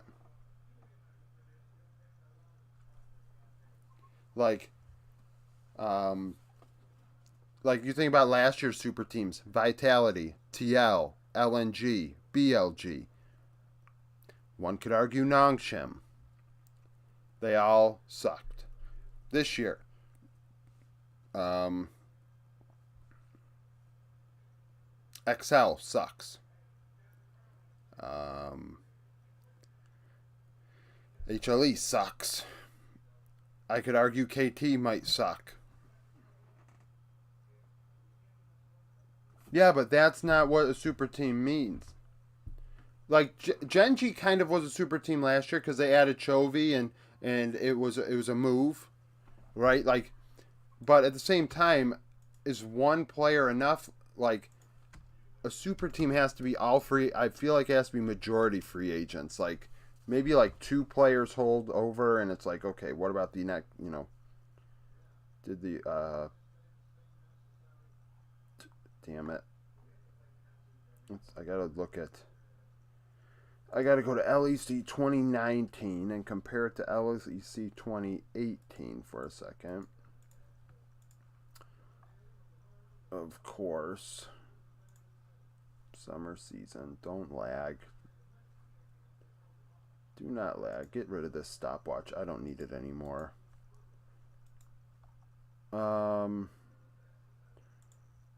Summer season. So, 2018 G2 had one. So, all they did was swap out the bot lane. So, like, I wouldn't call it a super team. I think to be a super team, like, yeah, they got caps. I don't know. I think you have to have Sia Angel.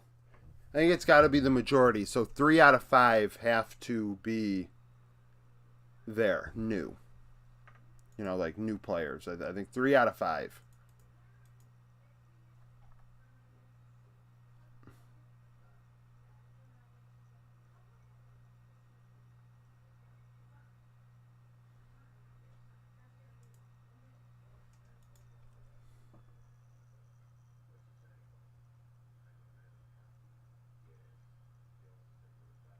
That's the thing, though. We have two different thoughts of what a super team is. You think a super team is the best players at each role in on a team, which is fine. But I just think that's a very good team that built and developed their own players and turned out to be a great team and a dynasty because they built from the ground up foundationally. A super team, to me, is one that has good players, but then finds other great players for the majority of that team in that year. So, like, adding Caps was like a move, and adding Mickey was a move, but that's 2 of the 5. The foundation was already there. G2 was already G2. Like, I think you've. Like, adding 1 free agent or 2 free agents to, like, a basketball team doesn't make it a super team to me. I think it's like, okay, this was already a good team. I think, like, if all the top free agents go to one team, I think that's a super team.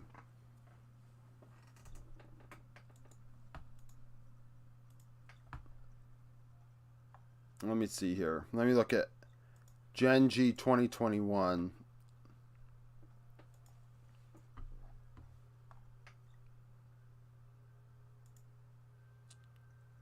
Well, yeah. I mean, Gen G, yes, Gen G built a super team last year because they went, yeah, like, see, when KD joined the Warriors were already a dynasty. So they were already a very, very good team. That did not make them, like, a super team to me. That just, they were, like, already the Warriors. They were already great. But like what Gen G did from 2021 to last year was building a super team because 4 out of the 5 roles changed. Like, they took all the top free agents and they already had the best AD carry, and they said, everybody come here, we're building a super team.